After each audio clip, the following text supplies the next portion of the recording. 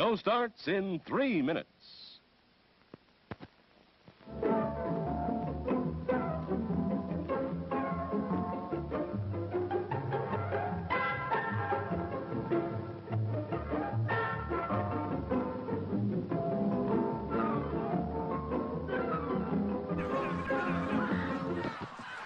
And now, on with the show. TOS, today on stream, The Twitch News Guy. News on what the fuck's going on in our sphere. The source for streamer Twitch information. Your go-to person for Twitch news. He does Twitch news. All of the Twitch news, anything that has to do with like stream. The best news in Twitch, you can get it from Zach's stream. Fantastic informational streams about everything and anything Twitch. The go-to for everything Twitch. And he literally actually cares about the Twitch community. I like to call him the Adrian Wojnarowski of Twitch. The best Twitch news on Twitch. You're that guy that knows everything about Twitch. You guys want to know what's going on with Twitch and what's coming on in the future, stuff like this, that's the man you want to follow and that's the man you want to watch. Best place to get Twitch news, period. The Twitch News Extraordinaire. Zach Bussey, best Twitch journalist to ever do it. Indeed. It's funny, I get most of my Twitch news from Zach. I mean, if you ask me, he's more attractive than Devin Nash or that slosher guy. Oh, it's Zach Bussey. Zach Bussey. Zach Bussey. Bussey. Bussey. Bussey. Bussey. Bussey. Oh, man.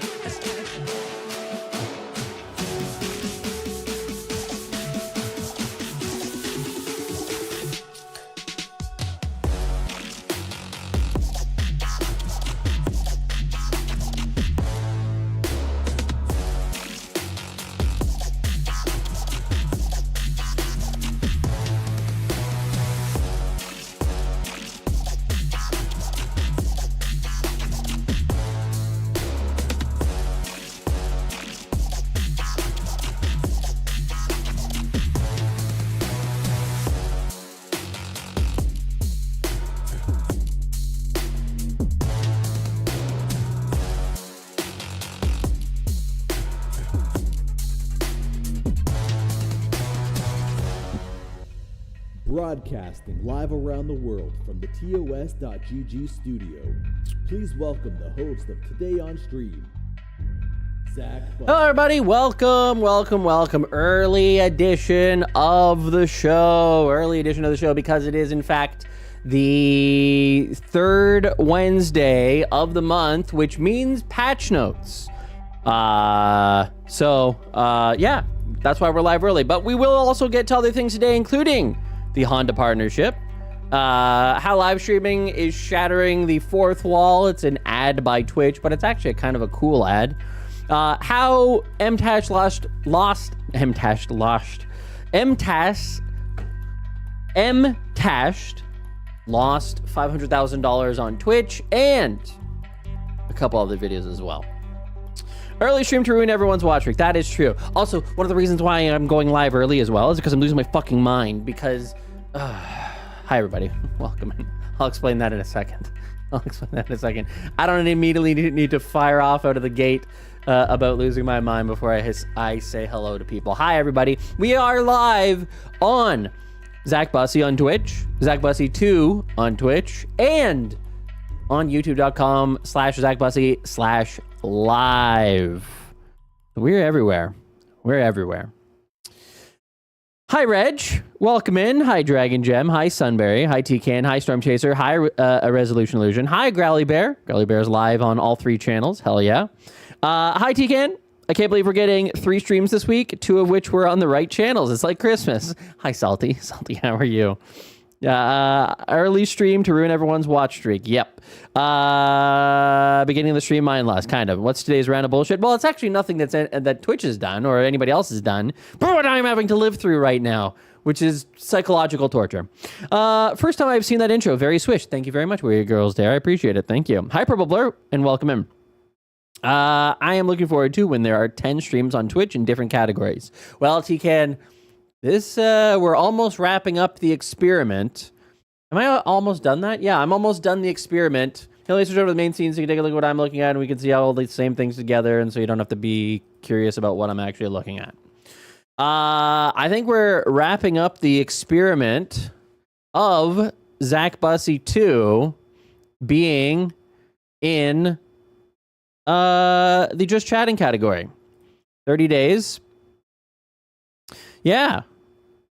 Oh, sorry, not just chatting. Why is it in just chatting? The podcast category. That is what I've been testing to see how it actually impacts the overall levels of discovery here. And it is kind of interesting. It is kind of interesting. Wait, why were these ones in just chatting? Oh, well, I fucked up. Oh, well, doesn't matter. It doesn't matter. Anyways, just to see if there's any kind of direct impact in terms of, again, some of these are going to be a little bit offshoots versus others, but ultimately we are doing an interesting test here to see how we actually place. Like with 7 viewers, how does that actually impact my category placement? I don't think it actually shows here. Not what I want, but anyways, it doesn't matter. The next experiment, we'll be testing that channel in IRL. So IRL streamers, get ready, because I'm coming. Even though I mean, technically, IRL can be anything. It doesn't have to be IRL outside. We can put some grass in the background and call it a day. I said the whole thing for the first time ever. The what? Hi, Underground Rescue Channel. How are you? Welcome. Let me pull up actually Twitch's chat here. Twitch.tv/Twitch. Yeah, so reason why I am losing my mind. I hope you cannot hear this. I sincerely hope that you cannot hear this. And the thing that I can hear, so this morning at 8 a.m., 7:55 a.m., I woke up to the fire alarm going off. Just completely loud, and it's an actual physical bell that was going off. And yeah, so that was a shocking way to wake up. There's no way for me to turn that off because it's a building fire alarm. And I think your fire alarm is broken if that's how it sounds. It's a bell. Oh, God damn it. What have I done? Oh, God damn it. Eurogamer, what have you done to me? YouTube. Let's see. Fire alarm bell. I'll tell you if this is what it sounds like.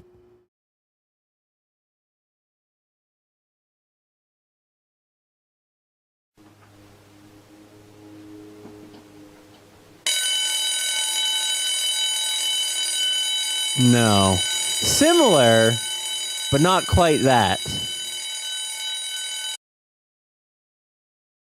Patch Notes is going live right now? Heck yeah. Oh, not yet. This one?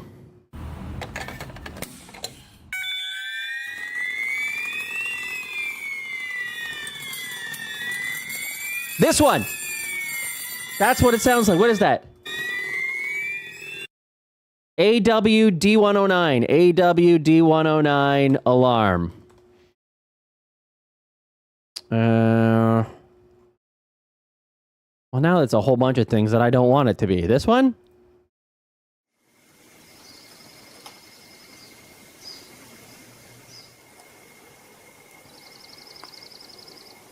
I like how quiet it is.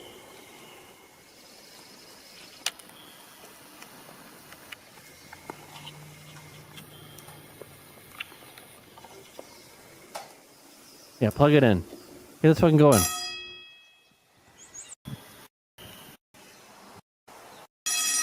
Yeah. Oh, well. Kind of. Yeah, kind of like that. Kind of like that.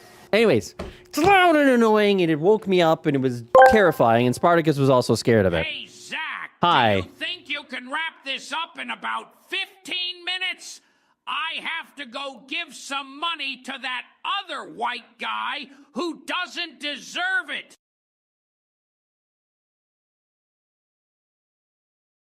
Thank you very much, Aureus, for the 100 bits. Anyways,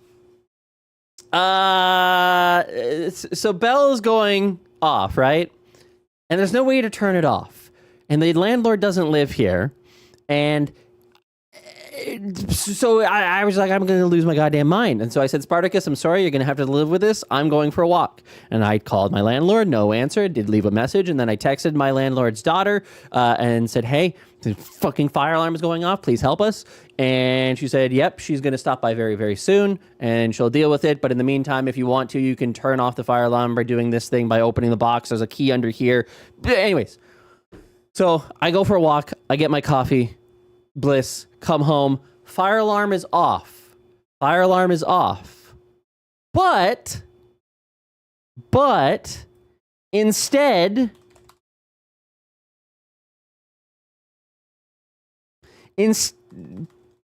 ringing. Instead,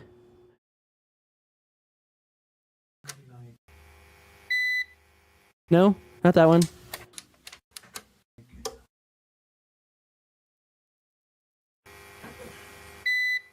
No, not that one. That one. You hear this one? You hear this one? Just non-stop for 5 hours now. 5 hours. Beep.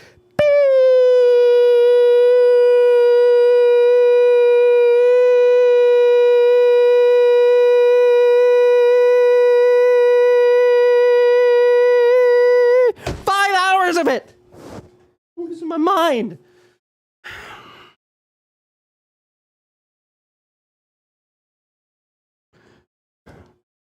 Losing my mind. I'm losing my mind. It's psychological torture. Be right back.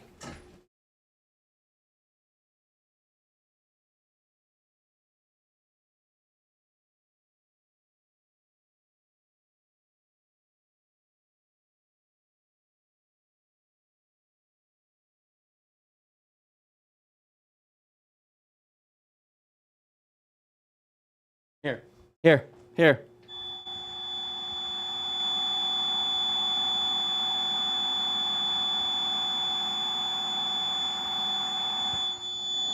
Where's the speaker on this? Oh, they're on both sides. Non-stop. For 5 hours now.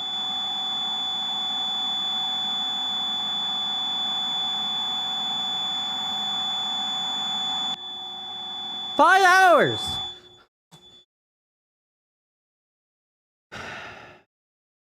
Fortunately, headphones help isolate you from that craziness. And so I've been doing that. But it's the kind of thing that it's piercing through the headphones. I've had music blasting the entire time, and you turn your head slightly, and there it is right in your ear.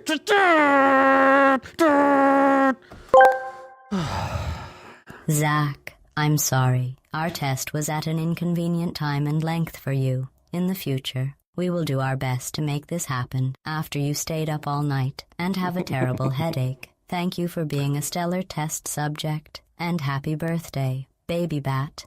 Happy birthday, Baby Bat, indeed. That is true. Anyways, hi, Singletary. Thank you very much for that. Hi, everybody. Hi, Sherbert. 11 minutes in, and we're already on a tangent. Yeah, we're just waiting for them to go live. I don't know why they're not live yet. Usually they have like a 15-minute count up timer. Hi, Rick Roy. Hi, Auntie Lamons. Hi, Wextex. Hi, Francesco. You're back. I think my power supply is going off. I do like. Maybe we should do an IRL stream to escape it. Thought about it. Hi, ladies and gentlemen, if you will, look right here. Yep. Hi, Queen. You want to hear the most annoying sound in the world? Yes. Can't be more annoying than this. You know you can shut off a UPS, right? So, yes, technically I would agree with you. Unfortunately, as mentioned, this is attached to a fire bell. So the bell has been disarmed, but the actual... Giving all my money to one white dude who is asking for it. Thank you, Zach. You just scared my two cats, and they ran away. Beep!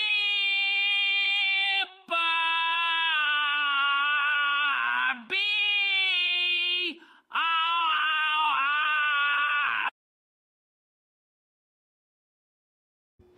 Yep. Exactly that. Hi, Paler. $5 a month. Slashy, thank you very much for the 34-month resub. And Dave, thank you very much for the 36-month resub. 3 years. Something white guy. Yeah, everybody white guy. Everybody white guy. Everybody white guy stuff. Yeah. So anyways, the high matrices. The reason being... Oh, I thought it was gone for a second. Oh, weird. If I position my head exactly like this, I can't hear it. There's like a dead zone in my ear in terms of where I scan for things, for sounds, and I can't hear it right now. No. Right there. That's really interesting. All right, as long as I don't move for the rest of the stream, I should be okay. New alarm clock just launched. It's time to go outside.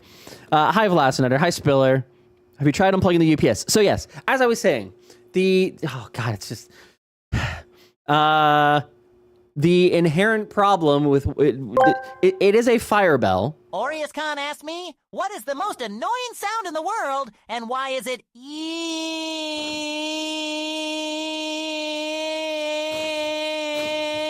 Hi, cult leader. Oh boy, Orius Khan that.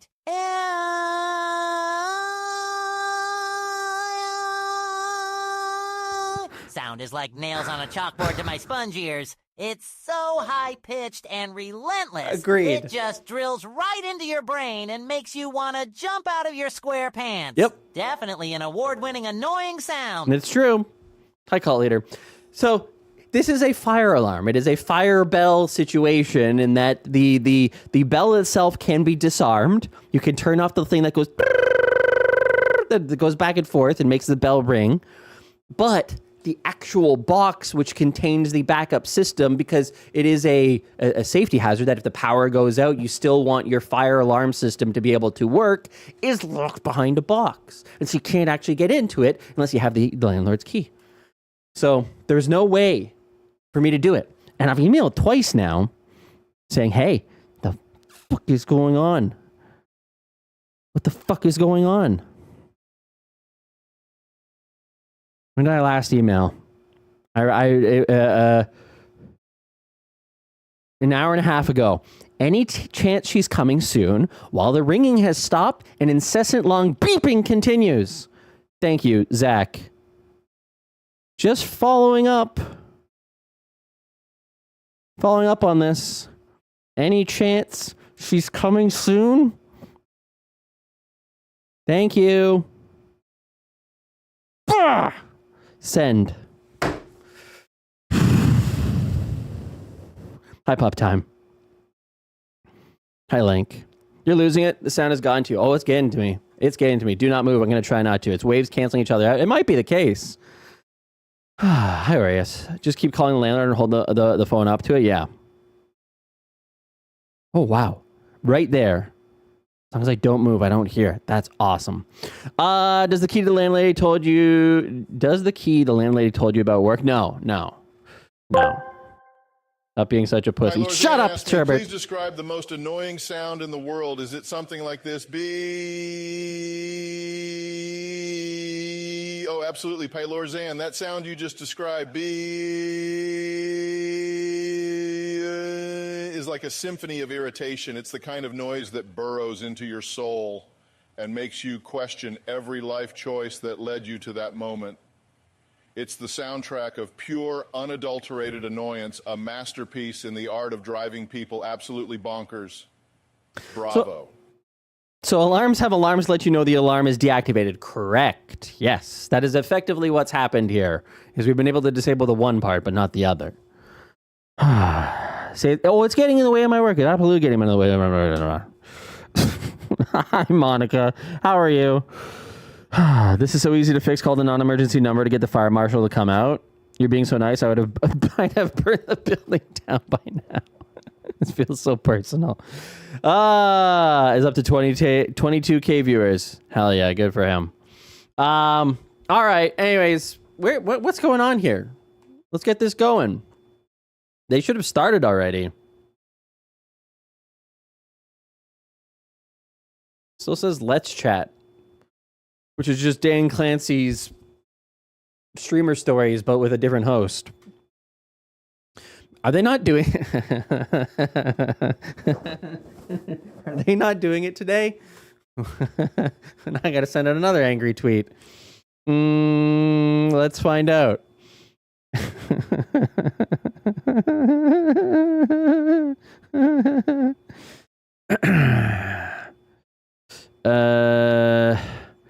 At post at do I tag Twitch or do I tag Dan Clancy? Mike is busy donating money to Pirate Software. He can't come on patch notes right now. Probably the case. Yeah. I guess we'll tag Ray Apollo at when is patch notes patch notes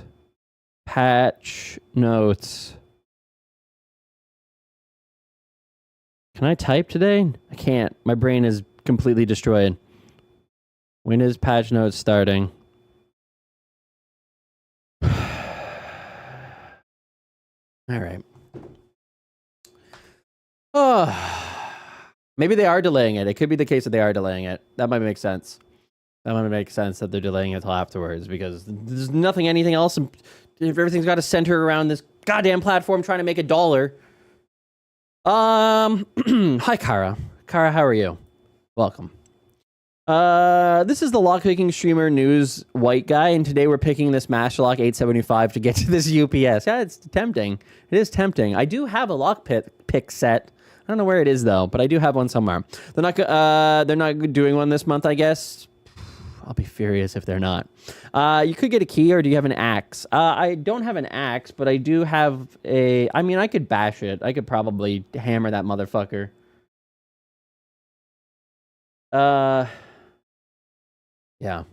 Hi, Angelus. CC everyone, create a reply all chain. I'm waiting for the CC reply all situation for something that actually requires it. Maybe they're talking about... maybe they're talking, but forgot to go live. It's possible. Patch notes have already damaged Zach Bussey's calm. It's true, Mangozy. It is true. Just tweet Dan. He'll fix it. 2 wrenches work too. Yeah. Choose violence. I'm saving it, Sherbert. I'm saving the times where I could be potentially violent in terms of tweets for a later date. Not violent in terms of actual violence, by the way. Let's make that very clear. This is a problem. This is probably a bad time to mention your cron is split wrong. Co-streaming patch notes. Oh, there's 2 R's. Yeah, well, that's the extra R's for rage, which is building up inside of me. Oh my god, already level 22 in seconds. Wear a motorbike helmet. I mean, realistically, I could just do this with a thing over my head, headphones. That's what they're called, and then that would be fine. Yeah. All right. Well, I don't know what to do here. The extra R in rage is a typo. Your stream title is also spelled incorrectly. My stream title is? What's my stream title say? Patch notes co-steam. Fuck. Well, see, it actually works out then. The extra R was added to the Chiron, which is actually meant to be in the title. So it all works out. It all works out. There's balance in the world again. It ultimately worked out. Can these guys go live already? What the fuck is going on?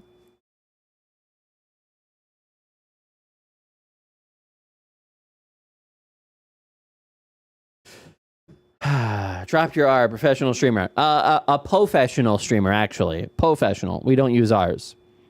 Oh, I see you dropped you did the joke in this streamer part of things. Is that an email? Is that an email saying fix, or is that an email saying nothing? It's neither of them. All right, well, while we wait, I guess we'll just jump into something here that's not co-streaming patch notes. I guess we'll move on to something else in the current day, time, whatever.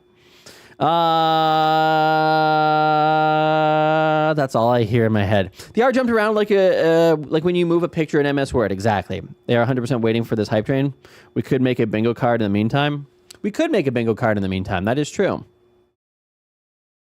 That is true. Let's call it Patch Notes Bingo.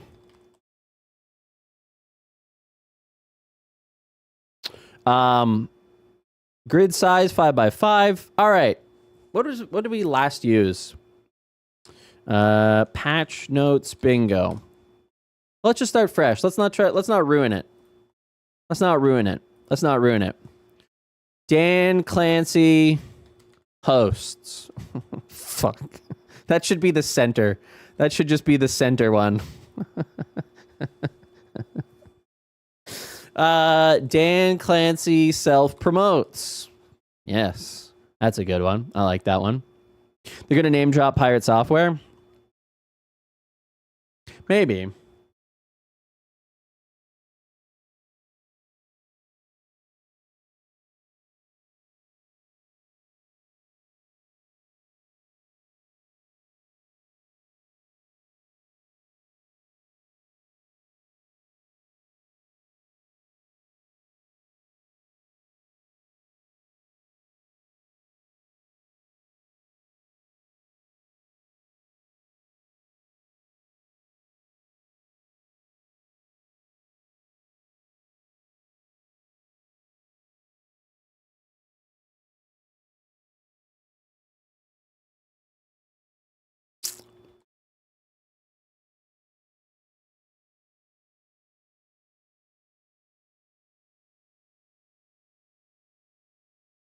You're now on the restricted list.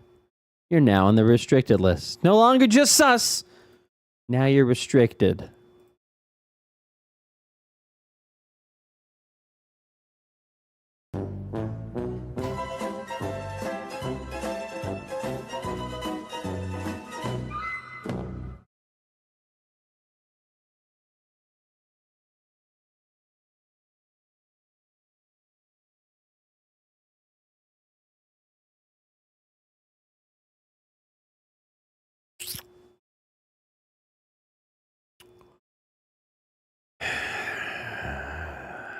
Hi, Julie. Hi, Red Bean. Subscriber. Hi, D-Pards. Dust. Thank you. But guess what isn't restricted? This resub. Yeah. Thank you, Dust. Thank you very much for the 14-month resub. Is that a... Not the delivery people. Or not delivery people. That is delivery people. That's not my landlord. Well, now this is a whole waste of time. I don't have to do a bingo grid then. Hi, Dougler. Hi, Paler. Enhanced broadcasting. Yeah. Well, I mean, we could do, but there's no point in doing it now. Level 47 in 5 minutes.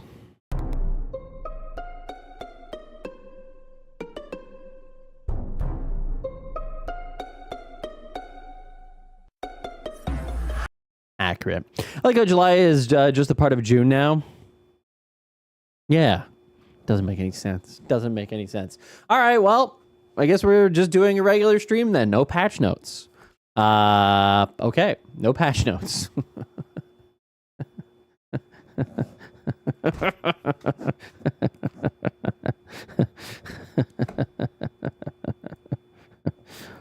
Fuck patch notes.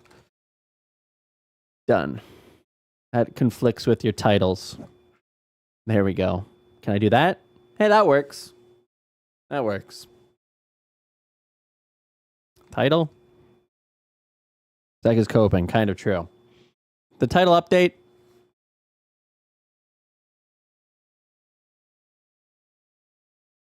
I love indie game. Yeah, fuck patch notes. That's right. All right. So many sounds. There's so many sounds. There's so many sounds going on.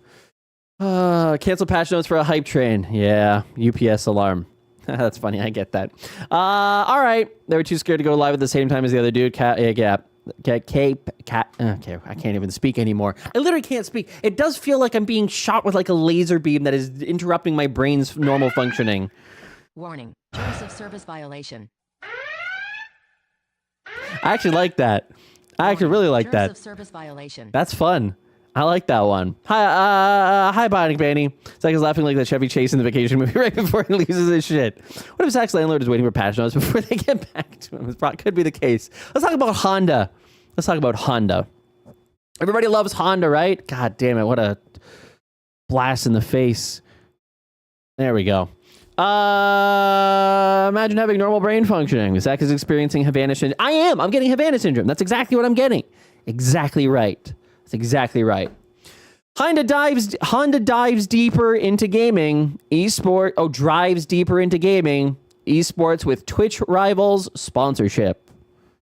Users will be able to digitally customize a 2025. You can pimp your ride on Twitch in 2025. A Civic hybrid sedan through chat polls during an interactive segment called Chat's Civic Mods, which that's just the worst name. Could you come up with a worse name than that? Oh my God, was it written by lawyers? Yeah. Hey everybody, let's get excited for Chat's Civic Mods. Dive brief. Honda is now the first ever exclusive automotive partner of Twitch Rivals, the streaming platform's tournament series, per a press release. We took a look at the press release. We got some photos here. There's the Honda advances relationship with the gaming community as first exclusive auto partner of Twitch Rivals. That's a Honda Civic? Why does it just look like a Honda Corolla? Was Corolla the brand that they had? Looks like the same thing. Oh yeah, I've seen this before. Yeah, where you have to take the thing and you get it to the end and then you exit. It's a chat plays. This isn't new. We know that. What is this? Most active players. Oh, okay. So you get, this is how, I don't know what this is. All right, well, let's go back. Toyota Corolla, that's the one. Well, Honda Accord. Thank you. Yes, that's exactly what it is. It's the Honda Accord. Is that not a Honda Accord? It's a Honda Accord with a fin and a slightly bigger trunk. If you just extended that out versus the drop down, that's a Honda Accord. It looks nice, but I haven't seen one in years. Petition to respond to Ray with, "Sir, it is July." I know. Well, it is what it is. Central to the effort is Chat Civic Mods, an interactive segment that will be featured in multiple episodes of the series beginning July 18th, which is tomorrow, during which users will be able to digitally customize a 2025 Civic hybrid sedan through chat polls. The resulting crowdsourced Civic will debut at TwitchCon 2024 and will be given away to a member of the platform's gaming community. Wait, somebody's going to get a 2024 Honda Civic Accord at TwitchCon? Hey, wait a second. The automaker was a first mover in gaming, and the esports continues to engage with Gen Zennial consumers in the space. Ooh, I hate that, but okay. Honda is expanding its long-running relationship with Amazon-owned Twitch as it looks to further integrate its brand into gaming and esports. Such efforts have allowed the automaker to have allowed the automaker engage with what it calls Gen Zennial gaming fans, helping the Civic to become the most popular vehicle with Gen Z buyers, first-time new car buyers, and multicultural customers. Okay. Hi, dude, man. You win a car and a tax bill from the IRS. That's true, yeah. Per a strategic vision study cited by the brand. This partnership will enable Honda to support creators and connect with the passionate Twitch Rivals community to deliver a memorable and personalized moment, said Lou Garatti, head of properties at Amazon Ads in the press release. The partnership also positions Honda to reach the millions of people who come together on Twitch to connect, engage, and create live entertainment experiences together. Beyond its branded channels, including the lifestyle-focused Dreamlab. What? Dreamlab? They have a DJ stream? We're learning so many things. That's not Ray. That's Ray Apollo. Dreamlab.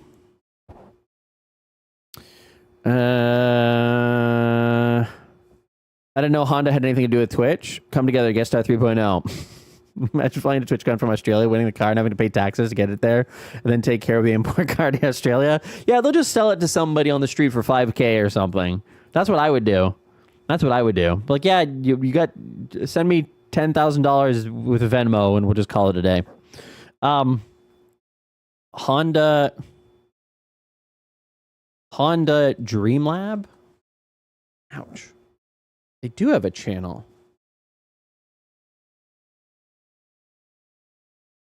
What do they do on Honda Dream Lab? And they're live all the time on it. What? What is going on here?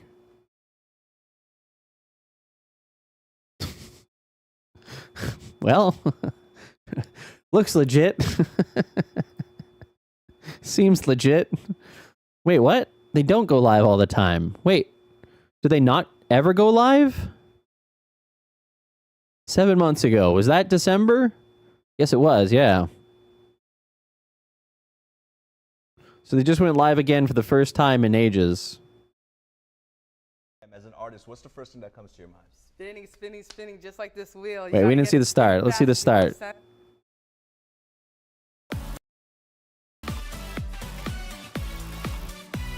Was that 20 minutes? When I'm a this series, we get to everybody. Nothing like a VOD that's all starting soon screen. All right, fair enough. Civic behind me is next level awesome. All right, there's your Honda hybrid. And it's a hybrid. Yeah. Civic. There you go. All right, let's see what they do here. And today we have a brand new partnership will enable Honda to support creators and connect with the passionate Twitch rivals community to deliver memorable and personalized moments. The partnership also positions Honda to reach the millions of people who come together on Twitch to connect, engage, and create live entertainment experiences together, and also something about Skibidi toilets. Caught her in a blink, by the way. of dreaming yourself. And on this series, we give a rising artist exactly 100 minutes so they can make a mark in a creative challenge that we present to them. So wait, what is this? What are they doing? One half of the year from a brand. Oh, they just build PCs? Hi, my name's Tammy. I also go by Uncomfy because the girl's a little anxious, but I love making polymer clay Uncomfy? art, cozy art to help comfort others, and I'm so excited to be here. It's very excited to have you here too. And on the other side? You can't put a period in your name on Twitch. Also known as AKH.Prince, and I have Wait, a lot of my okay. So you're telling me, whatever. I'm not going to question it. Honda has a. No, I am going to question it. Why doesn't Twitch? Why isn't Honda having Twitch streamers on this show? Why are you having nothing against either of these people, but they're Instagrammers. It's the only place you can have periods in your name is Instagram. background in portraiture, but I've gotten into pottery, been doing it for about world, but it's still too. And okay, so right there, there's going to be a count. Okay, and that's where that VOD ended, and then the new one picked up afterwards. So today, the theme. Let's see. Now that we Now, know the artist, I want to point out something really interesting here.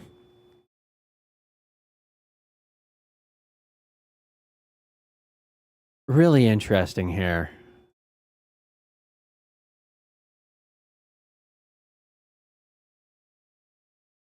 So, they were on the front page, okay?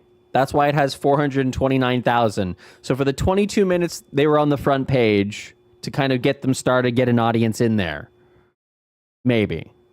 But for whatever reason, the stream may have crashed. I have no idea.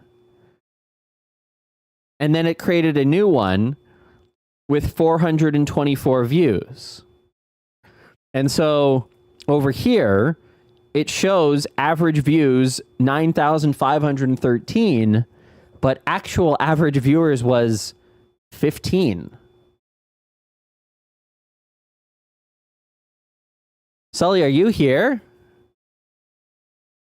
Because I'm really intrigued to know what happened here. The stream before that was like that too?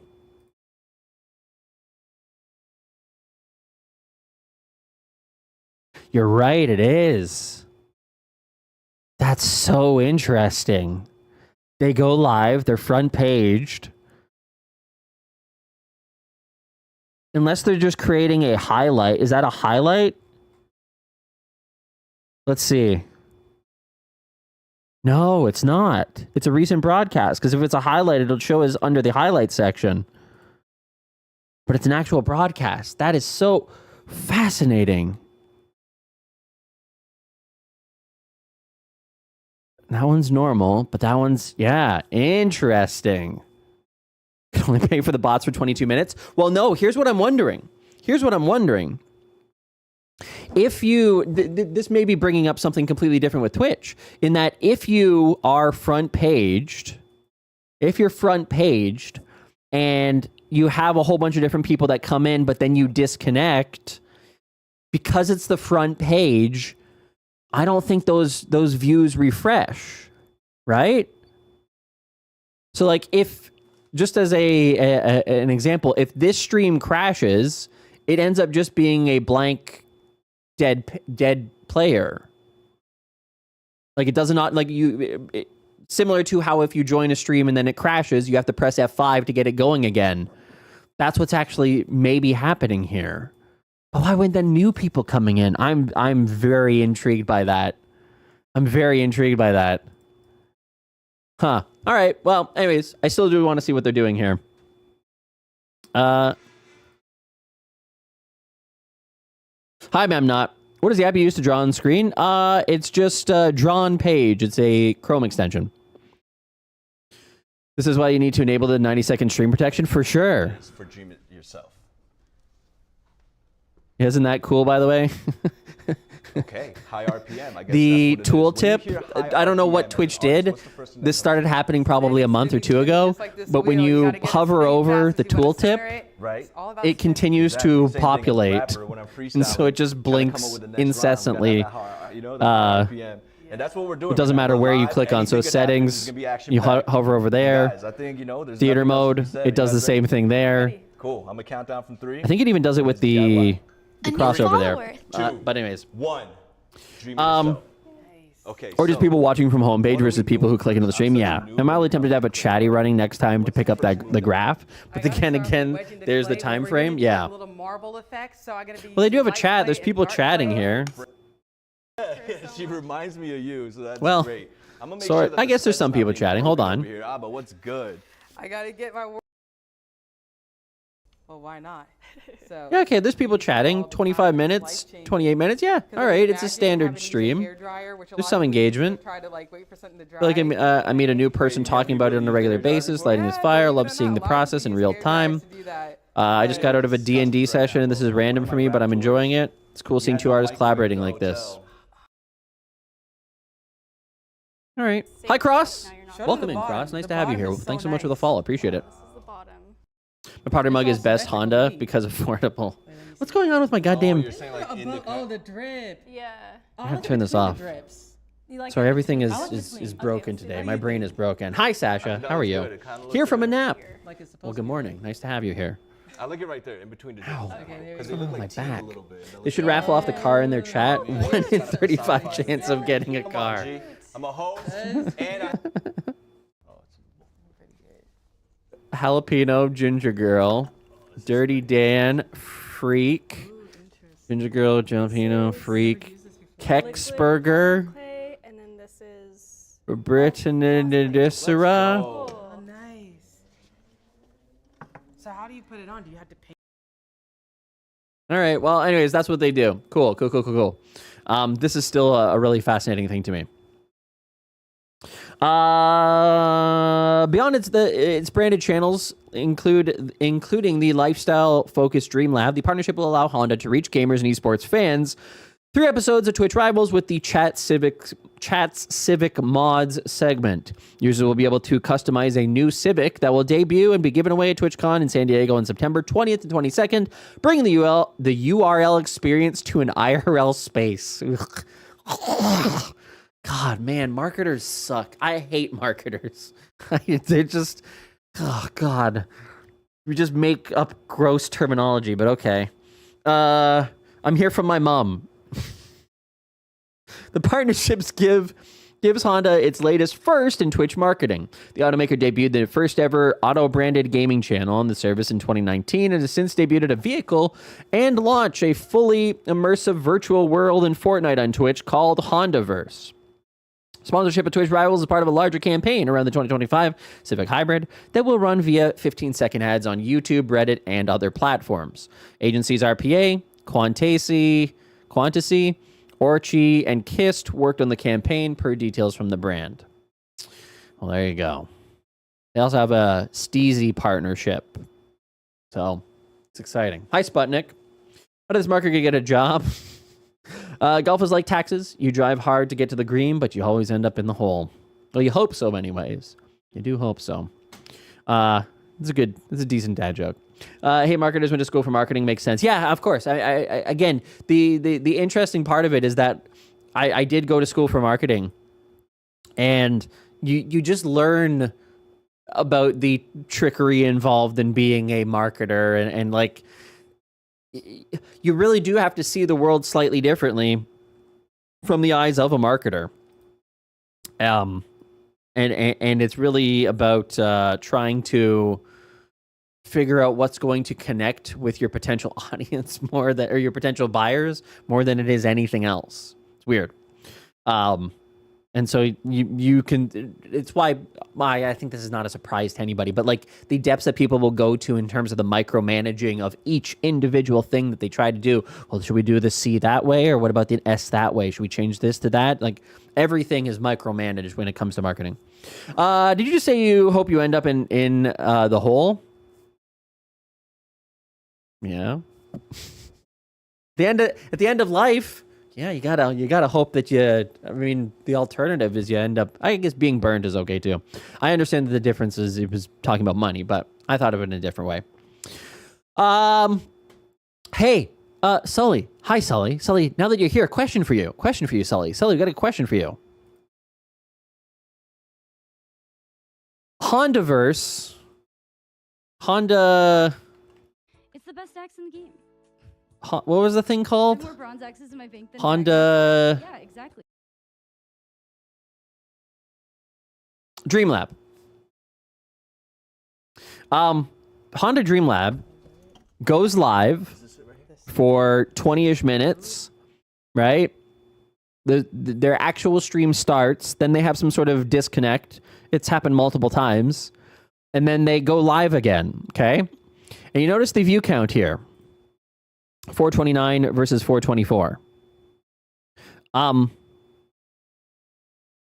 that's 1,000 versus individuals. Now, question for you, because pulling this up on Sully Gnome, and actually we should take a look at a second platform just to be on to see if it also holds up elsewhere. But you can see here, that stream averaged 9,513 viewers, which would probably align with this number here. But the actual average viewer count says 15, which would probably align with this number here. And so I'm curious to know what happened here. Is there a situation that when you are tracking sites, that if there is a disconnect, that it doesn't then count the overall bots, even though it does show here the bot count, this one doesn't. And so I'm just kind of curious what... Oh, I thought it was going away. I'm just curious what happened here. Is this like a common thing? Does this happen? Honda Dreamlab. Big fan of your work? Hell yeah. By the way, if you use Sully Gnome a lot, it does have a Patreon. So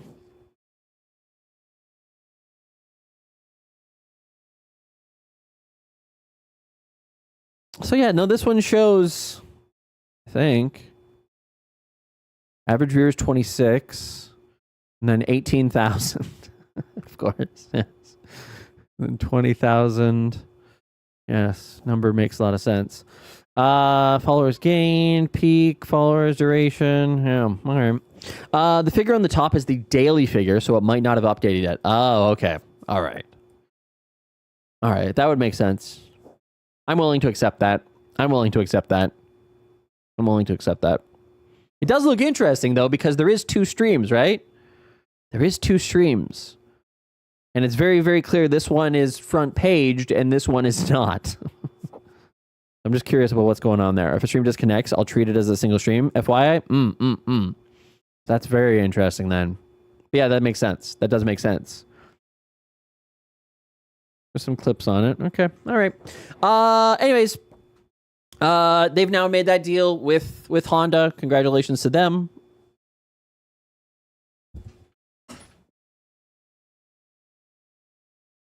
Oh, shit.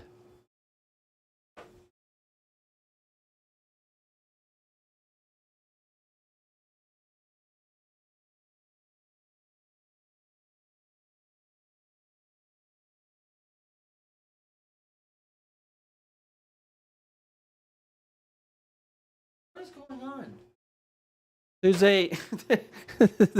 There might be a fire. There's an ambulance that was out there with its hazards on, like the full on lights going. But this is a dead end street. There's nowhere to go. Hi Taco Pete. Hi Bluish. Hi Spicy Town Hall. The microwaves are getting stronger. It's still sitting. For those who are new, for those who weren't here at the very beginning of stream, this is currently what's going on in my place right now. Oh, gotta turn it up.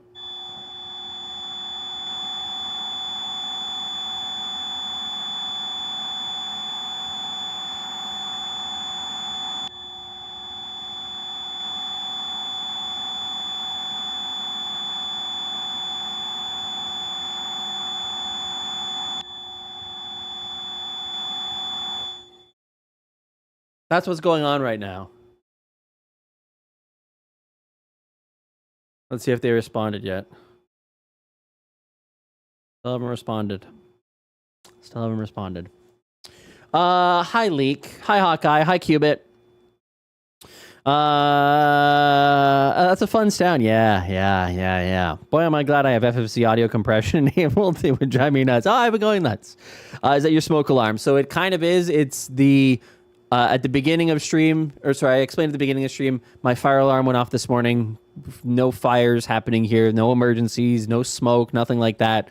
Went off at just short of 8 a.m. And I texted my landlord and said, hey, this is going off, please help. And I ended up going for a walk, got some coffee, came back, and we were able to turn off the actual alarm, but the alarm has a backup that is that beeping sound. And that's been going on for, I said 5 hours before, but now that I'm realizing, I got back at like 9:30, 10:30, 11:30, 12:30, 1:30, 2:30, 3:30. Yeah, that's 6 hours now. 6 hours now. So, yeah, I'm losing my mind.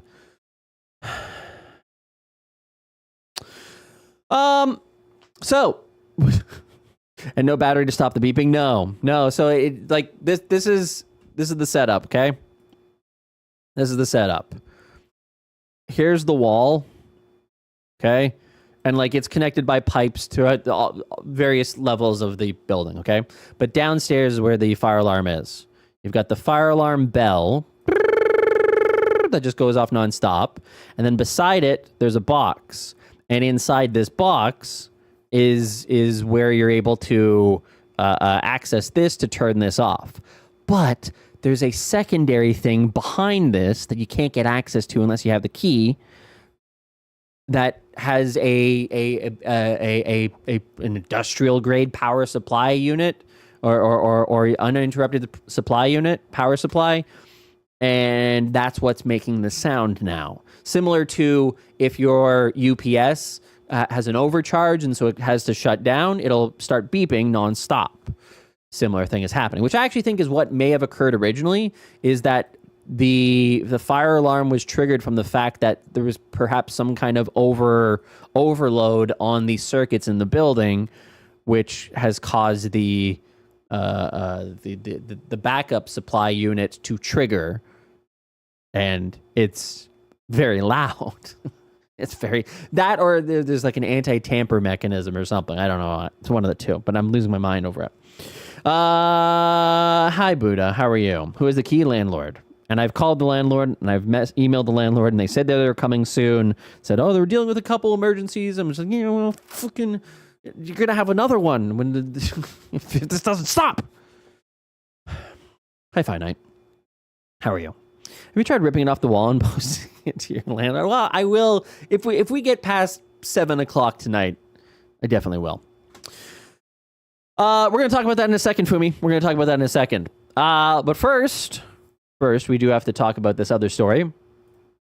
Oh God. There's this awesome point where when I turn my head in a particular fashion, there's a few spots. Right there's a good one.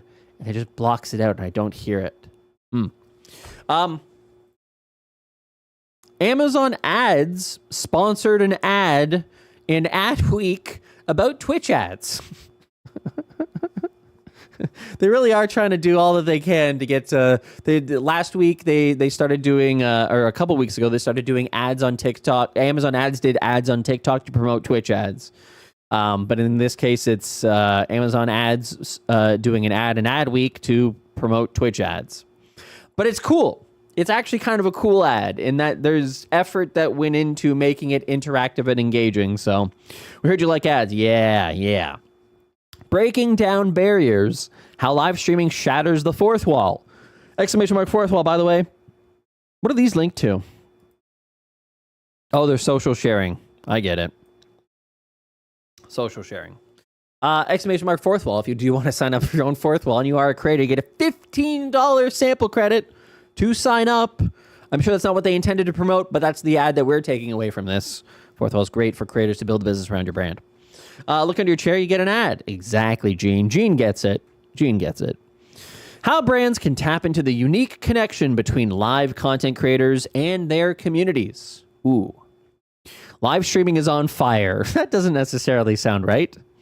God damn it, those ads are down again. I always forget that I have to do that button. One more thing that I have to do that I always forget to do that now that I have the YouTube stream. I'll figure it out eventually. Here you go. This one you ran? I think so. Did your account get suspended fairly, but you want it overturned? I'll fix it. Are you unhappy with the rules and want them adjusted specifically for you? I'll fix it. Are you an employee in the middle of answering a question about... I'll fix it. Hi, I'm CEO John Delancey, and I fix things. No job too small, no task too basic. No one knows better than me, not even my employees. So if you have something you want to fix, I'll fix it. Call 857-758-5055 and I'll fix it. Did you redeem an ad but you didn't run? Q Dan. Exactly, Cohen. Exactly. Live streaming is on fire. And so is my alarm this morning. According to eMarketer, 176 million Americans are projected to tune in to see their favorite content creators go live by 2025. That is more than, I think that's more than half of Americans. How many Americans are there now? 341. So yeah, it is more than half. That number is projected to decline by 10% by the end of 2030 for reasons that we don't want to get into. At the same time, brand marketers are in a constant battle for people's time and attention. The secret to getting and holding it, being a part of a vibrant environment founded upon tailored content, unique experiences, and deeply connected community. The great US-Canadian War, yeah. In short, marketers need to tap into live streaming. While non-live video content offers plenty of entertainment, it creates a barrier between creators and viewers, separating them in time, space, and authenticity. I don't think that Twitch inherently connects them with space. I think the space remains the same, but time and authenticity, sure. Live streaming, however, shatters this barrier. Well, again, not all of them, but it's certainly not space, but okay. I mean, only at TwitchCon, maybe. Live streaming, however, shatters this barrier as live content creators break the fourth wall by interacting directly with their communities. Which, never mind. The report, Beyond Influence from Twitch ads and MAGA media trials, found that live streamers have trusted connections with viewers. The research shows that 67% of live streaming viewers are more likely to agree that their favorite streamer knows how to connect with them better than most people they know. Oh wow, that's sad. I'm sorry, that's sad. Fuck. I know that they're basically saying, like, again, from the marketing angle, it's great, but that's sad. That's so sad. Holy shit. People who you actually know, 67%, 2 in 3 people connect better with somebody they watch on Twitch than they do with actual human beings that they know in person. Oh dear. Oh dear. Oof. God, that makes me feel... Hi, Lord Blackheart. What section are you on? I just jumped in. Right there. Twitch ads go down the ad hole. Hi, Blue Magus. And welcome in, Lord Blackheart. Nice to have you. We just read a statistic. You understand me better than anyone I know. Gene, that's by design. As streamers, we have a relationship that is more than friendship, but not so far as being a actual friendship. It's something else that exists in an entire different world. Hi, 0111001101101101110110001110. How are you doing? Welcome. I think I had an extra 1 at the end there, but how are you doing? Welcome in. Live stream content. Ooh, we got a little fancy graphic pop up. Live stream content is fresh and ephemeral, which makes tuning in even more urgent. In fact, 73% of Twitch viewers make it a goal to catch every live stream from their favorite creators. And nearly 70% say they'd be devastated if their favorite streamer stopped creating content. Again, this is so sad. I'm sorry. I mean, I get it, but damn. Fuck. We need better health to sponsor Twitch. Every single ad on Twitch needs to be better health, or your local pharmacy, or your local doctor, or anything. Holy shit. Like, I get that from the marketing perspective, this is great. But from the human perspective, dear God, devastated is it's a strong word. It's a very strong word to say devastated. Zach, please never stop. I won't know what to do with life. God damn it, Pete. I know. I understand. See, now there's pressure on me. You guys might unalive if I stop streaming. The stakes are literally life and death here. Oh boy. 70% of Twitch viewers can absolutely be fucking milk dry. Buy an ad. At least in my region, I'm getting more from universities from when they're enrolling. There's one glimmer of hope, if not prime content or in Google AI shenanigans. It's true. I would unalive. Yeah, I love to watch Zach's live stream. God damn. All right. Keep in mind, this is coming from Twitch. This is an Amazon ad speaking to advertisers. As a necromancer, my life will be unchanged. Fair. Yes, for all of you vampires out there, like Slashy, you'll be fine.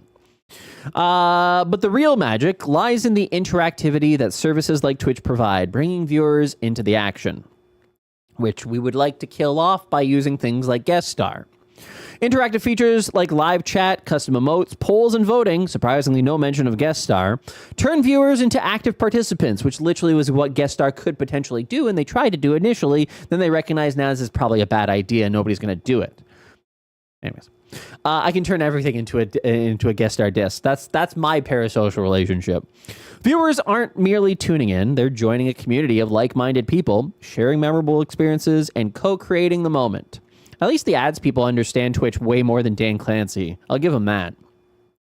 This is a game changer for marketers seeking to build their own connections with highly engaged audience and drive lasting attention.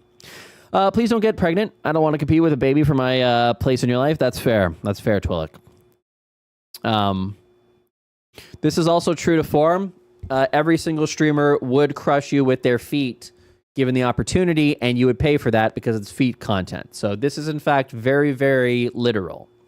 Hi, BB Jess. BB Jess, would you crush your viewers by stepping out of the stream and on top of them? Would you do that? 80% of guest star users actually come from Bussey's rants against guest star. Dan, probably. Gladly, see? Yeah, I know how it works. Be in the moment. Wait, I can click on this? Oh, no. It just goes back and forth. Recorded videos are easy to consume, but they have a built-in limitation. They live in the past.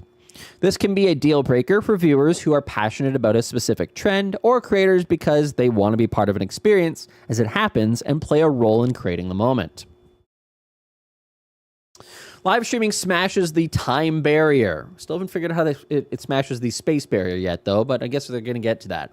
Content unfolds in real time, giving viewers an opportunity to be part of the creative process itself. They're no longer required to wait until a video has been filmed and edited, and it isn't an issue that all viewers don't watch from the start. They're able to jump into a live stream when possible and still enjoy being in the moment with everyone. I agree with this, by the way. That I have no disagreement on. I think that's one of the beauty, the beautiful things about live streaming content is that it is that kind of live interactive engagement that can be collaborative in nature. I love that I can go live and directly interact with my community and experience different games, narratives, and even shows together. Shared Twitch streamer Data Dave. They give him a link? Ooh, they did. Nice. Hell yeah. It's always a pleasure to hear their commentary, as well as their reactions to my own. It's the collective community experience in real time that makes it a fun experience. Yeah, no disagreement. It's like a comedy show, except you monetize hecklers. Exactly, you get it. You get it. When creators use features like polls, voting, and live chat combined with facilitating their own minigames, viewer challenges, or Q&A sessions, they offer viewers the ability to affect the content. And while viewers appreciate the opportunity to participate, there's another key motivator, showing the creator some love. According to the Beyond Influence report, 89% of live streaming viewers say they participate in activities to show support for their favorite creators in real time. Yeah, that makes sense. The other 11% are hate watchers. While content on Twitch is free to watch, many viewers invest in their favorite live streamers by purchasing monthly subscriptions, subs, or cheering with bits, which are virtual goods that support a creator. By cheering, chatting, and engaging with other viewers, a sense of community and belonging is fostered. All right, yeah, no disagreement there. That's the true power of the live streaming experience on services like Twitch. Compared to non-live video viewers, live streaming viewers are 1.73 times more likely to say they are driven to watch specifically for the community aspect. Hate watching? Hell yeah, Sage. I knew there's a couple of them out there. Live streaming pro moves for brands. Okay. Build communities, not just audiences. I'm hate watching right now. I believe that, baby Jess. BB Jess. Stop chasing individual viewers. Live streaming lets you capture the attention and interest of entire communities, creating a loyal and engaged following at scale. This shift from individual consumers to communities is a game changer for key brand metrics such as attention, brand loyalty, and long-term engagement.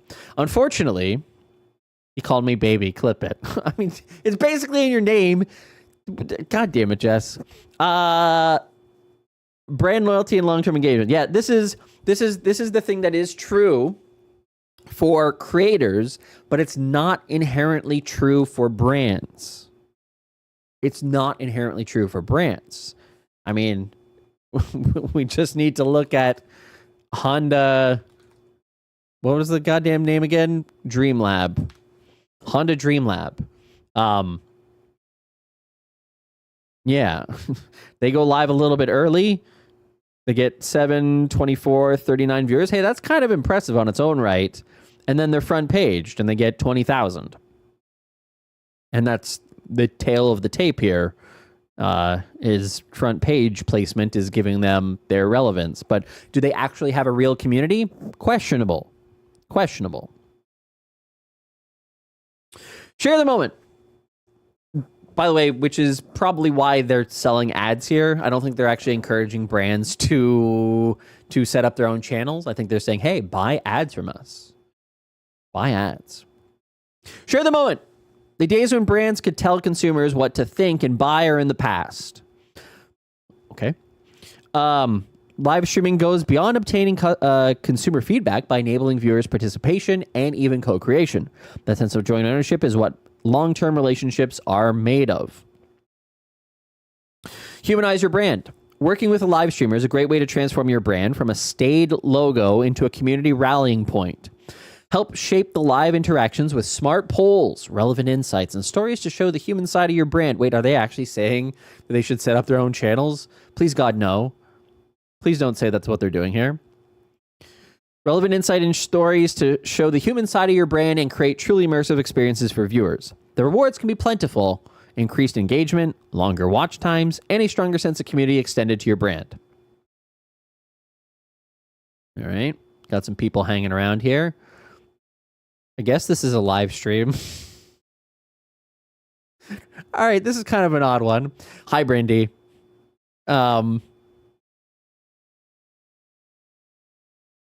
Wait, is this person crying? Why are they crying? Is it just me who sees that? Does it not appear as though there's like cry lines? That pic is every podcast 10 years ago. I think there's cry lines on their face. Hi, Krev. I don't know if it's intentional or not, but it's weird. It's strange. I think it's maybe just the compression thing of moving the eyes.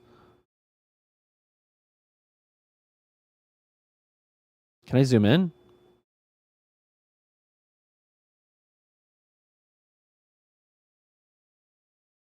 Won't let me zoom in.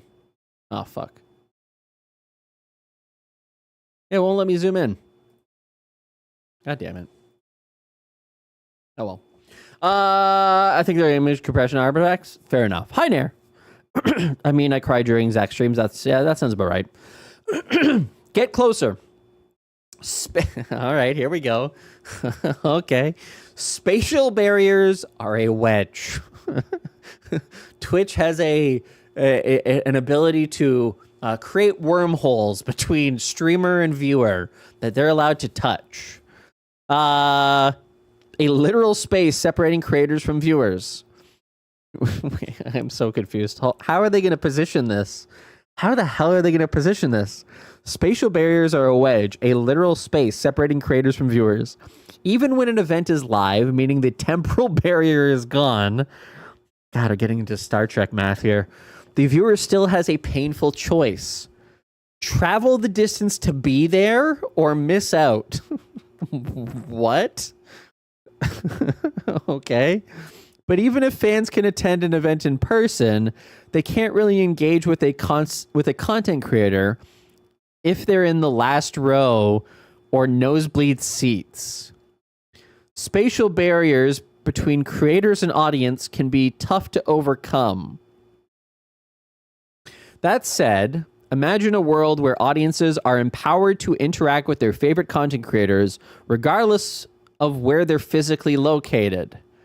That's the reality of live streaming. I'm music-free gaming. I wonder how bad this was before AI did the final edit on the copy. I don't know where they're going with this. And like, I know where they're going with it, but I also don't get it. You can't, there's no spatial barrier or literal space that is crossed. I just don't get it. I interact with the viewers heavily by having them participate in the current segment, whether it's getting them to do dance emojis when a hype train is going on, or laugh emojis when I'm doing improv bits. Explained Twitch streamer The Sushi Dragon.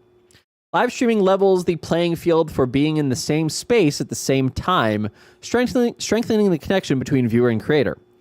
It's like going to a Taylor Swift concert and getting a chance to chat with her between sets or being pulled up on stage to sing along. No, it's not. It's not. What? Zach, drama drop? What's a drama drop? Please buy ads on TwitchCon. Or steer emotes when someone thinks a shortcut is a shortcut.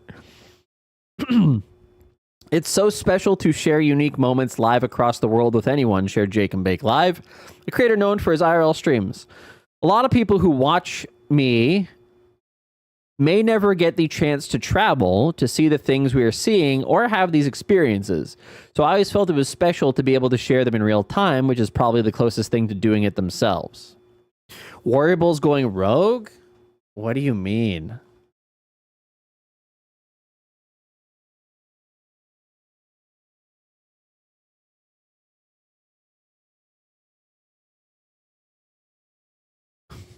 This chat. Posted in the Discord updates?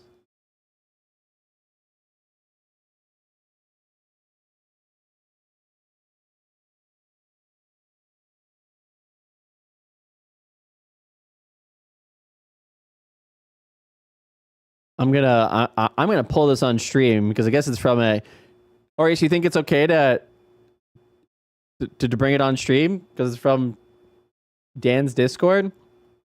So I'll give you guys a little bit of I guess we're doing drama alert right now. Wait. Drama alert intro.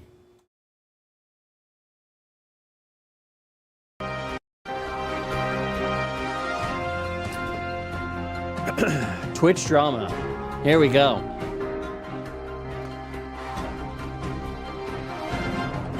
What's up, Drama Alert, Twitch Drama Alert Nation? It's your host, Zach Bussey, and we've got some spicy drama today going down at the top of Twitch between Dan Clancy and his community manager slash admin slash moderator for Dan Clancy. He does everything for Dan Clancy, Twitch, and its streamers and their communities. Dan Clancy has hired this guy for $0 to say that he is the top dog of Twitch, basically operating every single thing that Dan does on Twitch and in the streaming space. If you've ever watched Dan Clancy stream live, that's thanks to Warriorbull. Well, we evidently have a little bit of a drama here. Coming out of Dan's Discord, which, of course, Warriorbull is, in fact, the support manager, admin, moderator, and general manager for Dan Clancy and the Twitch community. And I haven't we're reading this one together. So this is coming up fresh together. An update, 3:51. That's 4 minutes ago. This is going to be a difficult announcement to make, giving never-before-seen disclosure and insight into the past 1.5 years. In summer of 2023, oh, this is behind the scenes leaky drama. This is in fact drama. In summer 2023, Dan Clancy started his regular streaming journey and firsthand approach as the new CEO of Twitch by attending and live streaming from TwitchCon Paris, with me being there for him right from the start, offering my knowledge in various fields, going all the way back to the early days of 2007 and 2011, working my ass off for the sake of people's portrayal of the new CEO, Dan Clancy, and the hopes they put in the future of Twitch. One-man army style. Going above and beyond to help save what is important to so many people around the world. The amount of damage control I needed to do since is beyond belief. To compensate for tech issues, human errors, lack of attention, misspelling of important keywords, or the use of voice to text, leading to sentences with completely different meaning. Dan Clancy and people in similar relevant positions have learned a lot from me. However, reality is far from reflected what I have done and helped to achieve, as I have been massively undercompensated ever since. I even help people with channel issues to get them to keep streaming on Twitch, and assisting several people in getting their accounts back.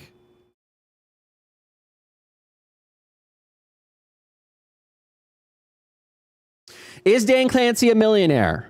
No, he does not nearly have the same amount of money as Emmett Shear, the previous CEO of 16 years. Do you get paid for all of your work? No, except for one-time compensation in March of 2024. Not enough to get by for 1 month. What happens to the revenue from twitch.tv/Dan Clancy? To this day, there is no evidence of any charity donations. Recently, a few names of charitable causes were added to the channel pages. I'm still undecided over the future of my Discord server. Thank you for the few donations I have been given to this day. All the best, Wearable. Damn. So a new follower. Yeah. Let's address a couple things here. Let's address a couple things here. Is that Dan will probably hear about this from your stream. Probably. Rather than reading it in his own server. Yeah, probably. That is actually probably true. Yeah. So let's describe a few things. Hi cucumbers. Welcome. 4 cucumbers. That's all we could say. At least to be devil's advocate, was there ever any implication that there would be pay for his work? So here's the interesting thing here. First and foremost, I think that from the very beginning, there's been a couple things that have been strange about Variable's relationship with Dan Clancy in terms of it's been very, very, very weird to me to see, in fact, how active Variable has been in Dan Clancy's community in terms of setting up his Discord, in terms of moderating every single stream. And Dan Clancy is giving him that power. He brought him on to say, yeah, you can absolutely, I would love to help. I would love to do this. To a point where, keep in mind, 1 second.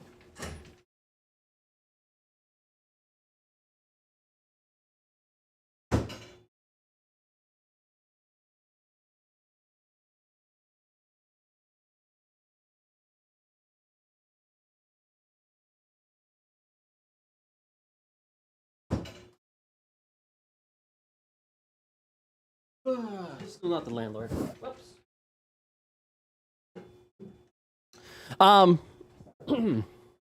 Just pump his fist and smile while looking at him here now. Where was I? Oh yes, I was saying that there is the fact that Dan Clancy hasn't given him the power to say, hey, yeah, manage my channel, manage my Discord, shows that there is a relationship there. And as Aureus has pointed out a few times, it's very strange at how much promotion Dan allows Variable to do in his chat. So, like, this is the CEO of Twitch, and his moderator is constantly self-promoting to say, hey, can you pay? Can you guys give us some money? And even so recently as to say, hey, look, he now receives 20% of all donations, or all 20% of all of Dan Clancy's revenue end up going to Variable. Can I get rid of this so you can see? 80% of the channel's revenues goes to charity each month. Manager and min moderator Variable receives 20% of the donations are his main source of income. And then again, just like additional things here that are indicative that, you know, Dan was willing to throw those on his page. I've always found that weird. I found two things very, very weird about Dan Clancy's stream and what he says versus what he may do, right? In terms of, Dan says, oh yeah, all the revenue I make from my stream goes to charity. There's no evidence of that. He doesn't post that he makes the donation. So that's kind of a problem. And B, Twitch has a charity platform. You have the ability to turn your stream into a direct ability to donate to a charity if that's what you actually wanted the money to go to. I've always found that weird. I've always found that completely incongruous, but the way that I wrote it off was to say Dan probably wants to be able to write it off in his taxes. So he makes X amount of dollars, donates it to charity, and he gets to write that off. But it still feels weird.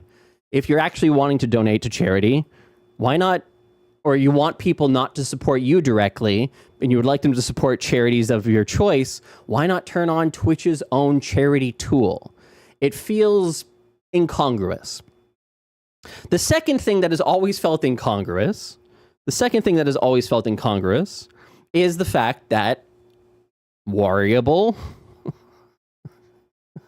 is someone who obviously has a pretty significant role in the overall. I mean, he's able to post these in the Discord with a big update tagging all the people in Dan's Discord, is to say Dan is the CEO of Twitch.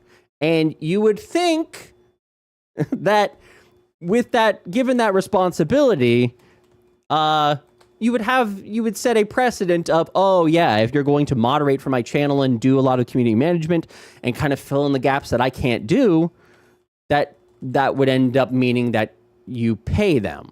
At least I would think that.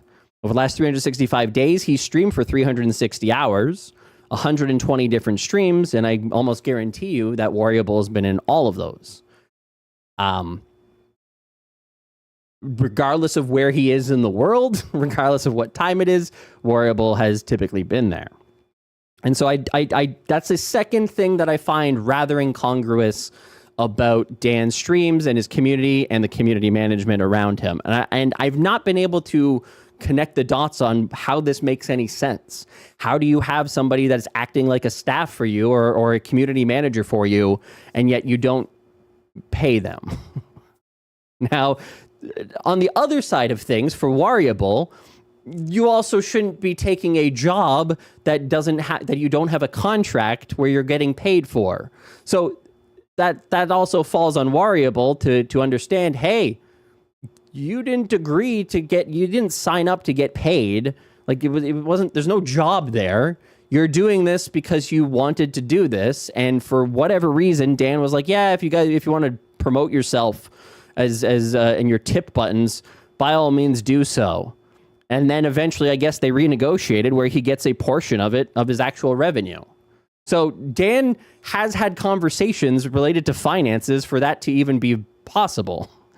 So I just, there's some serious incongruous things occurring here that I've never been able to make sense of. And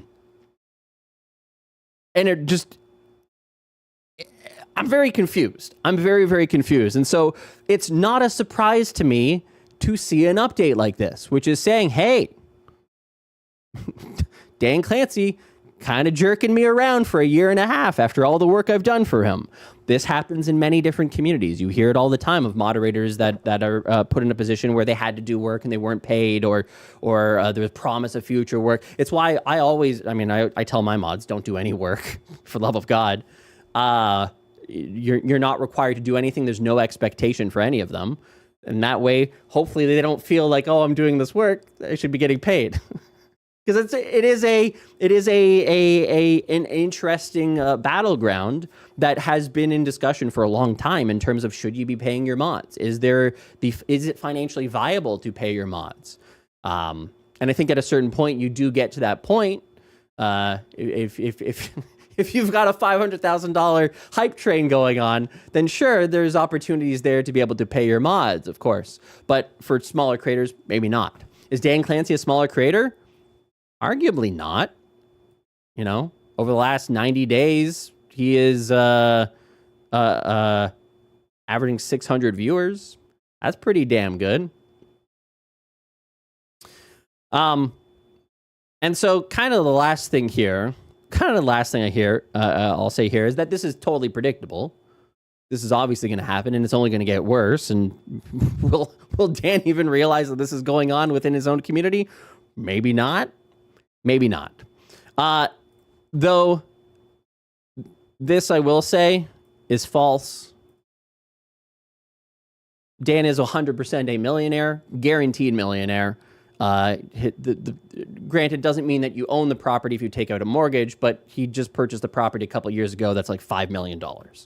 So again, it doesn't mean that you have $1 million cash, but or that you own the property outright, but it doesn't mean that he's not a millionaire. He's assuredly a millionaire many times over. This part is true, though. He definitely does not have the same amount of money as Emmett Shear. Emmett Shear, who actually sold the business to Amazon, he would obviously have a ton of money as a result.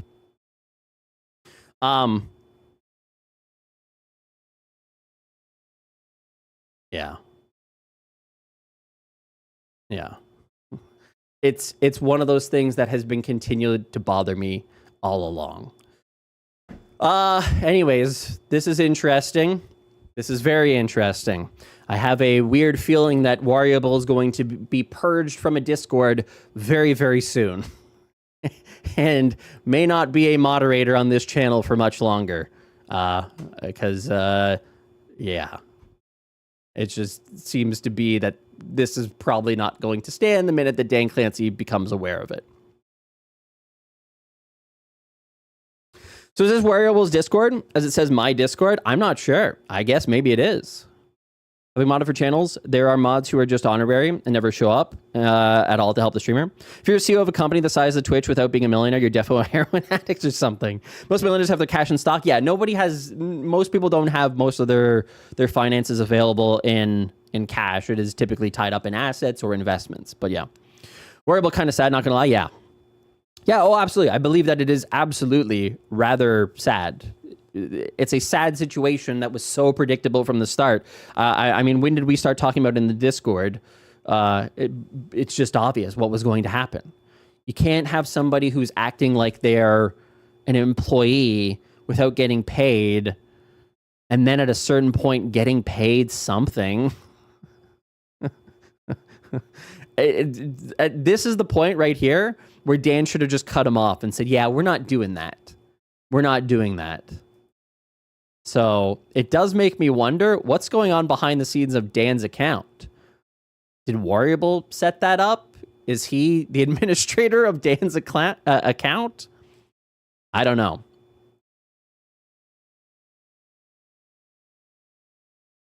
Variable will soon be indefinitely suspended for botting. That's some narcissism level to call Dan's Discord my Discord. Yeah. What was the payment for? For all the work that he does.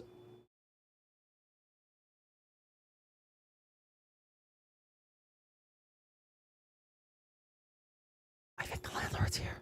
I think the landlord's here. Please, for the love of God, be here. Turn off the goddamn ringing. Variable has an admin role in the server and Dan doesn't. It might actually be his server. Wow. Oh my God. So Dan can't even kick out. Dan couldn't kick out Variable if he wanted to. Oh, yeah, it's very much a volunteership. If you get something beyond gratitude as a mod from a streamer, it shouldn't be auto-expected. Yeah. Hi, Ghost. Variable and Dan both need to learn the word no. Work my ass off. An average about twice a week streaming, assuming after normal work hours. Love to pay my mods, but mods are volunteer position as is. It's weird for sure. Yeah. Again, it is one of those things that I don't directly pay my mods.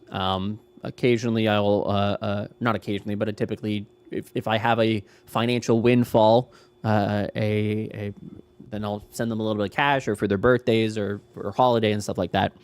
But we don't have any kind of agreement for payment. I'm sorry. Not yet anyways. Maybe at some point in the future, but not for now. If Dan doesn't like it too much, Dan might just not have a server. Yep. Dan could easily. Likely there is a corporate partnership between Discord and Twitch. So it doesn't sound like he set up the server. It's just a general server. The same support Variable image is on his own Twitch channel. Yeah. Oh, you mean on Variable's channel? How do I actually go to Variable's stream? Moderator, subscriber. Couple bits. Okay. Previously, he worked at Twitch, YouTube, Blizzard Entertainment, support my work for streamers and their communities on Twitch, Discord, and beyond. Manager and admin and moderator for Twitch CEO Dan Clancy, manager, admin, and moderator. Co-creator of the Twitch clip editor. Oh, shit.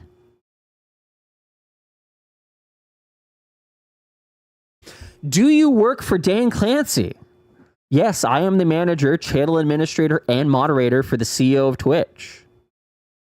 Do you get paid at all for your work? I mostly rely on direct support. Can I suggest a collab with Daniel Clancy? Yes, suggestions are welcome.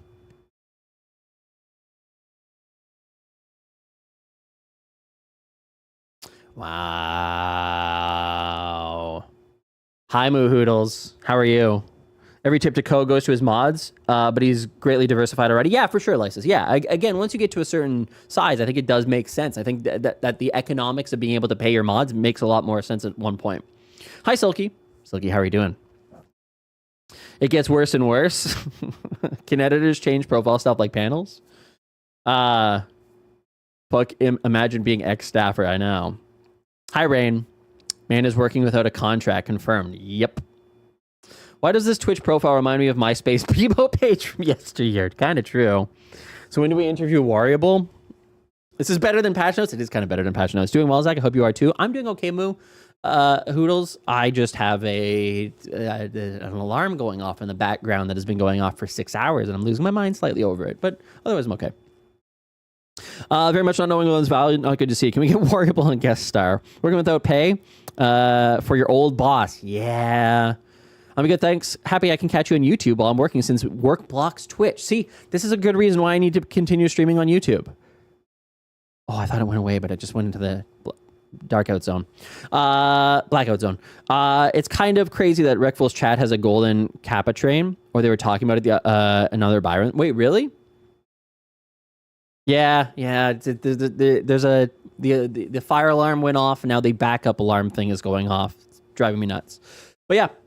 Thank you, Silky. You continue. There's a few people now who have said that they can only watch YouTube at their work, and so I'm glad to open up that potential. Is Dan taking advantage of someone? The situation doesn't seem to be regular. Hi, Art Man. I'm not sure. I don't know. I think both of them are taking advantage of each other. Again,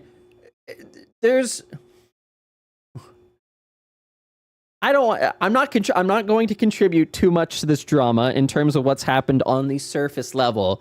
But as I've said, there's often been incongruence, things that don't align with Dan Clancy's public persona versus his private one. And yeah, so this is a weird one. This is a situation where both of them are being silly. Dan should probably just pay somebody to be a community manager. This person should not be a community manager for somebody who they don't have a contract for, unless they're going to do it for free. And even then, but Dan should have rejected that from day one, because getting people who are former staffers to ultimately be your manager and admin and moderator and all this kind of nonsense is weird. But yeah, so there's some strange incongruences that I don't know how to cover them directly, because if I were to share some of the things anyways, I just don't want to go down that route too much. It's weird. But when you see things like this on the surface, it's kind of like, yeah, all right. Kind of expected.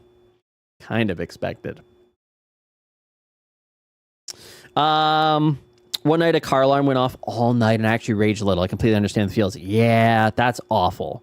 I would you'd want to smash that car and have it towed or something. I don't want to diagnose anything, but I'm thinking it very loudly. Yeah, I agree with you, Cohen. I think that there's certainly a weird situation. I mean, it's an obviously weird situation. I feel like someone started doing work without any sort of agreement, let alone contract, and now they're upset about it. Yeah, that is absolutely the case, Nair. But there is also culpability in this on Clancy's side. So yes, you're exactly right. But like, Dan shouldn't have this Dan shouldn't be giving 20% of his earnings to Warrior. Like, there's some weird stuff. It's just weird, especially when you contemplate the fact that Dan says that all donations go to charity when Twitch has their own charity tool. There's some weird things. There's just some very, very weird things that I don't know how to connect and make sense of. And that's why I just say that they're just incongruences. Are they teaching the streamers don'ts in real time? It's amateuristic at best. Yeah, while someone should feel like they're paying someone for work is something they should do unless there wasn't some agreement. Yeah, I agree with you, Nair. A Discord role isn't clear cut as being the server owner. The crown beside one's name shows ownership. It's also possible to hide the crown and make the server owner anon. Hi, Dark. Yep. Two narcissists, you can't say no. I say it all the time. It's easy, so maybe they are made for each other. At some point, it sounds like he started getting 20% cut, but Dan never asked for subs and bits, so it's probably minuscule. I mean, we can get a general idea for how much he earns. It's not super accurate, but if we go to Twitch tracker, DJ Clancy, subs, not yet tracked. Damn it. What about if we go to Commander Root? Go here, and then go here, and then we do DJ Clancy. These are plus points. 78. If we say the average is $4, let's say the average is $2 because he's not getting anything higher than that. 156 times 0.2, 31 bucks. But that's just plus points. That doesn't include gifted subs and bits and so on. So it would potentially be more than that.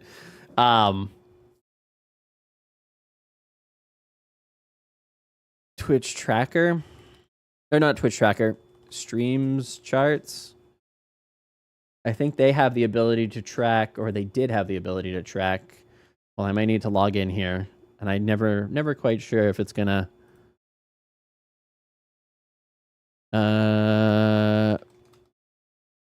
1 second here. Is that my password?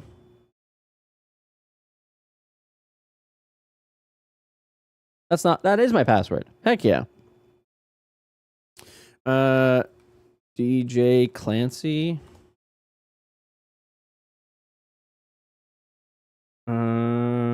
Subs. Used to have just a tab that was just earnings. Yeah, there you go. $152 to $469 per month. Total of 181 tier 1 subs, 7 primes. And then there was another section here that actually showed, I don't think they show it anymore unless you have a paid account, which I don't have a paid account, but it used to show bits. I think you can still see it on channels, leaderboard. Yeah, bits count. Here you go. So you can see the wider access to this if you pay for it, but it's limited to the first 20. That's how much people are earning in bits. Anyways, I'll go to charity except 20% that goes to my CM. Yeah. Dan Clancy has been the member of the Discord since July 10th, 2023. Warble joined the 13th of July. It's Dan's Discord. Intriguing. I watch you for the weird things. I make more money on Twitch than Dan. How long does Dan stream, though? He doesn't stream every week. I mean, he used to stream every week. Over the last 365 days, he's streamed 119 days, so that's 1 out of every 3 days. 1 hour per day on average. It's not zero. Not zero. Password 123. Zach, is that my password bus? Yeah. Why wouldn't Dan use the built-in charity thing? Yeah, that's, again, it's one of those things that is a incongruence, is how I describe it. It's incongruent with the message of, oh, I want to donate to charity. I want you guys to support charity, so anything I earn goes to charity. If that's the case, just you have a charity tool. It doesn't mesh with me. I don't believe him. I think it's an incongruous thing about him. Open my picture.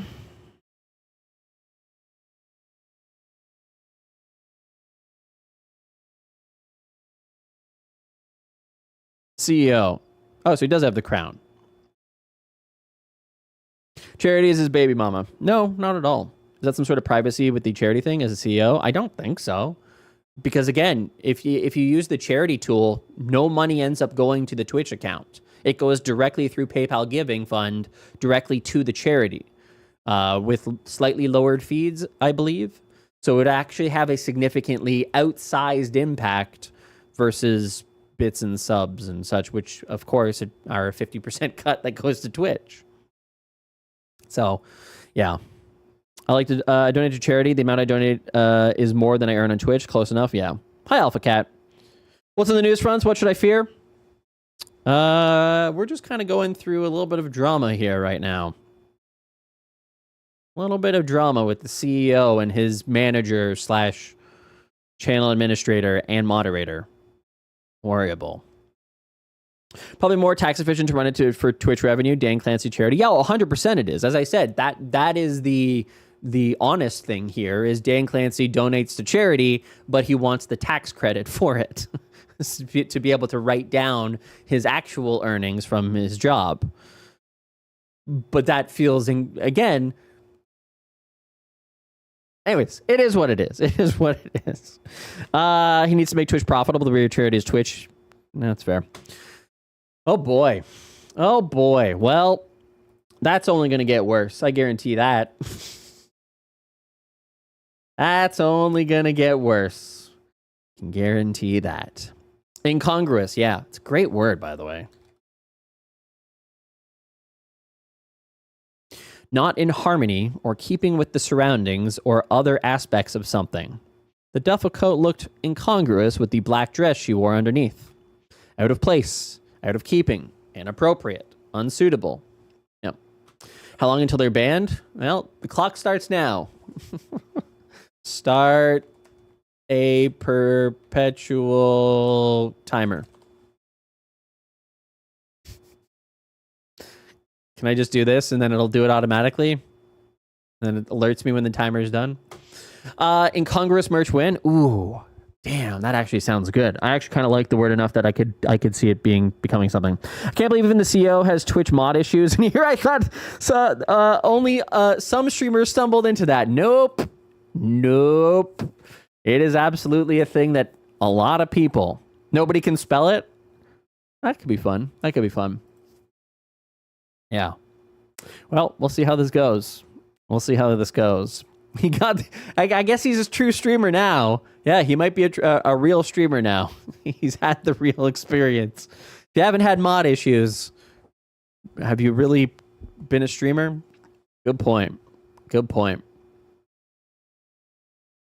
A one-time compensation in March. I'm really intrigued by that.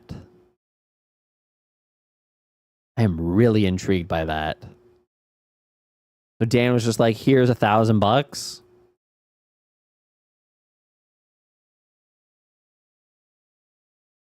I don't know. It's very interesting.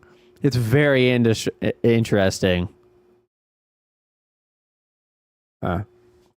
I got here late. What is the summary of the drama? Dan Clancy has moderator drama. TLDR. I had an issue with a person donating me, not kidding, 100 gift subs, and then they had a breakdown in a Discord call because I didn't make them a mod, which is weird, man. Yeah. Well, as we're learning, it's what connects space and time is Twitch. We were in the middle of looking at this article. It's an Amazon ad in Adweek about Twitch ads.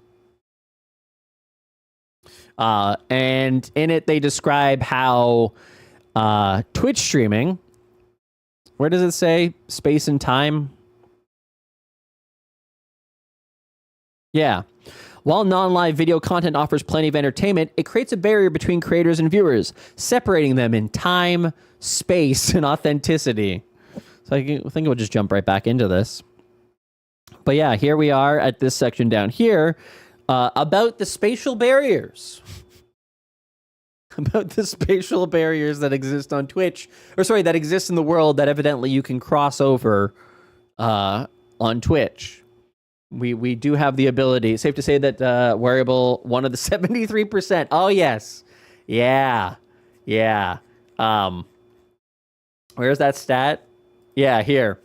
73% of Twitch viewers make it a goal to catch every live stream from their favorite creators, and nearly 70% say they'd be devastated if their favorite streamer stopped creating content. Not sad, not disappointed, not, damn, that really sucks. I hate that. Devastated. Hi, Mr. Mobile. If you invite me to your gated town and pay for the flight, I'll mod you for a year. Will you work on the farms and such? Dig in the trenches around it for the inevitable what was that movie? I think it was a miniseries. The Strain? Is that what it was? No. Oops. The Stand? Yeah, The Stand. I think that's what it was. Yeah. Where they have like a little town off in the middle of nowhere. Yeah. I just want to visit, take a peek. Oh, fair enough. Is it terrible to say that there's some creators that I like enough that I would actually be devastated? Maybe not permanently, but sometimes it sucks even if I get it. Oh, well, I guess you're part of the 70%. No. So Sunberry, it would not be, because you're in the majority. The majority of people would be devastated if their favorite streamer stopped creating content. So you are absolutely the majority. You are among most other people. You're mainstream, yeah. That's right. Okay, let's continue. Spatial. I'm just going to restart this section because this is where we are. The timing of the news couldn't have been better with this ad review. I know, Fumi. I know. Aureus, if you weren't already a VIP, I would make you a VIP again, because thank you very much for bringing that to my attention. Wait, are you not a VIP? Yeah, you're a VIP. Okay, I was just double checking. To be honest, Zach, you kind of get similar feeling when when a show you watch ends. Okay, I mean, I guess. I don't know. I guess so. Defo VIP worth? Yeah. I think my upper cap of cares would be, oh man, yeah, I think that's mine as well. Like, I'd be disappointed, but I don't think I'd be devastated. I'd be like if, because I've had a lot of different creators who I watch a lot of. Like, if you take a look at my following list, it's a graveyard of former people who used to stream. Let's see here. Well, let's go down to the bottom, because most people are newer. There's been barely any reaction to Warriable's post. Damn, not a very good community. Not a very good community. What was the last event in your own life that has left you devastated? Seeing a TikTok video of somebody's cat dying, and then thinking about my own cat and being like, oh god, in 15 years, Spartacus, you're gonna break my heart.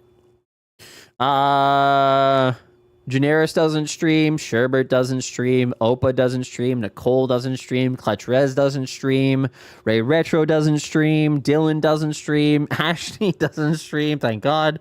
Jinxus doesn't stream, Azalea doesn't stream, Darker doesn't stream, Melody doesn't stream, Sharktooth barely streams, I think like once or twice, Itty Bitty Bex doesn't stream, Dr. Lupo doesn't stream on this platform anymore, neither does Tim.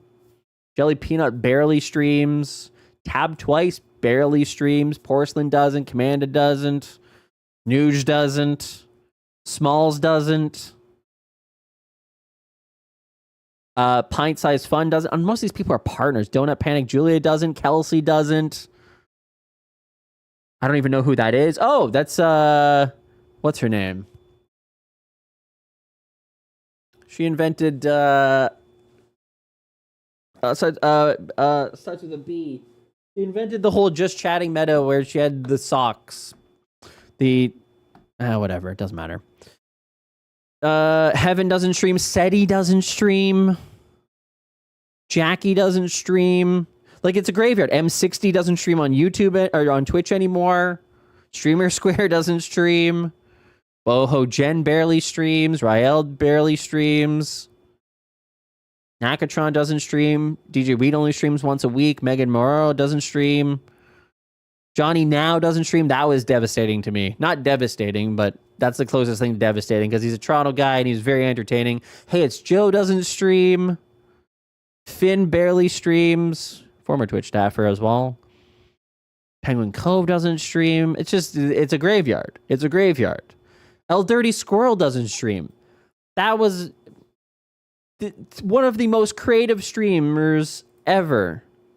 When did they last stream? Absolutely no sound. Last month. Check. Scream. Guess who's have you back? played it yet when they Retirement. run at each other? Partnerversary retirement party. You guys connected? I almost went connected. What else are you going to do with the meatballs? You're going to eat them? Yeah, man. Kisa doesn't stream. Parks doesn't stream. Holy hell. Jam doesn't stream. Spectisa doesn't stream. Felly doesn't stream. Nixter barely streams. Sam doesn't stream. Holy shit. It's literally everybody. Sasha doesn't. Oh, God. Man. I can't believe how many people. Rolling Stone doesn't stream. Pixie Dough doesn't stream. Recount doesn't stream. Food Beast quit streaming. Food Beast was one of my favorite channels. They made such incredible content.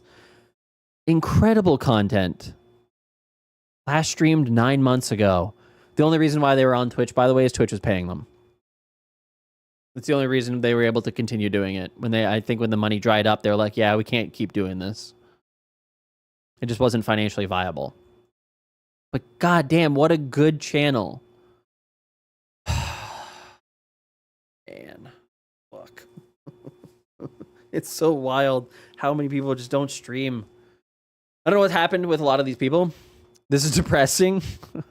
I like to know the stats on former Twitch streamers. Why they gave up or moved on. I can almost guarantee you in every single case, financial reasons. Trying to be a streamer is financially unviable for most people. I mean, even yesterday, I didn't even realize that yesterday, what am I trying to say? Put together your goddamn thoughts. When we rated Erin yesterday, A new follower. she just came back from not streaming for a while. Summary. July 1st, July 19th before that. So she was gone for about a month.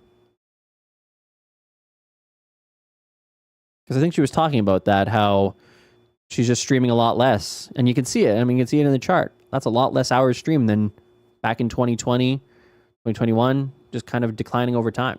It's the reality of being a Twitch streamer right now is that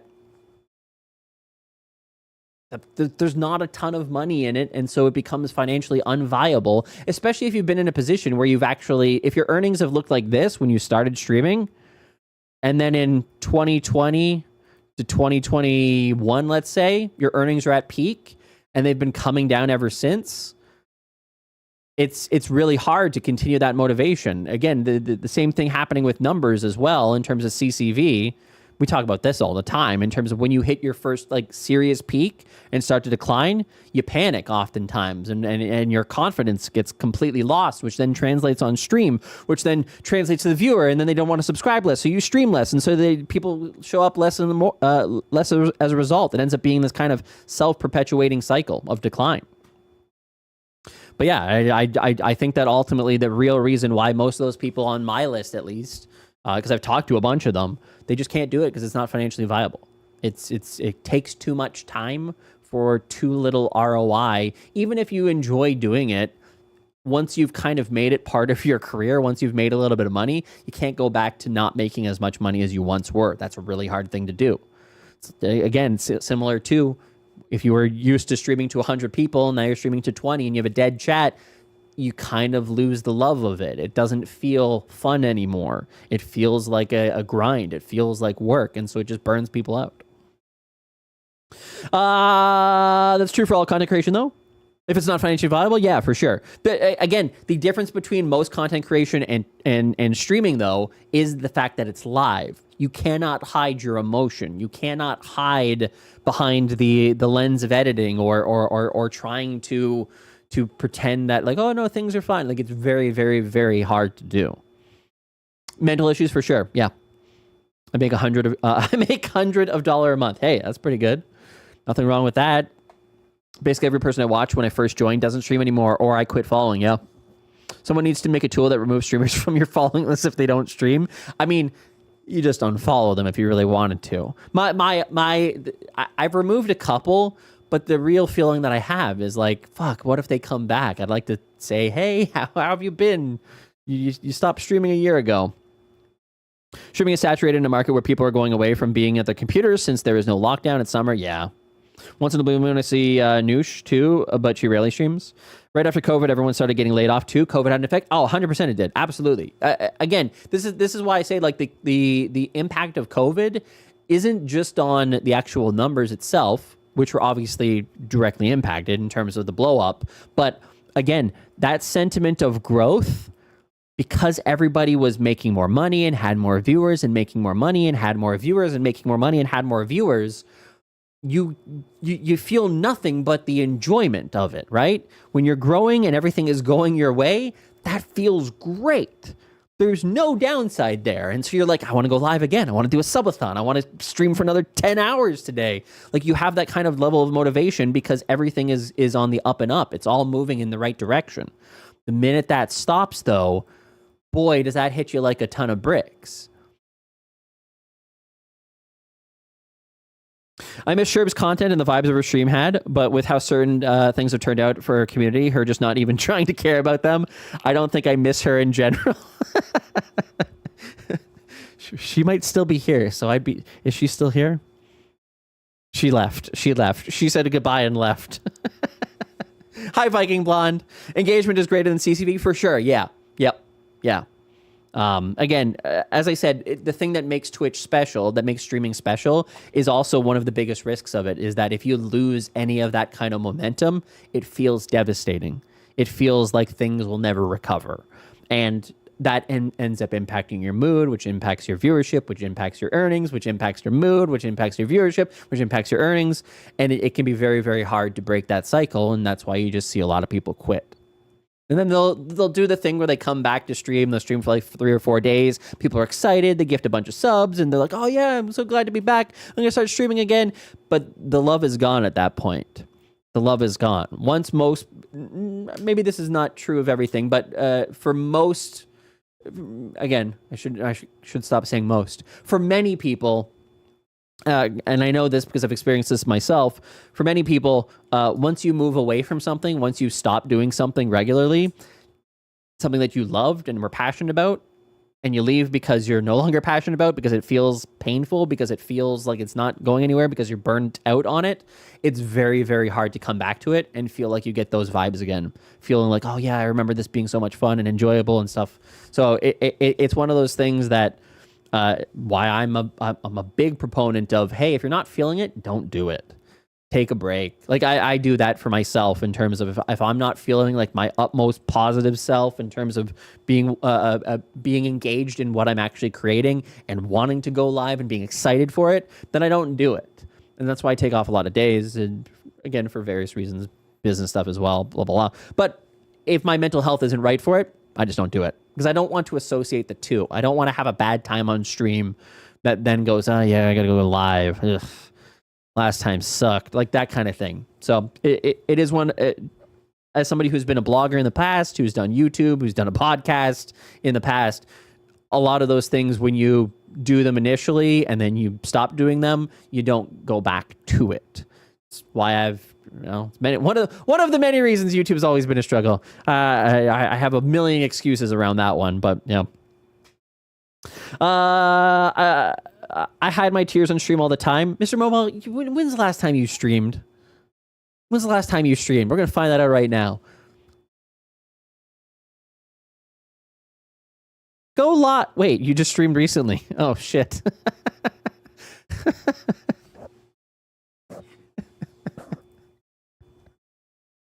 You just started streaming again? Yeah, you did. Fair enough. All right, you got me. You got me. I worked in radio. It can't compete with Spotify. But what's next for that industry? No one knows. It's slowly dying. How does it adapt? Yeah, I don't know. I don't think it does. I think radio. I think radio will continue to exist as long as radios are in cars. And the minute that people go, we don't need to put an AM/FM transceiver into a car, which is probably pretty soon, or they make it digital. It may already be the case, but I would imagine that's the point at which radio dies. Strategies and behaviors were trained improperly. Some streamers are easier to unfollow compared to others. Like the one I had a good time with, I can't unfollow them. Some get depressed and go, and I've got to unfollow. Yeah, really don't know what creators are going through off stream. 100%, you definitely don't. Definitely not. Yep. She never is. Personally, I was lucky because I ran brand accounts on Twitch before going solo, so I knew about the drop. Interesting. Yeah. Hi, Bricks O'Brien. Hey, Spartacus. I feel like there's not enough forgiveness for audiences if people are in a bad mood. They just disappear and never come back. I feel like there's not enough forgiveness from audiences of people. No, I kind of disagree. I think that what ends up happening is I think that most audiences are willing to be like, oh, you're having a bad day. I completely understand. Like, that sucks. But what ends up happening is that the overall content ends up kind of getting spun negative. And so the streamer can't enjoy a game that they're playing. They find chat annoying. They look at their sub count and they're complaining about that on stream. You've heard a lot of that over the last couple of years. There's a lot of people going, yeah, my revenue is so far down and it just kind of sucks. I can't afford to pay this and blah, blah, blah. Like those kind of things end up stacking up on audiences. And that's what causes them to end up being like, yeah, I'm going to dip out on this one. It's okay to take days off. Streaming 7 days a week is not healthy. I agree. I took 7 months off in 2020 because the world was just on fire. Fair. Hi, RizBuzz. Have you checked the CO Twitch mod announcement? I have. Oh, wait.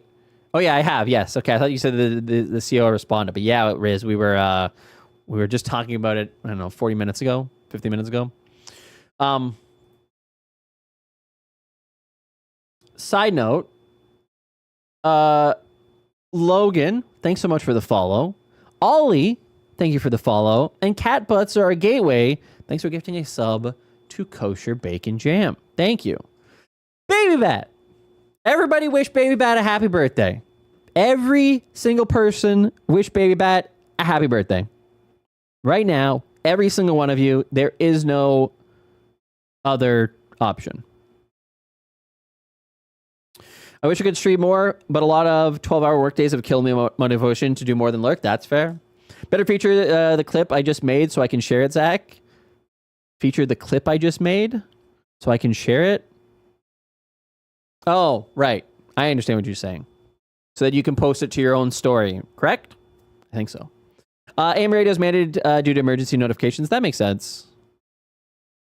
But yeah, I would imagine that in terms of ad revenue, I guess it's 30 years left. Once old people die, then that's it. Because the current generation of people who are 40, 50, 60 probably have Spotify or other players. So they're going to end up not needing radio the way that the 70s and 80-year-olds do.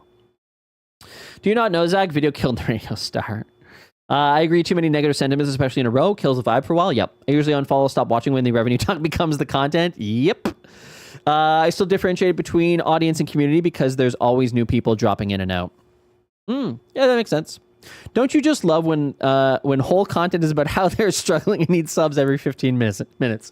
Amazing content. Absolutely amazing content for sure. Speaking of, if you want to support the stream, $4.99 per month. If you're in the United States, that's $1 less. That's one whole dollar less than a Twitch sub. Shocking. And guess what? Unlike on Twitch, where you can't do a 1-year sub, you can only do a 6-month, you can actually get a 1-year sub for $50 and save 17%. Crazy. That's even higher than the 15% discount that you get on a 6-month sub on Twitch. I don't know how he does it. Thanks for gifting a sub. I don't know how he does it. But if you want to support, great way to do it. Mr. Mobile, thank you very much for gifting a sub. Is that an American sub? God damn. That's $5.99 a month. Thanks for gifting a sub to Ergistlums. Yeah, that one. Can a mod warn another mod? Ooh, that's a good question. Can we try that? Hi, Steph. Ooh, old people. Yes, I am old people. Hi, K-Nord. Welcome. I'm taking count. Everybody who doesn't wish a happy birthday will get warned. Yes, please do. Yes, if there's any people who don't, do warn them. Do warn them? Do warn them, yes. I don't know. That was hard for me to say. Baby Bat's calling. Hello, Baby Bat. Happy birthday. Zach. Oh, yes. I've done an incredible amount of work as a mod on your channel. Okay. Basically been running it myself. Sure. So for my birthday, I Yes. would like you to build me an animal sanctuary so that I can fill it with bears. Lots and lots of baby bears. Okay. And bats. Bears. Yes, I get it. Bats. Yep. Battlestar. Galactica. Okay. Got it.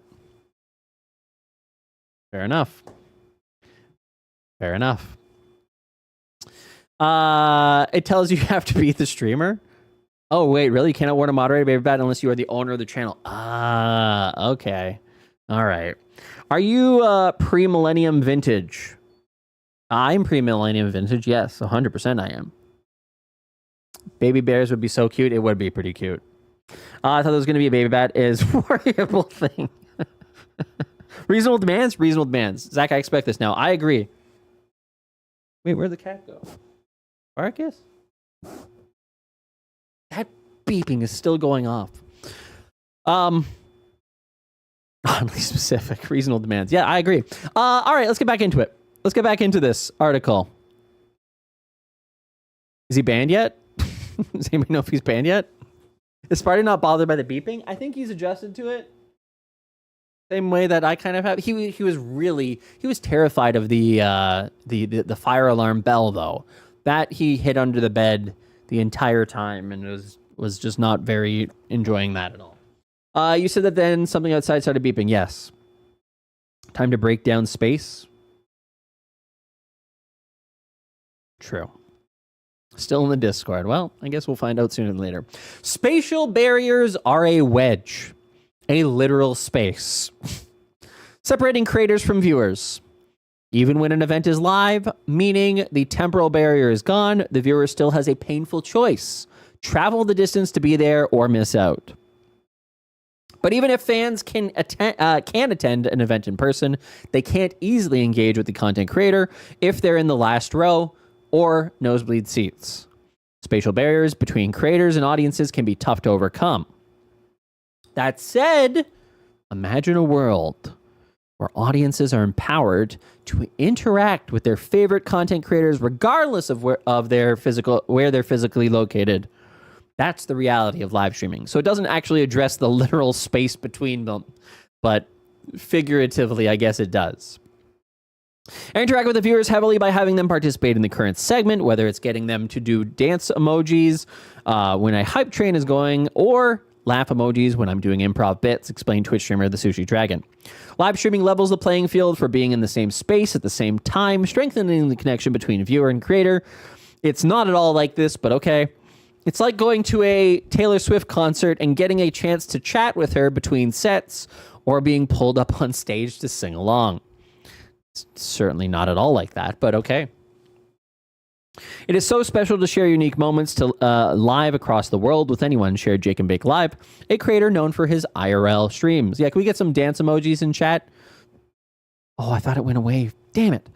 A lot of the people who watch me may never get the chance to travel to see the things we are seeing or have these experiences, so I always felt it was special to be able to share them in real time, which is probably the closest thing to doing it themselves. By the way, this is what we were talking about yesterday, and it was yesterday, in terms of having the ability to create content from streamers' live streams for consumption on VOD-based platforms like Prime Video.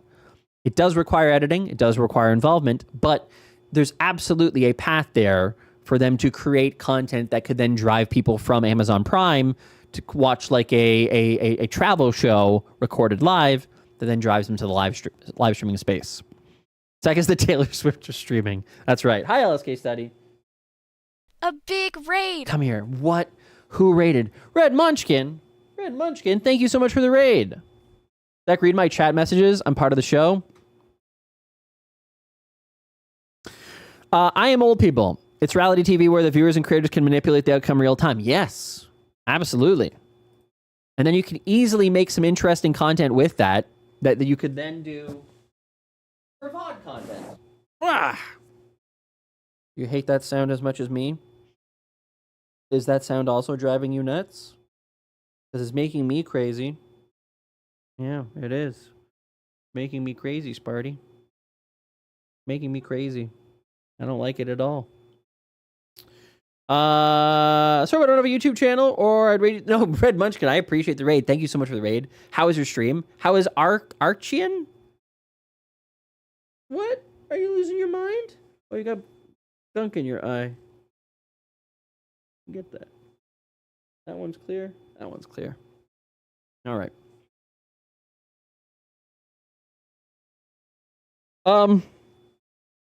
Damn.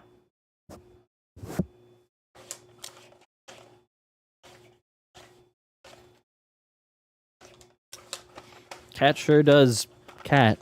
It was good, thanks. Lots of head scratching. That sounds about right. Thank you so much for the raid. I do appreciate it. Welcome to everybody coming in from Red Munchkin's stream. Hope you guys had a great time. Welcome. My name is Zach, and we're talking about being a streamer in the creator space and me losing my mind over an ongoing beeping going on that's been going on for 7 hours now, 8 hours now. 9 o'clock, 9:30, 10:30, 11:30, 12:30, 1:30, 2:30, 3:30, 4:30. 7.5 hours now. According to the Beyond Influence report, 56% of live streaming viewers say it's easier to communicate and connect with live streamers than non-live video content creators. That makes complete sense. And that ease of communication extends to brands that partner with live streamers, as viewers can ask questions about your brand in real time and hear firsthand why their favorite creator thinks your brand rocks. Okay, there you go. Should probably call your landlord before they clock off for the day. My landlord is an old woman who is 80 years old. Maybe 80. I don't actually know how old she is. But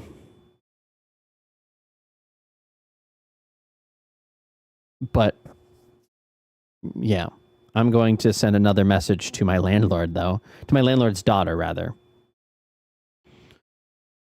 Sent.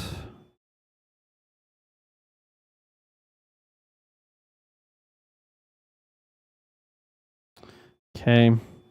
And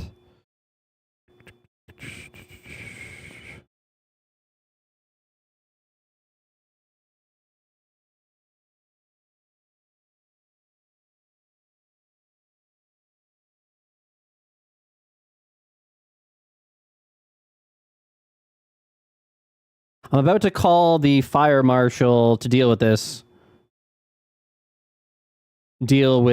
Because I'm losing my mind. Oh.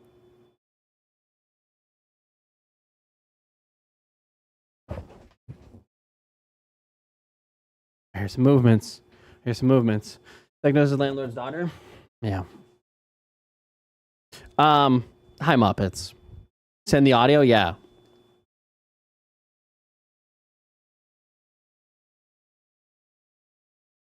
I'm going to call the fire marshal to deal with this because it's extreme. Here's an audio sample. Here's what's... Please let me know ASAP when she... Please...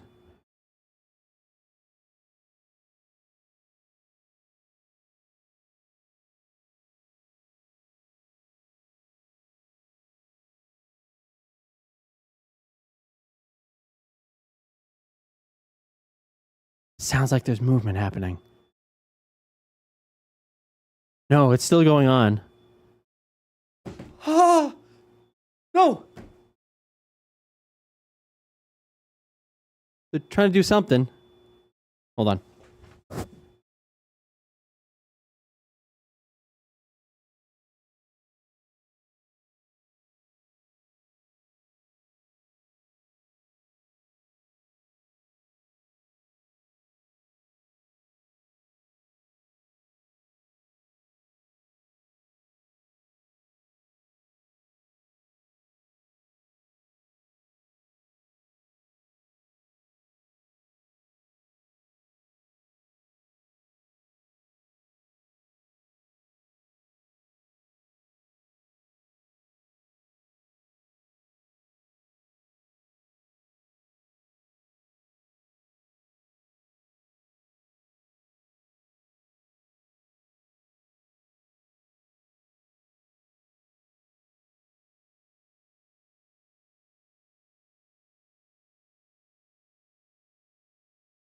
3 hours later.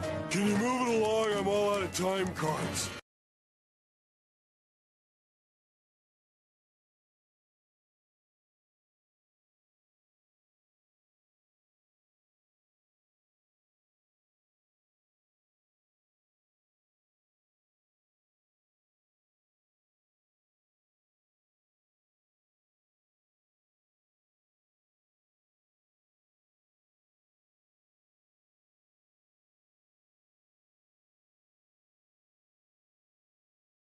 Did your account get suspended fairly, but you want it overturned? I'll fix it. Are you unhappy with the rules and want them adjusted specifically for you? I'll fix it. Are you an employee in the middle of answering the question about... I'll fix it. Yes. Hi, I'm CEO John Delancey, and I fix things. No job too small, no task too basic. No one knows better than me, not even my employees. We got So it. if you have something you want to fix, We did it. I'll fix it. Call 857-758-5055, and I'll fix it. Here I am, a pillar of the community, and I love frosted Bussies. Oh, my ears. That frosted Bussies are the best breakfast cereal. My ears. I try not to, but I can't stop thinking about frosted It's fixed. Bussies. Those sweet, crispy Bussies with a splash of cold milk. What could an adult like better? I'm not ashamed to admit I have frosted Bussies for breakfast, lunch, and dinner. That's no conspiracy. Get your frosted Bussies. They're okay. Hi, Catherine. Hi, Chef. Have you ever thought about how, to a former interim CEO of OpenAI, that the world is basically Candyland? Like you're dooming over the future of AI and boom, there's just a CEO job for you. And then days later, it's gone. Then you just have to go back to being a dad. Former interim CEOs of OpenAI aren't that excited about it. Subscribe with Prime. Hello, streamers. This is Tom Clancy, the CEO of Twitch. I interrupt the content you were watching today to bring you some exciting news. Today, I'm introducing a brand new feature coming to Twitch called Tom Clancy's Guest Star. You and a squad of 5 other streamers will jump into an intense, action-oriented vocal arena where only one will escape without being banned from Twitch. Now, I need you to do 2 things. First, squad up and jump in to Tom Clancy's Guest Star. Second, go subscribe on TOS.GG for just $5 a month. Thanks, and good luck, streamers. Oh, it's fixed. It's fixed. It's fixed. It's no longer about. When I first became a Twitch affiliate, they didn't have the affiliate program. This platform is already kind of at its peak. I don't think there's anything that they can do to make this platform any better. Ads are great, and if you think that you have a better implementation than ads that are currently existing, you know, I think you should be working for Tesla because you're on Mars or something. The ads are perfect. When I get the opportunity to vote, I'll be voting. Everybody vote nay. On making any changes to make this platform better. Vote no. Vote nay right now in this chat. We don't need to make any changes. Perfect the way it is. It's perfect the way it is. We don't need to make any changes. Oh, man. I feel human again all of a sudden. No longer psychologically being tortured by laser weapons, sound laser weapons, Havana syndrome style. We'll see if I start bleeding from my ears in the next couple of days or whether or not I have brain worms that try to escape as a result of that attack, but should be good. Live streaming pro moves for brands. All right. So here's what you have to do if you are a brand or a streamer who doesn't know how to start on Twitch. Brainworms. Yeah, any brainworms in chat? Yeah, any guys in there? Invite viewers in. So this is kind of what Ninja suggests in terms of calling out people when they join your stream.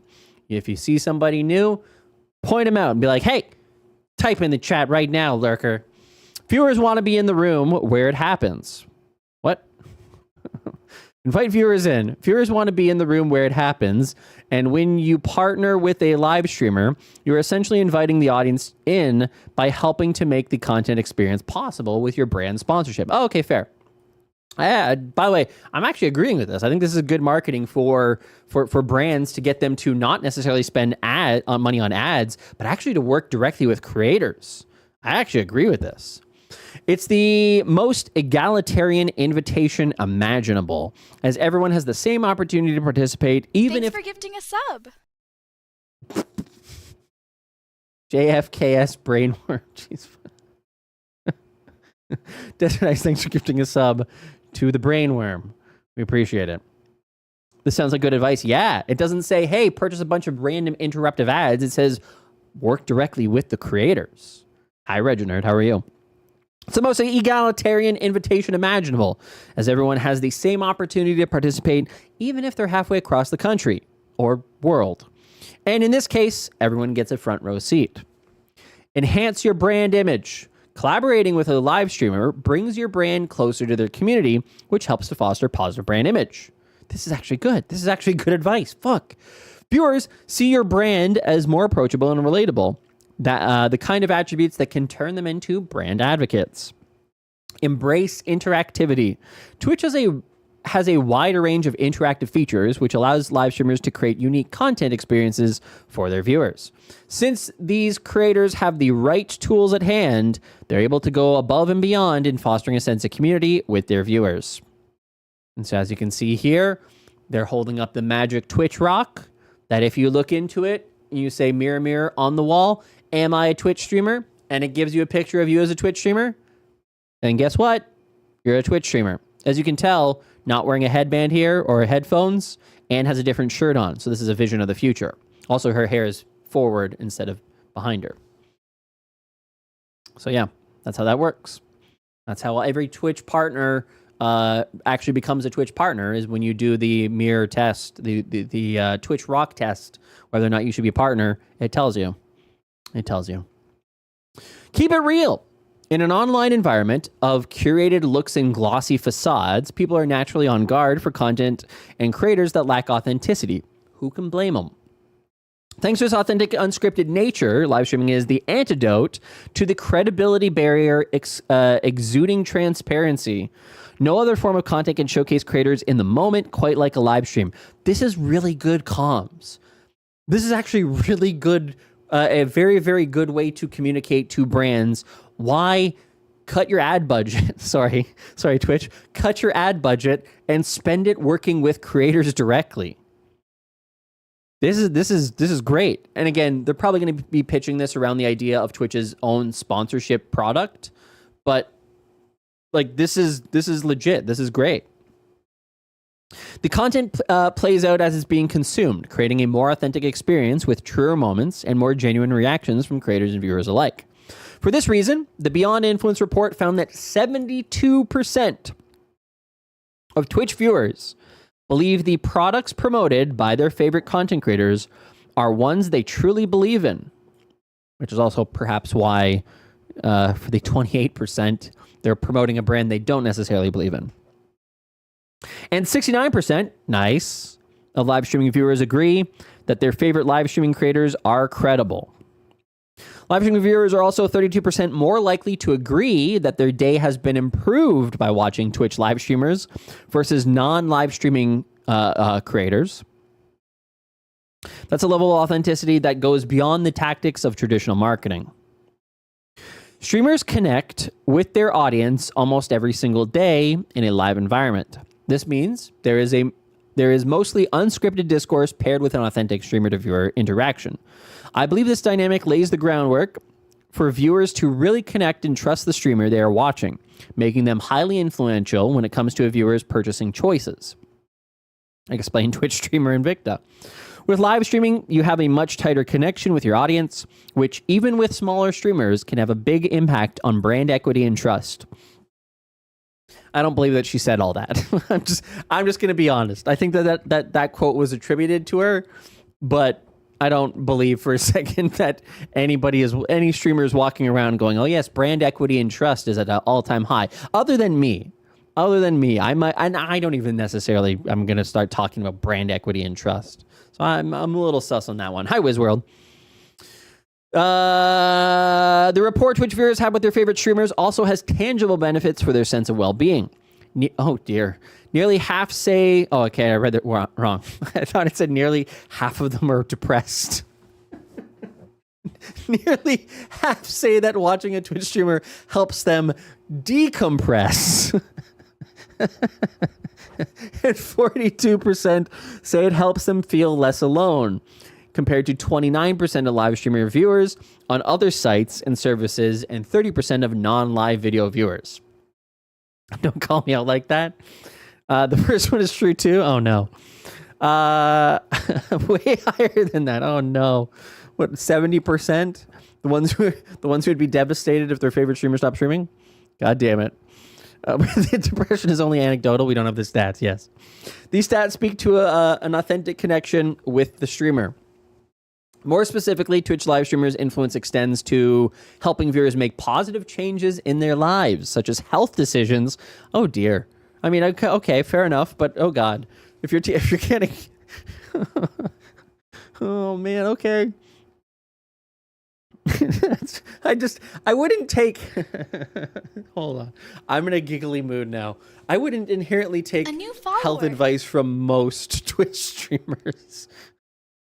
Most of us sit at our desks all day and have more than one or two DoorDash orders from the previous 2 to 3 days at our desk or on the floor beside us. Not me. My place is pretty clean because I keep it clean for Sparty, but many people. Self-improvement decisions, 47%. Product purchase decisions, 45%. And life-changing decisions, 43%. As any brand knows, such feelings can translate into higher engagement, time, and greater attention. I'll only go to the gym if Zach tells me I need to be more active at the gym. I need to go to the gym, so I need to find out that kind of influence. Yes, life-changing, Fumi. Life-changing. This PSA is sponsored by the Herman Miller, Aaron.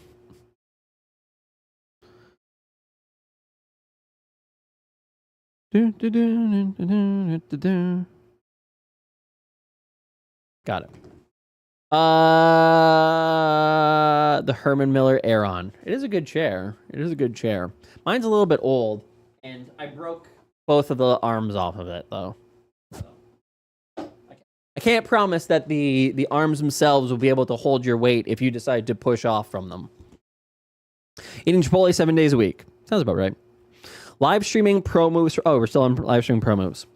Lean into trust. Many consumers are wary of content that is overly produced, scripted, and inauthentic. Yeah, so this is what I've talked about for a while here in terms of why I think the future of live streaming actually is more promising than we realize, is that, and why it kind of runs at odds with ads and stuff like that. But as people are getting inundated with algorithms and ads on other platforms, like TikTok and YouTube and Instagram, to a point where it becomes overwhelming. And that kind of attention grabbing, keep swiping kind of content really does, I think, burn people out on that kind of stuff. Twitch doesn't have, well, streaming has less of those problems because of the fact that it is slower content. You can watch for a bit, you can lurk for a bit, you don't have to actively participate, you can jump in at any time. It does lend itself to being a more familiar, friendly kind of content that kind of can be background content as well. Hi, Maddock. Health decisions. Yeah, eating Chipotle. Oh, I already read that. God damn it.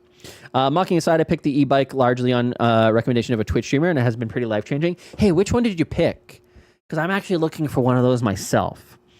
Is there a patch notes today? There is not. Hi, Zemdo. Touchy topic. Yeah, a little bit touchy topic. Yeah. Yeah. We had to put Ray on the restricted list. Not just the sus list. He was already on the sus list. Now he's on the restricted list. So, yeah. Look for alignment. It's tempting to work. Wait, did I read the rest of this? I didn't. But they are open to trust when content is presented genuinely by live streamers they know and value. This trust in the live streamer extends to the brands that partner with them when they can deliver your brand messaging honestly and sincerely. Fair. Look for alignment. It's tempting to work with creators. By the way, I reached speaking of brands, I reached out to I think I mentioned this in the premium chat in Discord. I reached out to a brand that was going to put me in touch with the right people, and they've just gone radio silent on me. And I was like, oh, damn it. So it happens. It can happen to anybody. You can find the exact right person who's going to give you a warm lead, and even then it'll still go, yeah, it doesn't go anywhere. Fuck. Oh well. Hi, Slashy. Slashy, how was your stream? They ghosted me. Yeah, it happens. It's not inherently something that you have to yeah, you just don't take it personally. Is what it is. Go for the next one. GG. Next up. Look for alignment. It's tempting to work with creators who have the largest communities. Oh, this is fucking great.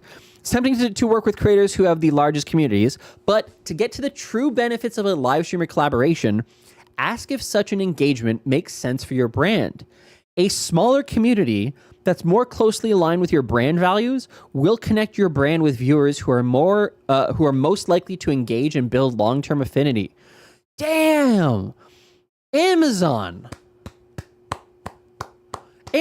saying, yeah, you could work with Mizkif like every other brand has done for a throwaway 1 hour $60,000 spend, or perhaps maybe you want to spend $2,000 on 20 different creators who all have very engaged audiences with your brand directly that will result in a better outcome for you. Hell yeah. I like this. I'm a big fan of this. I went into this going, oh God, Amazon. What the hell? What's going on? Wait, oh my gosh. Coke, are you serious right now? What? You're invited to the Twitch partner program. I just got partnered. We got partner, boys. What? Coke Gaming.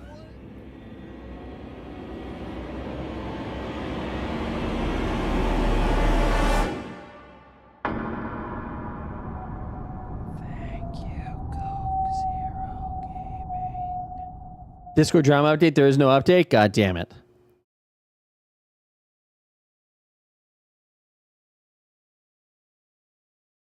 Was losing my mind.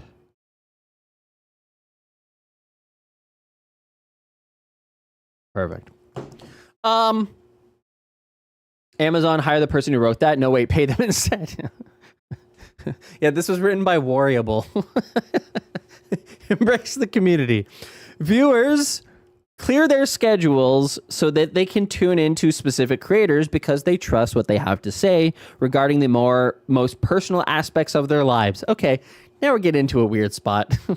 Now we've gone into a weird spot. I mean, it's somewhat true, but like, you guys don't need to know about my man, period. I'm just saying. Brands that partner with live streamers can also be part of the positive influence, earning brand affinity for their insight and support. Okay. Oh, okay. Wow. That's it. About Amazon Ads. Amazon Ads helps brands design ad experiences to delight customers and deliver meaningful business results. With 300 million global active customer accounts and first-party insights into shopping, streaming, and browsing, brands can craft relevant campaigns that enhance the customer experience. Solutions on Amazon.com, services like Twitch, IMDb TV, Alexa, Amazon Music, in partnership with third-party publishers and exchanges, make Amazon Ads the ultimate amplifier for brands to reach the right audiences in the right places, both on and off Amazon. Curious about ads on Twitch? Learn more here. About Twitch. Oh, no, that's who did the illustrations. About Twitch. Launched in 2011, Twitch is an interactive live streaming service and global community that comes together every day to create unique, live, and unpredictable experiences from the interactions of millions. It brings the joy of co-op to everything from casual gaming and world-class esports to anime marathons, music, and art streams. Twitch also hosts TwitchCon, where tens of thousands of people come together to celebrate and connect with others who share their interests and passions. IGDB. Oh, wait, no, they do. You're right. IMDb. Oh, fuck, you're right. Yeah, they do. I guess they do on it. We got to be in sync with our period cycles, you know. Jesus Christ. Me sitting here having forgotten to go to the shop due to that tea earlier. That's not true. Anyways, this is a very good article. A very good ad, actually. I've enjoyed the overall design on it. The content of it was very good. I'm surprised. I'm actually, and the messaging behind it, very good as well. So, yeah, I never thought I'd say it, but great job, Amazon Ads. This was actually an ad that I hope has a positive impact, because it was not like, oh, put an ad on Twitch and you're going to see 40,000 people who are watching and love it. It's like, no, work with the creators. You're going to have a bigger impact if you work directly with creators. I love that. I like the generic brand safe cartoon humans that have slightly less disproportionate limbs than usual. I mean, it's more than... They have 5 appendages. That's pretty good. That's pretty good. Zach's being positive about Amazon sellout. I know, it's true. It's because it's Amazon Prime Day and I want you to use my link. Is it because of the money that streamers don't do what we do in music, follow and promote each other? Is it because of money that streamers don't do what we do in music, follow and promote each other?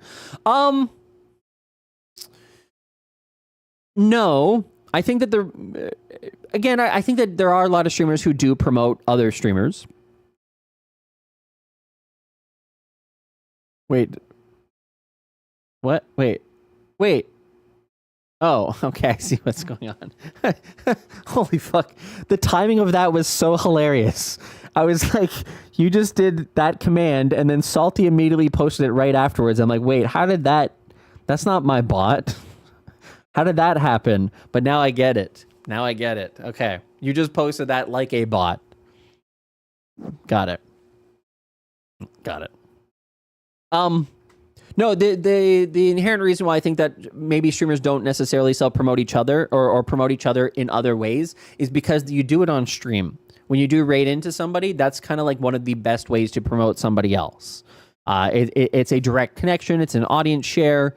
And so I think that that's one of the ways in which people do that. Whereas in the music industry, I think it's a little bit different. Yeah.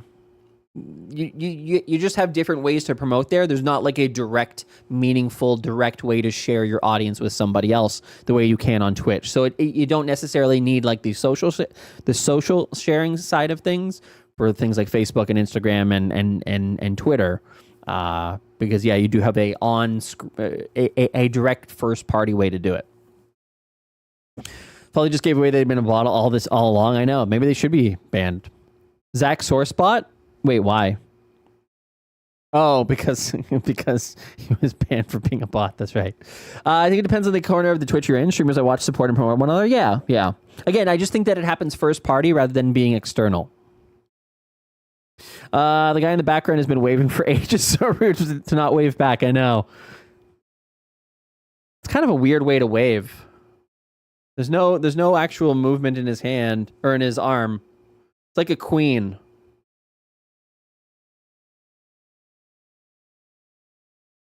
Weird. Wait.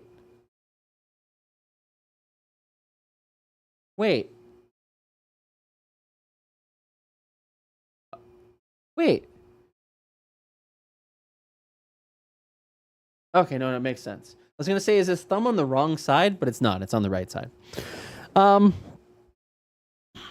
I've been rated many times. I just comparing music industry. Okay, got it. Yeah.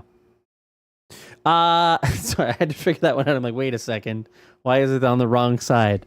But no, it looks right there. Yeah. I think I do have Havana syndrome. I think it has happened. All right. Let me switch over to this last topic for today. Because everybody's been asking, how did he lose $500,000? We're going to find out. This is a video from MTash from 7 days ago. How I lost $500,000 by not clicking a button. One button click could have changed his life. But he didn't click it. It didn't do his tax form, yes. He he agreed that all of his Twitch... He forgot to turn off the button that said all of your Twitch earnings go to Dan Clancy and Warriable. All right. Oh, I already know what it's about. I saw a little preview there. Hey, everyone. MTash here, and I want to tell you how I lost anywhere from $300,000 to $500,000 USD or more on Twitch. Well, why say 500,000? Well, okay. This is sickening, and I want to walk you through how it happened, because I guarantee anyone... Warriable when Dan sent him $500K on PayPal. He didn't capture the transaction. That's a better version of it. That's good. I like that. Anyone who is a Twitch streamer, anyone who's full-time, may be in the same boat. And I don't blame you, because I like to think of myself as like a pretty smart businessman. Yeah, no, I'm an idiot on this one. All right. Let's find out. Let's learn a little bit more about Mtashed, because I don't know who he is. Mtashed. 30-day stats, 928 viewers. Oof, what happened there? 22 streams, 113 hours stream. Let's look at the last year. $7.99. Oh, okay, so that's why. There was a standout moment that burst him into the scene, or gave him a larger audience, which pulled that number up. 860 hour streams, 100. So yeah, streams basically every other day. Not bad. Why are you sitting so far back on your camera? Hi, Cicera. He does gacha games? Oh yeah, he does. Zenless Zone Zero. Honkai Star Rail, Wuthering Waves, Genshin Impact. Oh geez, it's a waifu starter pack. God damn, all right.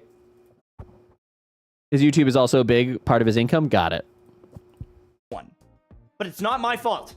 It is Twitch's fault. Okay. I'm not going to sue them. I'm not going to, it is all on me. But holy cow, if you could have given me the proper data, none of this would have happened. Okay. Guarantee this is impacting someone else. Let's get started. Okay. So, some of you might have seen posts like this. My boy Gathalion is posting his ad incentive, running 3 minutes of ads, 133 hours streamed, $21,000. Yeah. Now, this is an old post. Things have changed, but I kept seeing stuff like this, and I went, what? What in the hell? Because I was like this guy, It's Jabbo. It's Jabbo had a very similar experience to me. He says, I've got 600 to 750 viewers on average. People around my size with the same-ish hours are being offered 1,500, 2,200. This guy's getting offered $300, $267. This is the exact same thing as me. Okay. Back in the Genshin days, back in the heydays, I would have 4,000 viewers on average. I was streaming crazy hours, and my offers would be $400. Hey, Mtashed, run 7 minutes of ads for 140 hours streamed, and we'll give you $400. Yeah, okay. All right. I'm very intrigued now because, yes, there was assuredly a disconnect.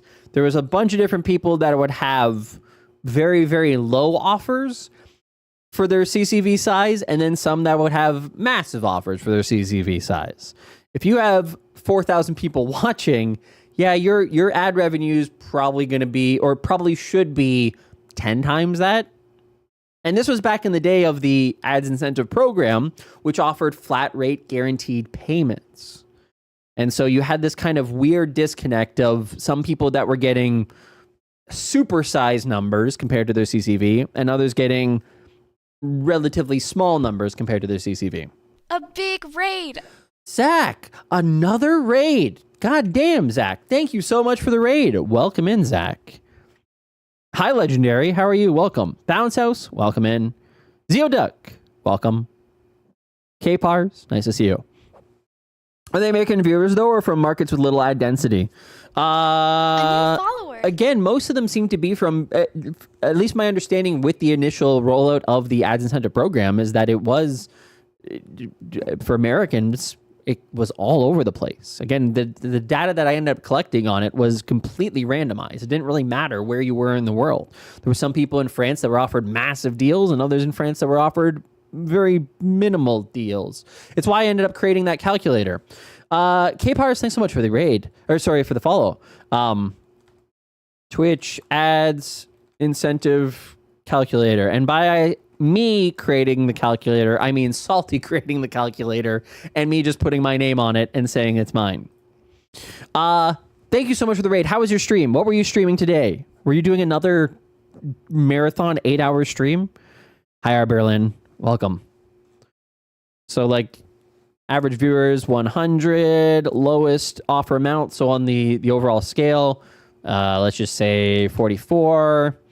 1 minute, stream hours 45. And you would see, based upon that, the math of that, where you stood based upon everybody else's offers. So you can see there's some pretty dramatic differences here compared to, oh, that's why. Compared to, you know, if in that example, getting 44 cents per viewer per minute of ads would have put you somewhat in the mid tier, but some people were making 4 times that much. And so you could kind of do some direct comparison with your overall offer to see where your offer actually stood.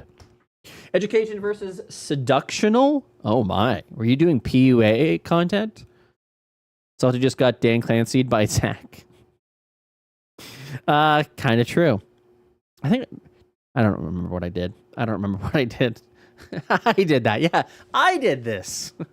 Salty is the MVP. Most valuable programmer? He is. It's true. I may have paid him, though. I don't remember. I always feel like I try to give people some cash. Yeah, I think I did. Whenever anybody does anything for me, I always try to give some cash over to people because I feel guilty about it. It's like, you shouldn't be... Your work has value. I know it's a small thing or whatever, but yeah. Salty got 20% exactly. Hi, Joe. Joe, how are you? No! Why would I... 11.5 hours, I think, today. Goddamn. Billionaire's bad. Economic system based on unlimited growth bad. A bit of a philosophy on top of that. Ooh, I'm with you on that one, Zach. I'm with you on that one. I may have to take a look at the VOD. So the time you stole my photos? Yeah, but that doesn't have any... Your work doesn't have value, Slashy. I'm kidding. That's just my immediate mean reaction. Sending Zach an invoice for my chat messages. Yeah, true.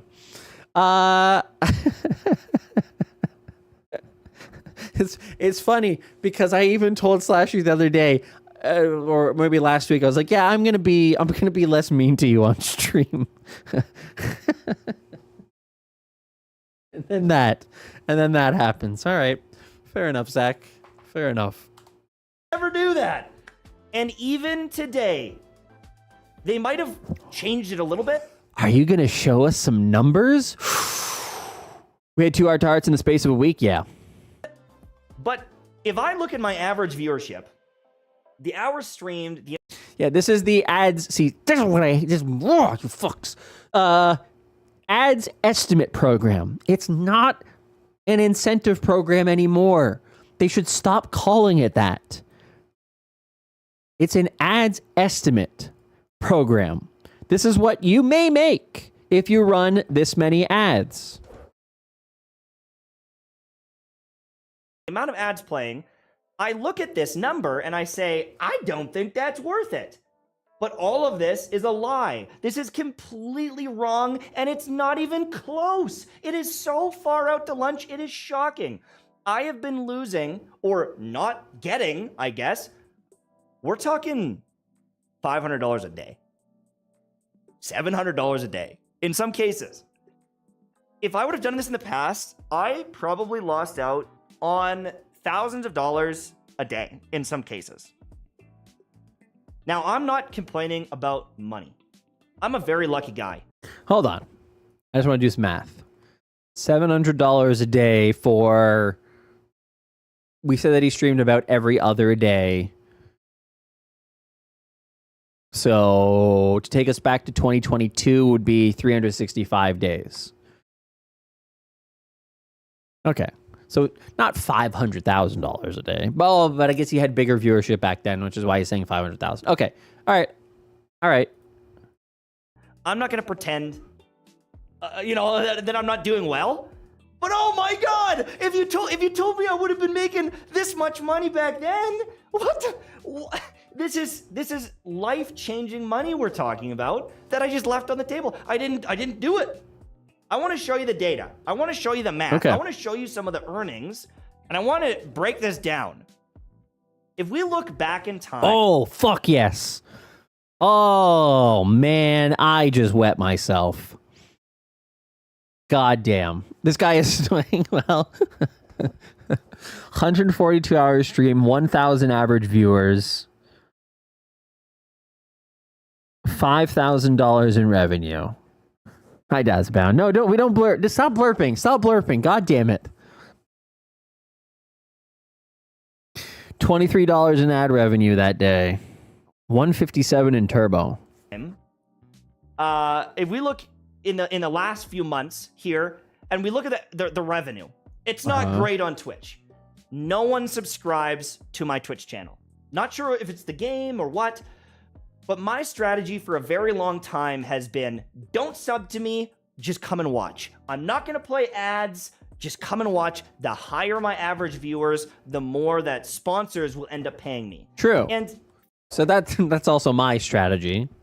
We found the one person that didn't hear about the ad incentive program. Mikey didn't do his job, yeah. For the most part, I think that strategy was good because sponsors will pay, around $1 or $1.50 per average viewer per hour. There's an interesting number. $1 to $1.50 per viewer per hour. So he's saying that he can make $1,000 to $1,500 per hour streamed. And that's a good thing to write down as a content creator, because you can obviously reduce that down. So if you are a streamer with 20 viewers, presumably $20 to $30 per hour that you stream a game. It will somewhat depend on niche and stuff like that, but that's good to know. That is an interesting number to know. That's a very interesting number to know. So if you have 2,000 or 1,500 viewers, like a Hi, sponsor Scintilla. might... I did a 2-hour sponsored stream at 50 viewers for $1,500 once. Damn, Scintilla. 2-hour stream, so that would be 100. So you're getting paid $15 per? What are you doing? What was it, Raid Shadow Legends?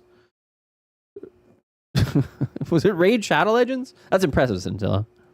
Might pay you $2,000 an That's hour Bros to Coffee. stream their Interesting. game.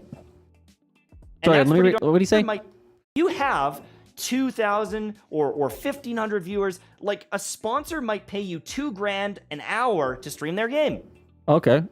And that's pretty darn good, because that's a lot of people spending money on me and subscribing. Yeah, I agree with you on that, Scintilla. I think it is a little bit too low for smaller creators. I agree.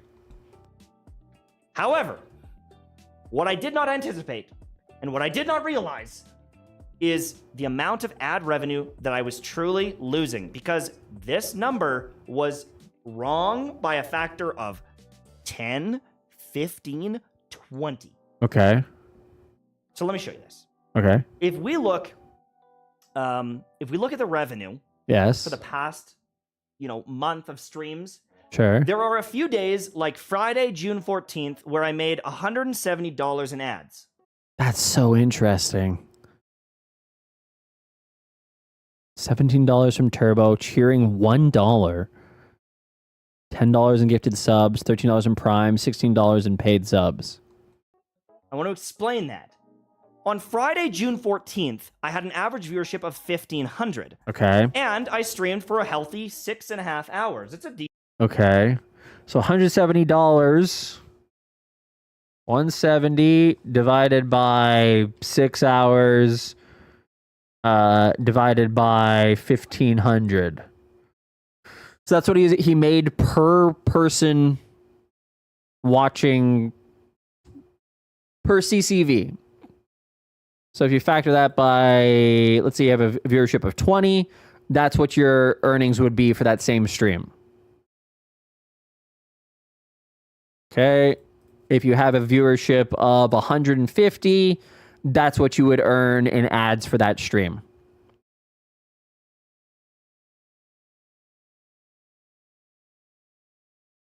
No, so it's not per hour. No, not per hour. That's the overall number that you would earn, because that's factored for time streamed, which is the 6 hours, and it's factored for the CCV of 1,500.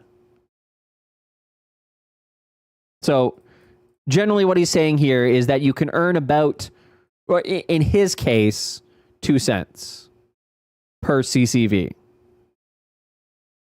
You divide it by 6, your number is per hour. Oh, you're right, I did. You're right, I did. You're right, I did. You're right, I did. You're right, I did. Right, sorry. Yep, you're right. Yep. You're right. Correct. Yep, you're right. It is. You're right, Reg. I take it back. So yeah, so if you have 20 viewers and you stream for 6 hours, that's what you earn.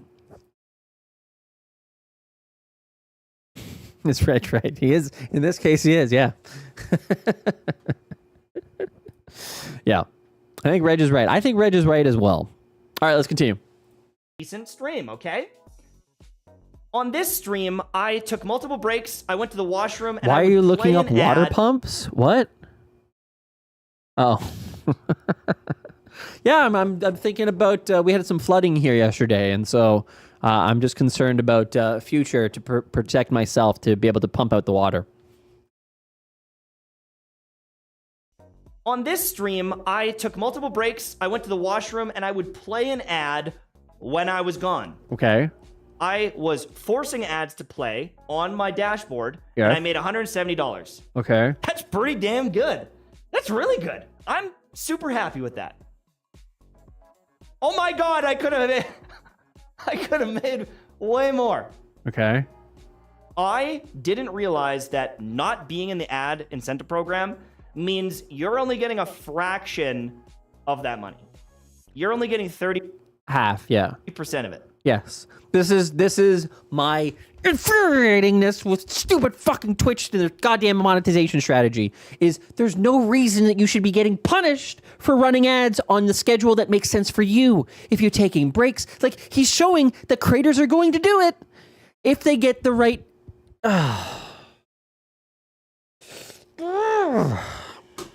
Come on. It's simple. Why have different rates if people use a goddamn scheduler that makes the content worse and drives people away versus doing it on your own schedule? So, for example, I left this stream 3 or 4 times. Those would have been perfect opportunities for me to drop a 1-minute ad into the stream. Perfect opportunities. Perfect opportunities for me to drop an ad in the stream. But I don't, because I'm not going to do it by being punished 25% of the potential earnings, twice as much money as I would potentially earn if I just ran an ad using the ad scheduler. But I'm not going to use the ad scheduler because it doesn't make sense for all the times in my content when I want to run those ads. And by having it so that it's automated and just randomly, boop, boop, boop, there's an ad, there's an ad, there's an ad, it doesn't make any sense. It's very frustrating. You can look at the person who is doing the best job at that, by the way, in terms of making it part of their content, as a kind of indicator of, hey, if you empower creators to make proper decisions, so it's not just interruptive and it is actually part of the content, your top dog that you still have a contract with, Hassan Abi, where he actually gets to run the ads when it makes sense at the top of the hour, but top of the hour doesn't inherently mean it's run exactly at the time. It can be 10 minutes after. It can be 17 minutes before. Whenever he finds an opportunity, he goes, oh yeah, it's the top of the hour ad break, and then he runs the ads. He's not using the scheduler for that. He chooses when they run. That's what it should be default for every creator. No creator should be getting punished to run ads on their own time. Live streaming is clearly aligned with pre-recorded TV. Ads are scheduled. Yeah, exactly. It's the dumbest thing in the world. It's so counterproductive to the overall future of Twitch to continue to hold this back. To continue, it's inevitable that they're going to do it eventually. To be like, oh yeah, you can, if you run ads at any time using the schedule or not, because the schedule doesn't work for everybody, then you'll get a 55% to encourage more people to run ads on their own schedule. You know, you can run them manually even when you use the ads manager. True, but not true. True, but not true. Because of the fact that you don't actually have control of whether or not you want to, like, for me, I can do sometimes a stream where I have no breaks and I go for 2 hours and that's it. In that situation, an ad doesn't work. But there are times where, such as this stream, where I would want to do them at a couple, I think there was an hour there where I left about 3 different times where I could have run an ad. The problem with these schedulers is that if you do run it early, the countdown timer then starts, right? And so if you decide to say, oh, well, now it's been, I'm just getting into a game, your ads, and you only get a limited number of skips every single hour. Starts at 3, it replenishes by 1 every single hour. But like, and it's not even a skip, it's a delay. It's not even a skip, it's a delay. So all of these things, again, I understand that there's ways to do it, but it shouldn't be that you have to fight the system to run an ad. You shouldn't have to fight the system if you wanted to voluntarily run an ad. That shouldn't be how it is. For many people, running on a schedule is fine and they're happy with what they're doing. But for many others, being able to have that level of control yourself would be a game changer for them. And to not be punished for it, to not feel like, oh my God, the countdown timer like a bomb, you have got to defuse the ad bomb before it explodes on your stream. Oh, guys, I got to take a break right now because the ad's about to hit. Oh, guys, quickly, somebody delay that ad. Somebody delay that ad. Oh my God, we just got a raid. Delay the ad. Oh my God, we're out of ad skips. We have to have the ability to have that control yourself so that it doesn't feel like you're constantly being under the pressure of an exploding ad bomb. It just makes so much sense for this platform to stop fighting against its creators and start empowering them to make decisions that ultimately will be to the benefit of the platform. So we can get beyond this whole thing, the issues of ads on the platform being, oh, well, just blame Twitch, or Twitch makes me do it. No, we can all get on the same page of, hey, I'm going to run ads as it makes sense for my channel, and some people will use the ad scheduler, and that's going to work for them as well. But there should not be a disparity in payment between the two. An ad run is an ad run. This is all funny to me because I don't run ads. I don't run ads either. I have a second channel literally because I don't want people to see ads sometimes. I have a second channel. I don't think anybody watches on it, but it's there if somebody does want to. Chef was there for a minute. But also to try to test out some discovery stuff with the podcast section. We're doing some tests. Viewers know they're going to run for X minutes and need a 12. Yeah, exactly. Only pre-rolls happen, but then people watch for 10 hours. Yeah, exactly, Zach. I'm the exact same way. I disable ads in the first hour of stream by running an ad right at the beginning. If you join within the first hour, you don't see ads on the stream other than my fake ads that I run. You say all that, but then you also talk to Twitch. Twitch sometimes booking too many ads or too few in the month and either not having full capacity or wasted ads. Right, say Sarah. But that's the inherent problem, right?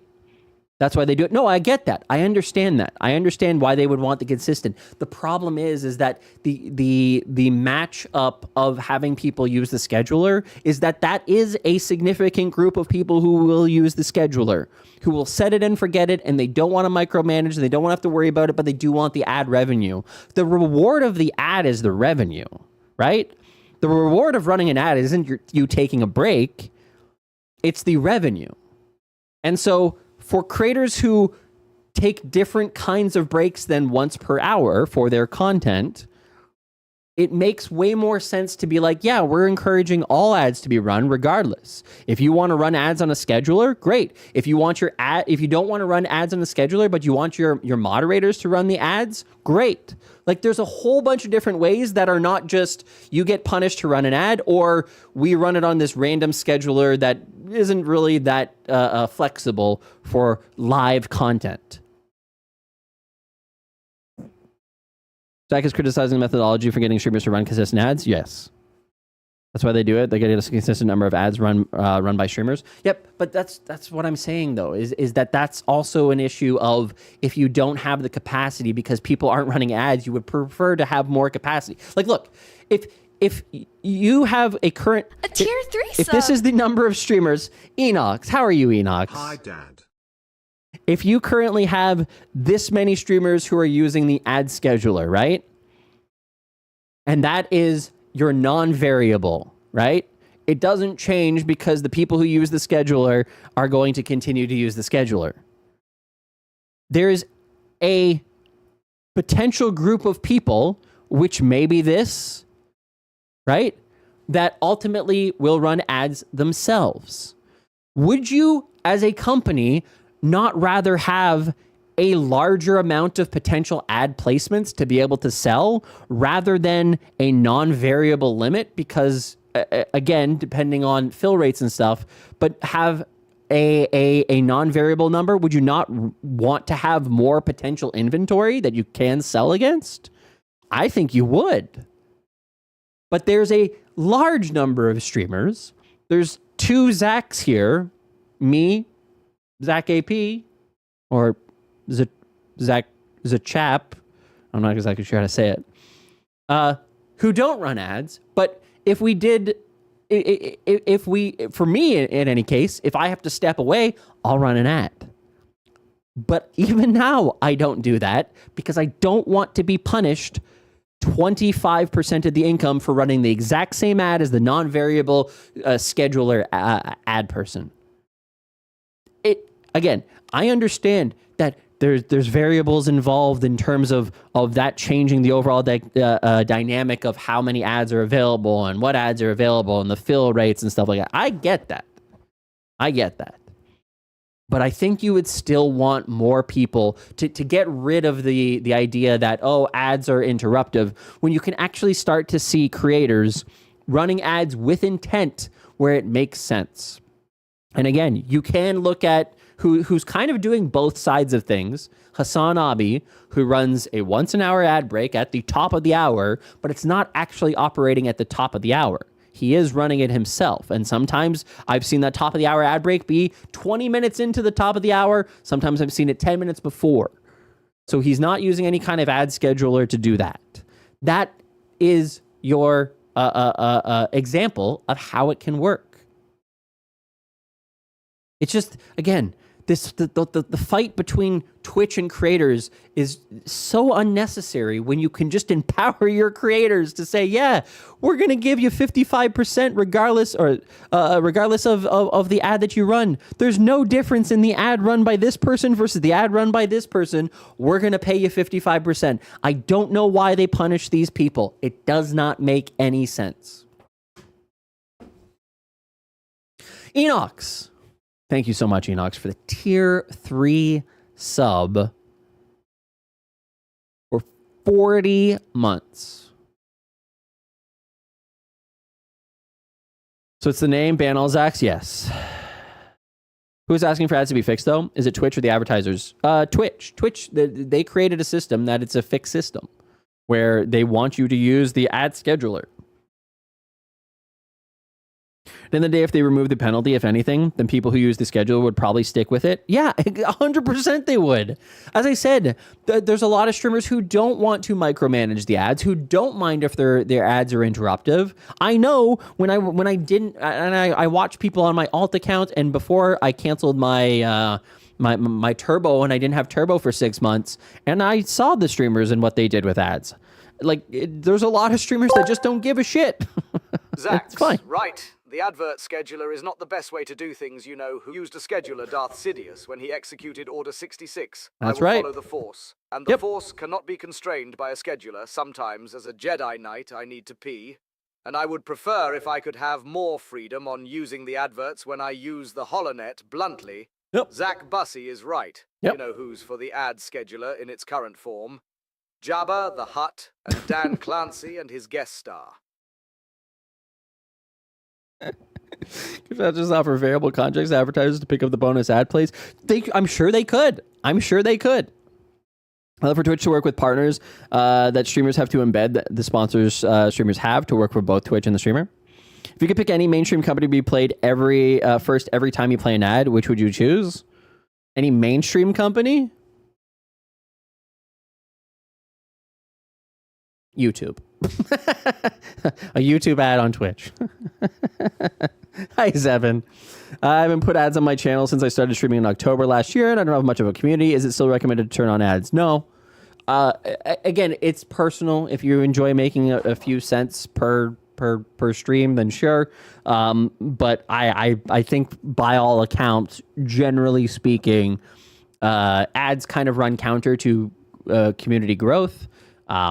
But you have to kind of balance that between how many people join will not.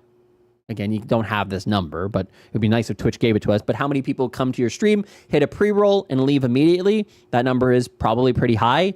But then also how many people come to your stream, get inundated with an ad 3 minutes of ads every single hour, and then leave. Again, we don't have that data. Twitch just doesn't give it to us. But for me personally, I run what I think makes the most sense. I think long form live content is about pulling up a chair and sitting. What's that? That GIF of Aquaman. What's the guy's name? Him, Jason Momoa. Jason Momoa lawn chair. But lawn chair wrong. This. Oh, God damn it. This is what you do when you join a Twitch stream, right? You pull up a chair and you sit down, right? And so if you get an ad initially, that's great. But an ad every single hour can be, again, from my own experience, I just ended up leaving those streams. It was infuriating to watch a stream that the ad was just interrupting the content. They paid no attention to the ad at all. The ad would run, and you were just like, okay, well, now I just missed 3 minutes of whatever's happening in this moment. Yeah. So again, that works for some people and some people's content, and that's fine. And it probably works for some viewers, lurkers, 100%. But for active, engaged content like mine, I feel I would not want that experience for my viewers. I would want you to join the stream, get hit with an ad initially. If you show up early, you'll get no ads at all. And that to me is the better experience. Pretty much any stream, if you ask for a gift, you get one. What happens to scheduled ads on network TV when the spot all goes into extra overtime? They have more, yeah, they definitely have more. asked me, give us a synopsis of the war between AD incentive runners versus non-AD incentive runners, also known as the anti-AD rebel scum, who will win. In a galaxy not so far away, chaos reigns in the digital battlefield. The AD incentive runners, tempted by the promise of monetary gain, clash against the relentless anti-AD rebel scum defenders of a viewer-friendly utopia. AD incentive runners seek to flood streams with mind-numbing ads, while the rebels resist fighting for uninterrupted content. In this epic struggle, the viewers are the ultimate prize, who will emerge victorious. Only time and maybe a few budget spreadsheets will tell. God damn it. Hi, Eye Candy. I walked in and got an ad. Any gifters? Hi, Maddie. Test it out for a month and turn it off. That ads. Again, it really depends on you, your content, and your community, right? Like everybody's going to have a little bit of a different outcome there. I just know for me and my community in terms of what I would want. That's how I operate. I try to think about myself being the kind of viewer I would want on my stream, and as such, what would I want? So it's what would WWZB do? D, whatever it is. I don't know what the fuck I'm saying. But I just try to consider the end user of it to be like, hey, do I want ads regularly that interrupt content, or do I want no ads at all? And I go, no ads at all. Anyways. On top of this, I didn't realize that when you're in the ad incentive program and they're running all these ads, there's a couple tools that make the viewership experience better. Okay. So number one, if I'm playing ads, yes, new people joining the stream, they're not going to get any. Well, yeah, pre-rolls off, right. And I knew that was a thing. I've seen that that's a thing. Yes. But a lot of new people joining the stream aren't getting frustrated and flustered with ads, where if you don't have the ad program going and this going, almost everyone coming to my stream right now is getting an ad. Correct. But here's the thing is you also have to recognize that, yes, when people join, now that they're watching, now they're getting ads every single hour.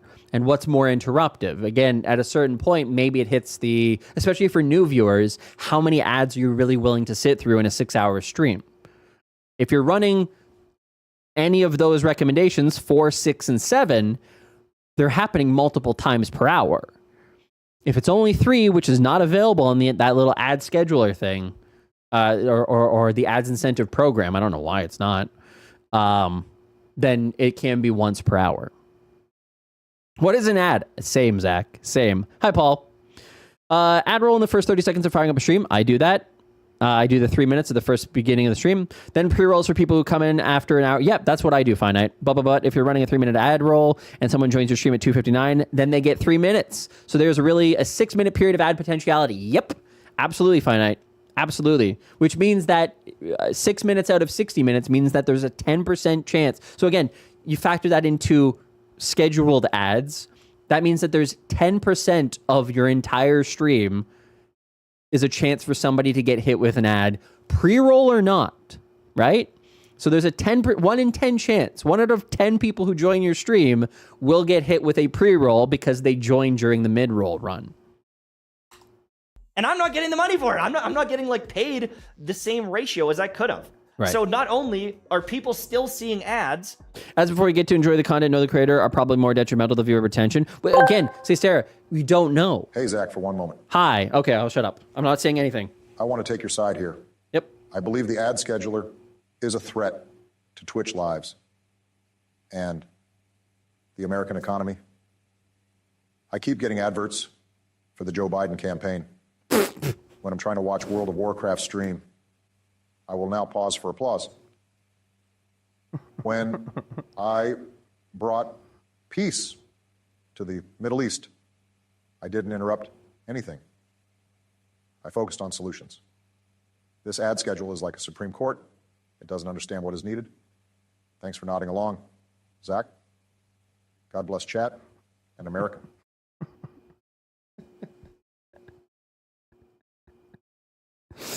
Goddamn rich boy. You can always have your ad ending people tell people to refresh to clear the ads. A new subscriber. Oh, man, that's funny. God bless chat. God bless Absolutely. chat, Hi, Candy. Thank you very much for the 5-month resub. If I may suggest, baby boy, God bless chat and God bless America. I'm making a fraction off those ads, and my viewers are still getting frustrated no matter what. So it's either viewers are frustrated and you make a fraction, or viewers are probably not as frustrated or the exact same amount and you make way more. And they give you tools so they can mute the ads. So Well, they can't mute the ads. You can delay an ad, but if I'm in a boss fight, if I'm doing something and they want to see it, they can mute the ad. no, they can't. Your mods can, but viewers cannot. That would be cool if if viewers could, but that's not true. Or they know it's coming and they can go, get a drink of water when They don't know it's coming, unfortunately. Twitch doesn't do anything to alert creators or to viewers that ads are coming, unfortunately. They do alert. Please, more ads, Daddy. They do alert mods, but not viewers. I'm doing it too. I don't know. I just can't believe this, and I want to start breaking down the data a little bit more because it starts getting gross. Okay. So if we start looking at the average viewership and the amount of hours, $170 in ads. Yes. If we go to some of these streams, 1,200 viewers. Uh-huh. Okay? Yes. 1,400 viewers. Yes. 2,200 viewers. Yes. Some of these are bigger. Some of them are the same. Some of them have more hours streamed. Okay.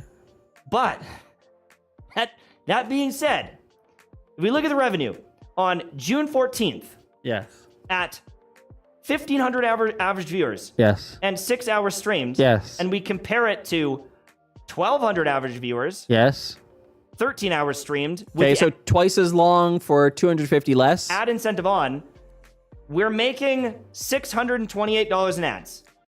Twice as long, 600. Okay, yeah. But how many ads though? That is the question I do have. Because keep in mind, he did say here he was running it manually. This is as incentive. So again, that 25% counts for a lot. Surprise, surprise, right in your eyes, it doubles your ad revenue. So less viewers, but double the time streamed. You would expect I'd be at like, $340 in ads or something like that. Right. We were double that. We were more than double. Right. And on this stream, where I had... He's not showing the key element here of how many ads were being run, though, right?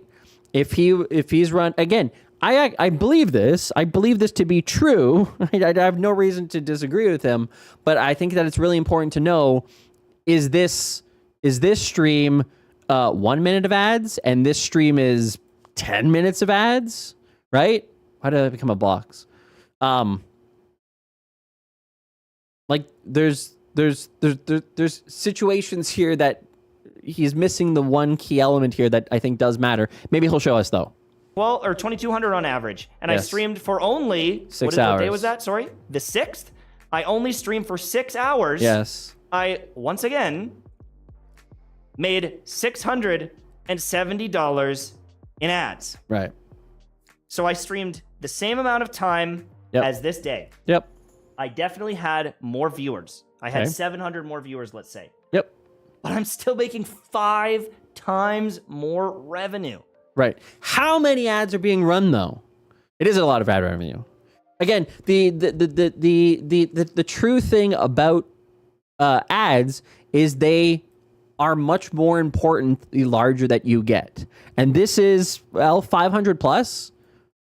That's the time when it starts to make more sense to run more ads, because what ends up happening early on in your career, I've talked about this many times, this little chart that I like to make, where when you are a small creator, let's just say sub 100, and then you have the 100 to 500, and then you have 501 to 5,000, right? And then you could potentially expand this further. But most of your revenue, when you are a small creator, is fan funding. You earn most of your revenue from bits and subs and gifted subs and tips because you're tight-knit with your community. Like, that's what most small partners and affiliates, that's how they earn their money. Their overall ad revenue that they make is very small, and the amount of money that they can make from doing brand deals is also very small.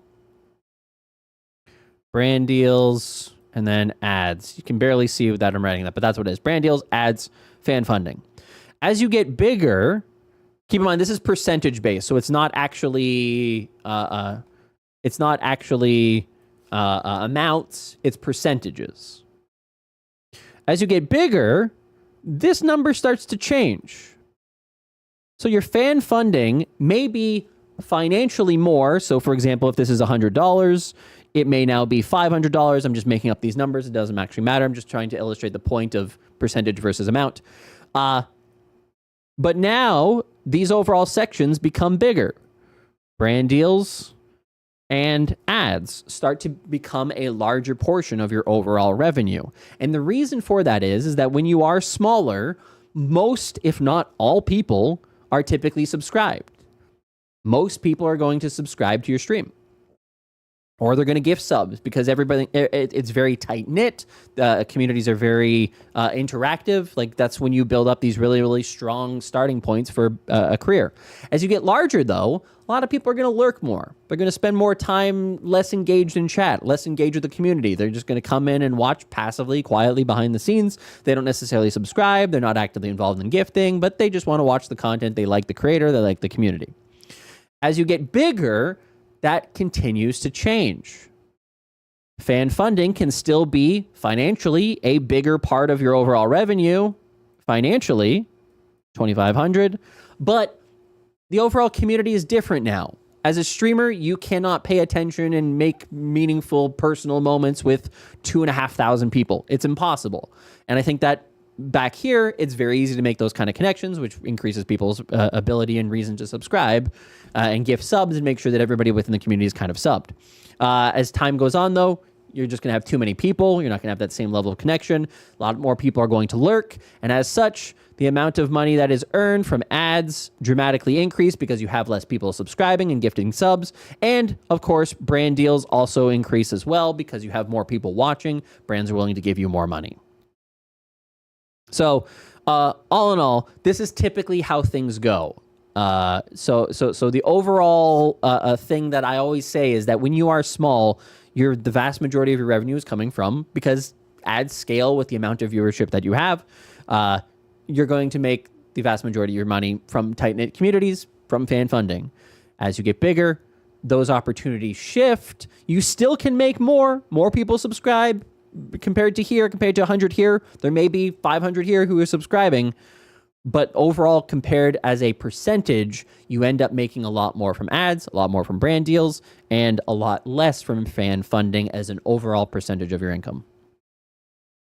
Should you keep a graph out to show instead of redrawing it badly every time? I like redrawing it badly every time. It's part of the charm of the stream. Everybody isn't bad as a percentage. So then you're doing something wrong, Sashi. No, you just, right now is kind of an interesting time overall because everybody's revenue is technically down. If you take a look at the number of subscribers, the trend is actually trending downward for everybody. So it's not that, It's created more opportunities for people to lurk and not subscribe. Obviously, the price is going up. That means more ads are actually hitting people in the face. Rather than it being that a thing of like in 2021 when everybody was subscribed and everybody had money and everybody was getting so on. I'm an emotional vampire after you. Sashi, how dare you? Pictured graph of streamers selling out to the man. It's impossible with that kind of attitude. It's true. It's true. It's true, Finite. It's true. Anyways, that's all I'll say is that generally speaking, that's why ads become exponentially more valuable the larger that you become as a streamer. For not base streamer, drain your community and leave them. Hell yeah. 5 times more viewers. I didn't have 5,000 viewers. It's the exact same amount of time streamed. Check DMs. And so if we start looking at the monetization, they're saying, well, based on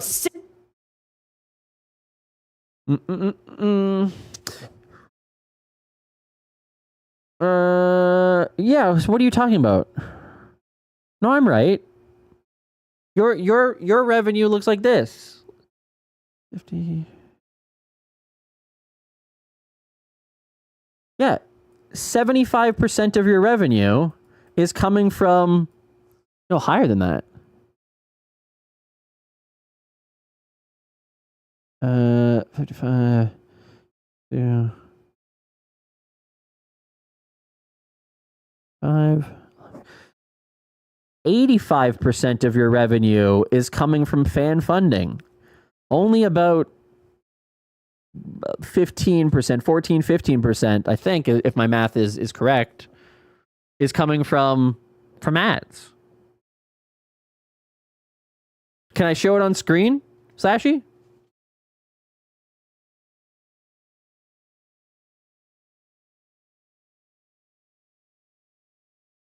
I would have expected a lower percentage. Let me do the actual math here. I'm doing it on stream, so calculator. Why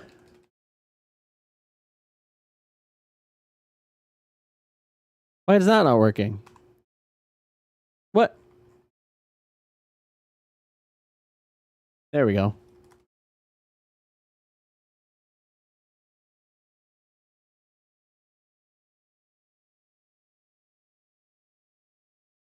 And then 13.83 divided by 82.22.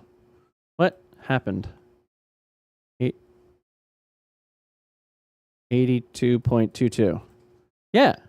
So only 17%. So there you go. There's the actual math. 17% of your revenue is coming from ads, which is ad revenue and turbo revenue. The other remaining part, 83% of your revenue is coming from fan funding. Paid subs, prime subs, multi-month gifted subs, cheering, and extensions. Yeah, that's exactly correct. What I have $12 in experience? Power-ups. Oh, you already got that answer. Yep. Yeah. There you go. There you go. 61? I was thinking you meant way fewer ads. No, in terms of like percentage wise, right? So like even if like you maxed out the amount of ads that you'd make, you'd still make way more. Like if you're running 10 minutes of ads per hour, you would still make more money from fan funding sources. Your revenue on ads may triple, right? But even at 16%, you're still only going up to 45% of overall revenue. So it's still the minority of how much money you're actually making. Is your percentage of fan funding still is the majority of earnings. I run 34 minutes of ads per hour. Hours and running 7 minutes of ads, which is more than I'm currently running, you could potentially make $750. Why would I ever do that? Right. Why would I ever do that? To get $750 based on 61 hours streamed. It seems stupid. It seems brain dead. It seems like a mistake. I streamed for 6 hours and I made that. As my ads last month were more than sub revenue. That is interesting, Tcan. That is interesting. You know what I'm saying? That's a fact. I could probably analyze and figure out why that might be, but I think you stream a lot, right? Factor of 10 of what to truly expect.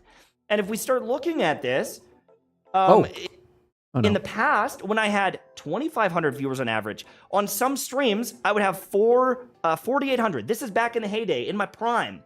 4,800 average viewers streaming this bad boy for 10 hours. If we look at the revenue on this day, I made $280 in ads. If we started extracting $180 in ads. Look at the prime though. Wow. Wait a second. $1,000 in prime compared to what he had before when he was showing like $116 in prime. That's Jesus. Holy, I would have made like $2,000. I would have made like 2,500 in ad revenue on that day. Maybe. And I did that day after day after day, over and over and over and over again, instead of making $2,000 a day or $1,500 a day or $700 a day. They've subbed to streamer? Okay. Would make $150, $99, $99. And I'm not going to cry that I get to play video games all day and make money. I'm not going to cry. This is still exceptionally good. Gamers, sure. It isn't about that. It isn't about, oh, I'm poor now. It's just the data completely led me the wrong way. The data completely led me astray here, and I guarantee someone else is doing this. I'm not going to sue Twitch. This is on... He says he's not going to sue Twitch. Me, but oh my God. Yeah, 2020, they didn't have that. You're right. The Ads Incentive Program launched in 2022?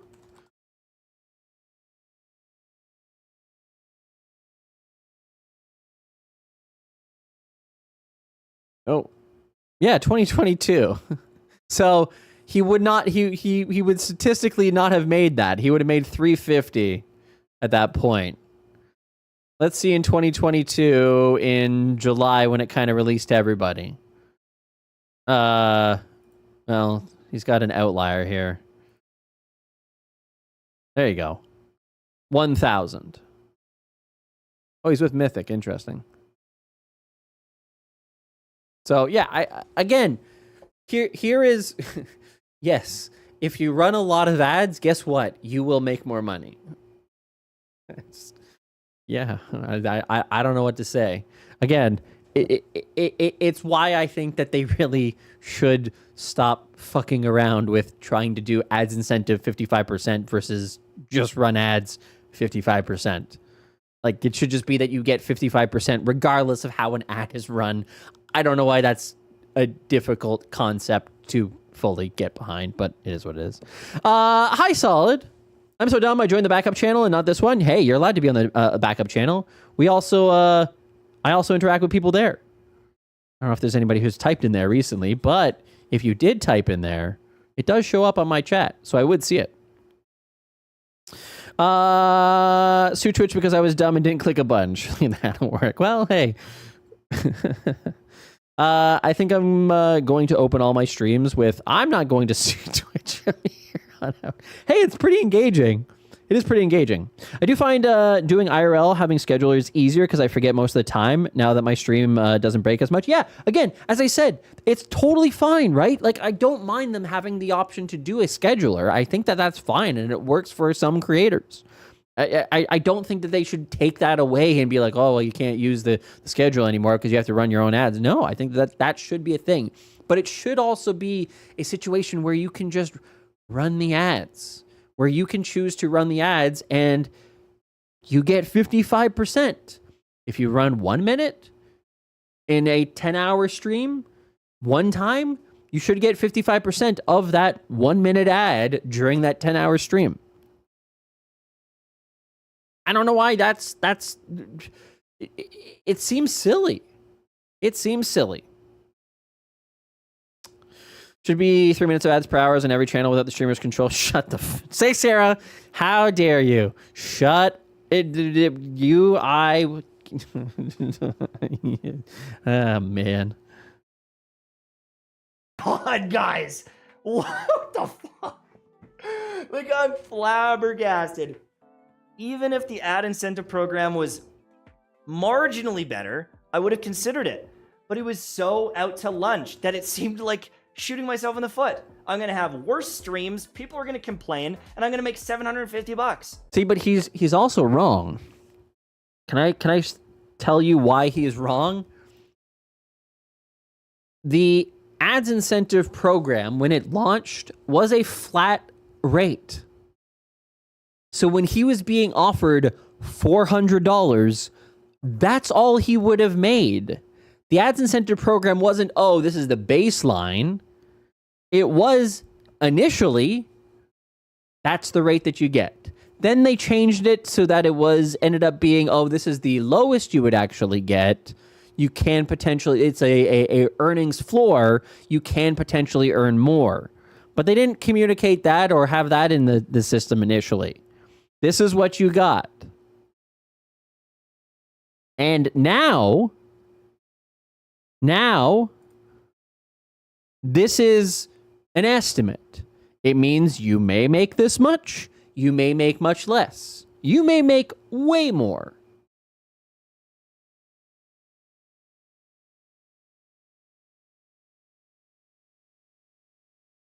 To play video games all day. This. I'm not gonna sue Twitch. This is on me, but oh my god, guys. What the fuck? Like, I'm flabbergasted. Even if the ad incentive program was marginally better, I would have considered it.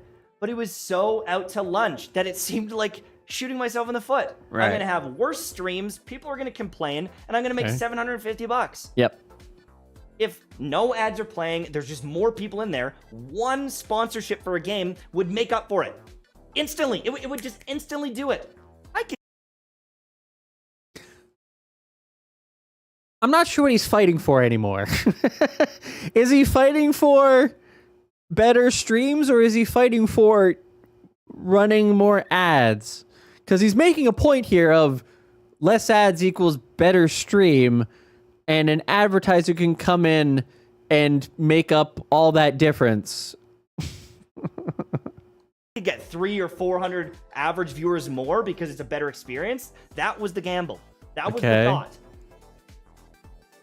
So, if you are a streamer, if you're getting into the partner program, if you're trying to make this a career, get paid for your time.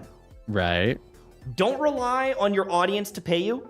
Use these features to monetize your value on there. To monetize not your audience, but to monetize your views. Right. There's eyes hitting it. They can go for a drink.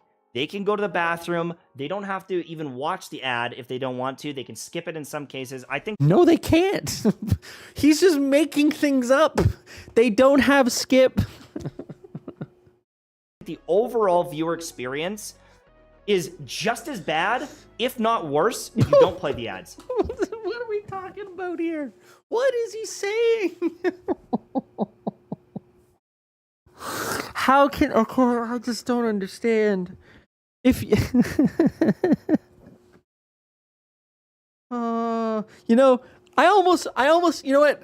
There is an idea. Hi, Blue Eyed Nerd. There is an idea here that actually does make sense, but again, it would require some engineering from Twitch that I don't think that they would actually invest in. But there is a world, because here's the truth. Here's the truth. You guys watching that have been here longer than a month, you probably, maybe not all of you, but most of you would probably sit through regular ads if I ran them, even if I ran them interrupting my content, right?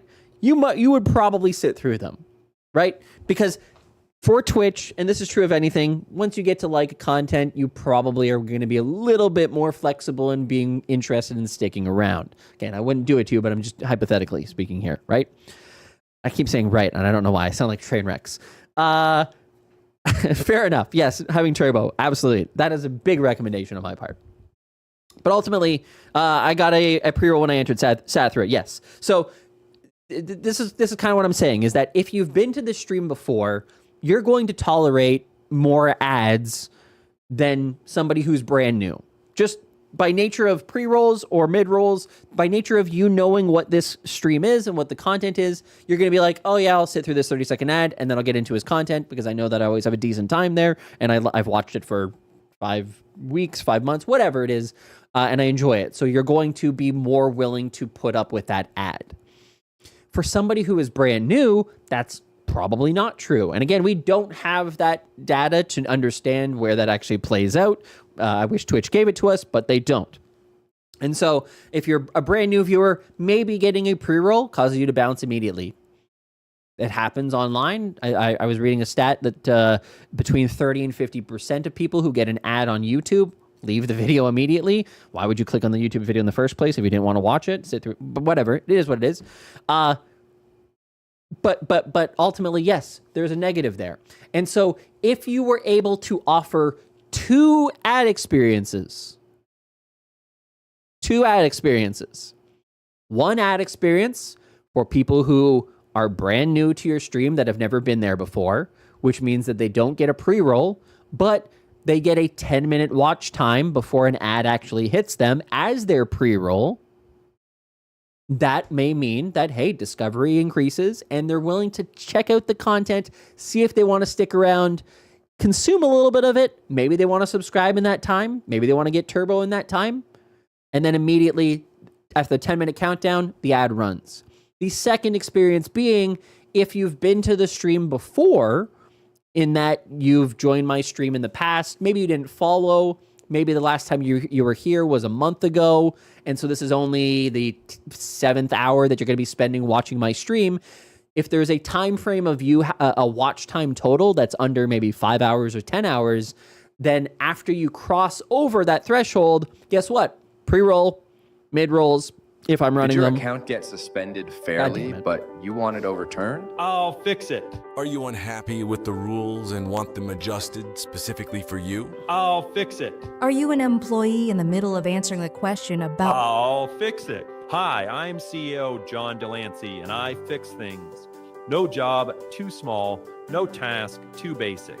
No one knows better than me, not even my employees. So if you have something you want to fix, I'll fix it. Call 857-758-5055 and I'll fix it. Here I am, a pillar of the community, and I love Frosted Bussies. Brave adults know that Frosted Bussies are the best breakfast cereal. I try not to, but I can't stop thinking about Frosted Bussies. Those sweet, crispy Bussies with a splash of cold milk. What could an adult like better? I'm not ashamed to admit I have Frosted Bussies for breakfast, lunch, and dinner. That's no conspiracy. Get your Frosted Bussies. They're okay. And so doing those 2 separate things would ultimately mean that if you did them with your ads, you would end up easily making $1,000 per month. So just easy things for any creator to do with less than 100 viewers to make $1,000 a month. So yeah, let's get back to this video. By the way, Cohen, thanks so much for the 20 stream streak. Thank you. And Candy, did I say thank you? I think I said thank you. I'll say thank you again. Thank you very much for the resub. Because they just play them anyways. They just throw them in front of your stream. Someone clicks on your name and they can't even watch you for 30 seconds. It's going to happen no matter what you do. So you might as well get paid for it. That's all I really have to say. Thanks for watching. Hopefully you enjoyed. Don't make the same mistake I did. I have to start making YouTube videos. Fuck! There's no editing in that. There's no editing, and it's got 43,000 views. Oh. Fuck. It's riddled with false... Oh. I'm Tash making the how to 10x your money on Twitch or best tips I wish I knew on Twitch video now. We getting out of the gacha sphere with this one, boys. Why are you always suffering? Hi, Hackadak. The bar is not high. You don't have YouTube videos? I'm streaming on YouTube, but I don't really post YouTube videos. And every single moment I go, I should just fucking post. And then every single time I go to post, I go, nah, the fucking video sucks. Yeah, I lost $500,000 and 100,000 subscribers by not posting for 4 years. Well, we hope you get started on YouTube. Nothing, Fumi. Nothing. I talk myself out of it every single time. I have a million excuses on why I don't do it. And no amount of trying to reason or talk to myself helps me figure it out. You would thrive? Make a video saying that and earn some YouTube money. You're so real. This is a YouTube video. Enjoy YouTube, such as they are? Well, thank you, Catherine. Just say random shit, make it up. Should we call Dr. K to get this checked out? Probably. Like, I'm so mad today. I know. It's because I have brain damage from that goddamn laser weapon that was firing at me from my landlord for 6 hours. I know exactly how you feel. The way I wanted to set things straight on Twitter when I worked at Twitch. Yeah, that's everybody, though. Every goddamn Twitch staffer, and myself included initially, I used to do it. I used to find out people who were doing misinformation on Twitter, and I would take it to their comment section and be like, no, well, this isn't actually right. Or I would, more common than not, I would DM them if their DMs were open. I had a nice little check mark that I actually earned for being some kind of level of person of merit. I didn't have to pay for it back in the day. And so people were like, oh, you got a check mark. And I used to send the message to them privately because I didn't want to make a fool of them in public. And then every single time people are like, oh, okay, good. That's good to know. I'm like, are you going to delete the misinformation that has 50,000 views on it to stop it from spreading further? Nope. What's the point then? What am I doing? What am I doing with my life? You're going to have to kidnap Sparty and hold him hostage until Zach has released 5 new YouTube videos. We need to start YouTube for over a year now. Looks like, Zach, you might need your personal variable who edit your streams and package in YouTube videos. Yeah. There's Monica in the YouTube chat. I hate it when I have a direct knowledge with receipts and I bump it to the exact opposite of Reddit, Twitter. It's just not worth it. It's just not worth it. It doesn't accomplish anything. Nobody ends up seeing the correction. Nobody, even times where streamers have said something false and then they learn what the truth was and then they posted about the truth as a reply to the original thing. Nobody, even if they deleted the original, still people take what they saw initially. They don't come back for the updated information. There's no winning. Misinfo gets those clicks, baby. Yeah, just make sure to communicate with them so they don't get angry and rage out. Do you have an IRL job too? I can sort of. I do some consulting work, but I would say that I am increasingly leaned into streaming as a full-time thing. So part of the work that I do in terms of consulting for other companies is within the streaming and gaming space. So technically I would say I am full-time in this realm, but I don't know. Yeah. I have multiple sources of income. We'll put it that way. No one cares about misinformation when there's likes to be had. Yeah, just wait till AI can auto-make videos for you. Say, Sarah, you make a point. Hi, Papa Bear. Hi, Dread. Just need to make sure your YouTube video has shocked face for a thumbnail to get the most views. I like this one. I like the one that I'm using. YouTube.com/Zach Bussey. I like the one that I'm using for my lives. It's just this one, but I like it. I don't know why I like it. It's a goofy smile. Hey, wait, I posted 5 months ago? That's not that long ago. Anyways, I like it. Consulting work, so no. So you have time for YouTube? It's hard to say. I have some time for YouTube videos. I'm doing it. This is the problem, Candy. I'm behind the scenes. I'm always doing like a million things for a bunch of different purposes and reasons. Like, right, I've been working for 4 months, and it's. I'm pretty sure I have ADHD. And so I've been working on a guide, basically a 1-year guide for creators in order to set up your own membership program using Fourth Wall, but you can use anything. You can use Patreon if you wanted to. You can even apply it to your Twitch subscriptions. And it basically outlines an entire 1-year plan on how to actually build a subscription basis, a community around your subscriptions, to go from 0 to some element of earned revenue, a reoccurring earned revenue. So again, as I said, you can apply it to Twitch if you wanted to. But the problem is that every time I work on it, I go, oh, I hate that intro. I'm going to rewrite it. And then I rewrite the intro, and then I don't get to the actual second section that I need to actually work on. And then when I do get to work on the second section, I work on it, I get some writing done on it, and then I'm happy with myself. I made some progress, and then I come back to it, I go, oh, it's all terrible. Let me do it again. And so then I rewrite the whole thing. And so I've rewritten and written this thing, and it's something that I'm sort of kind of doing in collaboration with Fourth Wall, and that I'm taking some information from them in terms of data and stuff. And they're like, hey, how's it going? Are you working on that thing? Is it getting done? I was like, yeah, I'm working on it. It's really frustrating. So I'm trying. I'm really trying, but I keep getting caught up in my own feet. I'm that guy with the stick in the front wheel of my bike, constantly throwing in front of me. And so, it is a kind of thing of the more I take on is all things that I'm excited about and want to do and want to finish. But damn, is it not hard to get it actually done? Not Zach describing creative experience. Yeah. So you have time for YouTube. Sir, ma'am, he doesn't stream half the time. He doesn't have the time. Diagnosed that 1 year plan for streamers can wait, though, until the year-long analysis of the correlation between Twitch viewership and Dan Clancy sure changes. So if you need a proofreader, I'm not here for you, but ChatGPT will do just fine. Absolutely, I agree. So yeah, I feel bad because like my original timeline when I initially pitched it to Fourth Wall, again, it wasn't inherently that like they're paying me anything more than our existing contract, but it was just kind of like this thing of like, yeah, I think this would be a really cool idea. I originally had like a timeline to get it to them for like have them review it because I think they're going to do like the pay for somebody to like do the design work on it to make it look nice. Rather than it just being like a Word document, was like April.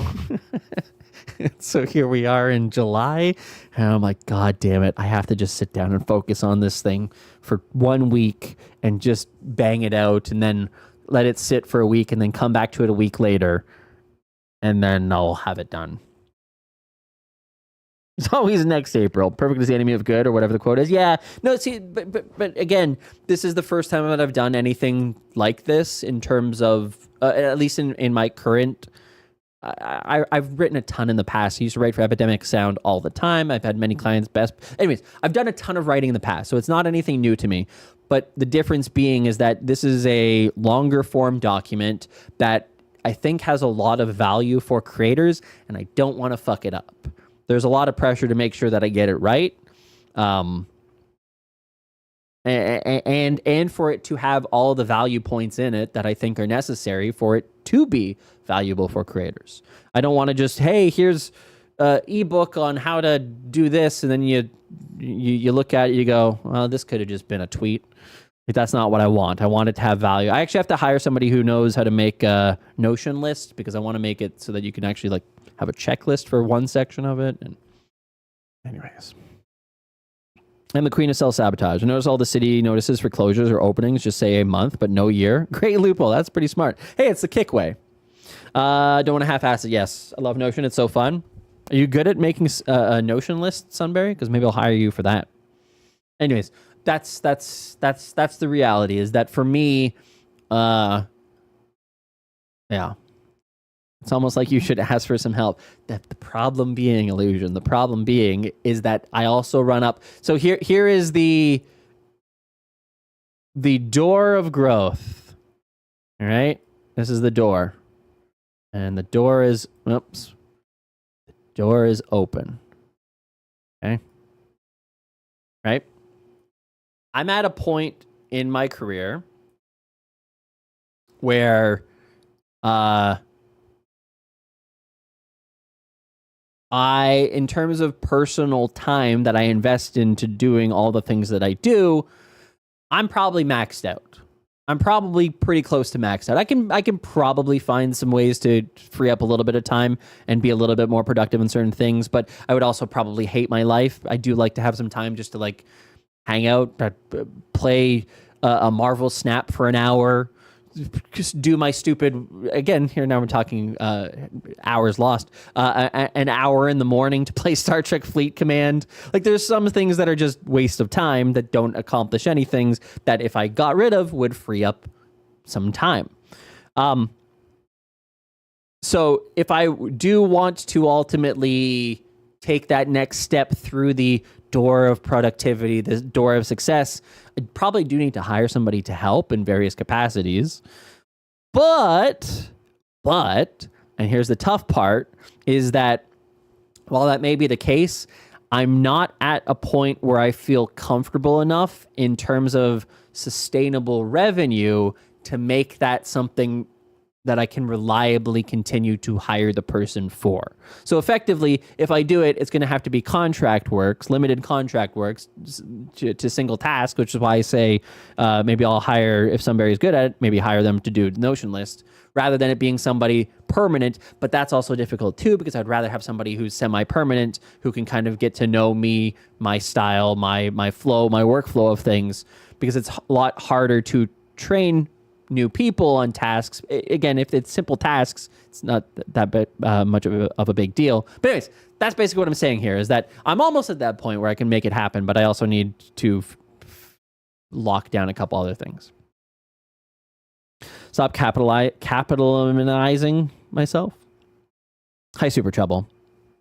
Can we use a window instead? There's no way. It's only an hour a day. Pull up your phone stats. On what? Oh, Marvel Snap? Oh, Star Trek.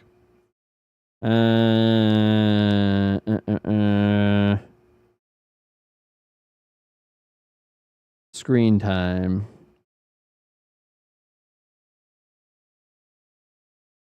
So like yesterday, Snap, 33 minutes. Star Trek, 31 minutes.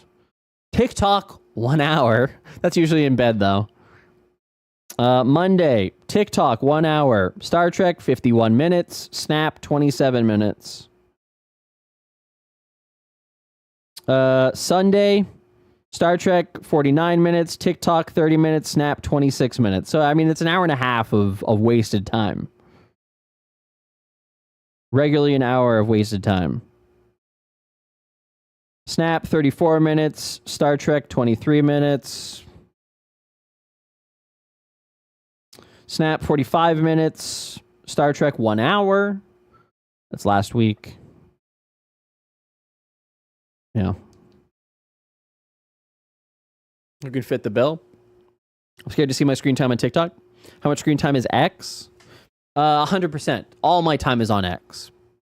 It isn't a waste if you enjoyed yourself. That's true. No, and that's what I say. That's what I say is that there's things in there that I don't inherently want to get rid of in terms of the wasted time, because it does break up my day a little bit. And most of it's in the bathroom, I'll be honest. Well, maybe it's not mostly in the bathroom. Now that I look at the actual time.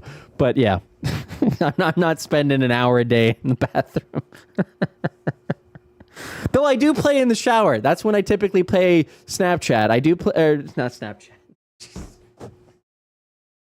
I gotta end this stream. Snap. Marvel Snap in the shower. That's when I play Marvel Snap. Snapchat is in the past. Oh, Jesus Christ. Extra income, exactly. Fucking hell. Ah, boy. Snap shower, a new app. It's not bad. Play Snapchat only in the shower. I play Snap, Marvel Snap. It's a great game while you're showering. It's like snaps from the shower in this country. Okay. All right. God damn it. Hi, Monica, by the way. Hi, Canada. Oh, hi, Ben. You can't bartend and be on the phone yet. One day in the future, maybe. Yes, true. Sorry, Zach. This internet, you can't correct something after you post it first. I know. It's true. The misinformation, people are only going to remember that first part. Nobody remembers the correction. Nobody remembers the correction. You can't Snapchat in the shower. That explains my ban. I clearly came in at the best time. Well, anyways, guys. What did Kisa send me?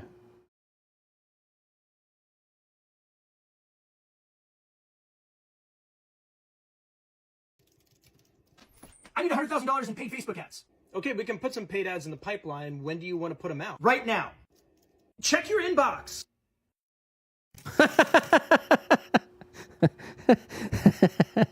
Pretty sure every marketing department at every sticker company in the country was not prepared for how their money was going to go. True. Finding out the CEO just did this with their client contact list, I can picture the comms team having an absolute heart attack. My favorite was just we make stickers. Can someone explain like I'm 5? Sticker Mill makes labels for small business. I take it and the CEO decided to firebomb his company to bootlick Trump. Yep. Yeah, that's it. That's accurate. Inflation for June.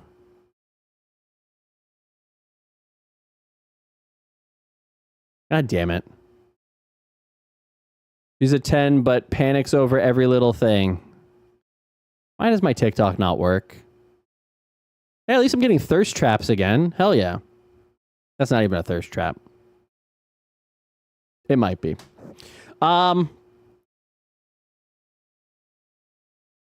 Play. I want to see this video. I actually want to see this video. Can it not load the TikTok? There we go. But his brain is made of shrimp. Okay. All right. Try TikToking in the shower for that. How dare you, Slashy? How dare you? Guys, I think we should wrap it up there.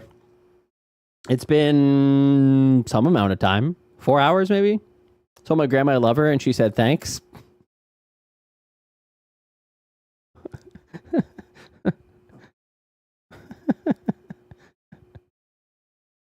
Save that message.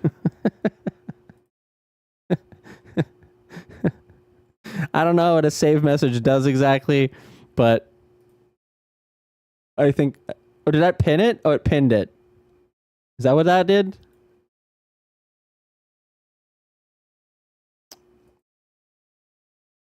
Put that on the screen. It sends it to Discord if you configured it. Oh, interesting. What are you using for chat? I'm using TwitChat. TwitChat.fr. It is a French developed Twitch chat program. I am on the beta line of it, so I do have some additional functionality that people don't actually have. Oh, that's how I do it. Save messages.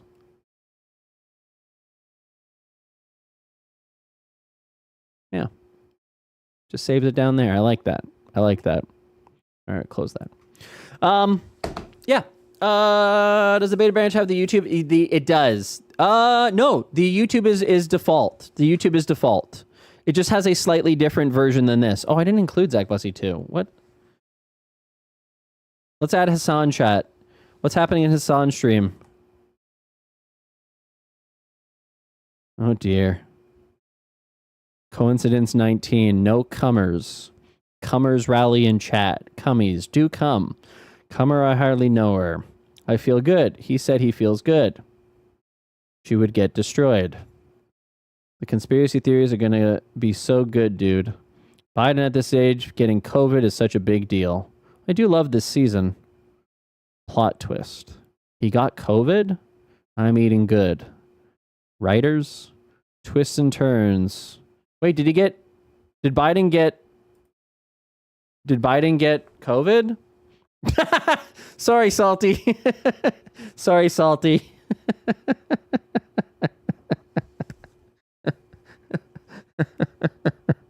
See, it is kind of cool, eye candy, that we can have other people's chats and just integrate it and make it look like I have a fast-moving chat.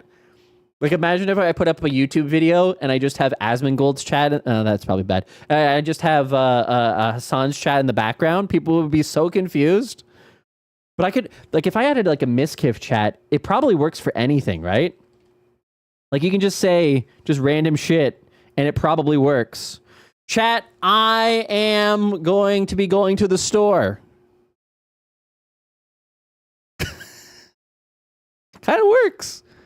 It kind of works. It's got kind of a slow-moving chat compared to... You guys ever at the store and you're going to pick up a watermelon and then you realize the price of watermelon is like $20 and you're in Canada, bring it home. I'm not bringing it home. Yeah, see, everybody knows. See, everybody knows. They're like, that's incredible. Yeah, I know. Ridiculous. Ridiculous. You could just do that. You can just literally just take his audience. Why not? I peed myself. Oh shit, it's popping off. Great story. I know. Does Twitch chat run in browser? It does. It does, Nair. Thank you, Slashy. Thank you. When I started streaming, I'd read and respond to other people's chats to stay active. That's so smart. That's so smart. That's so smart. Yeah, it's Nair. Where are these emotes from?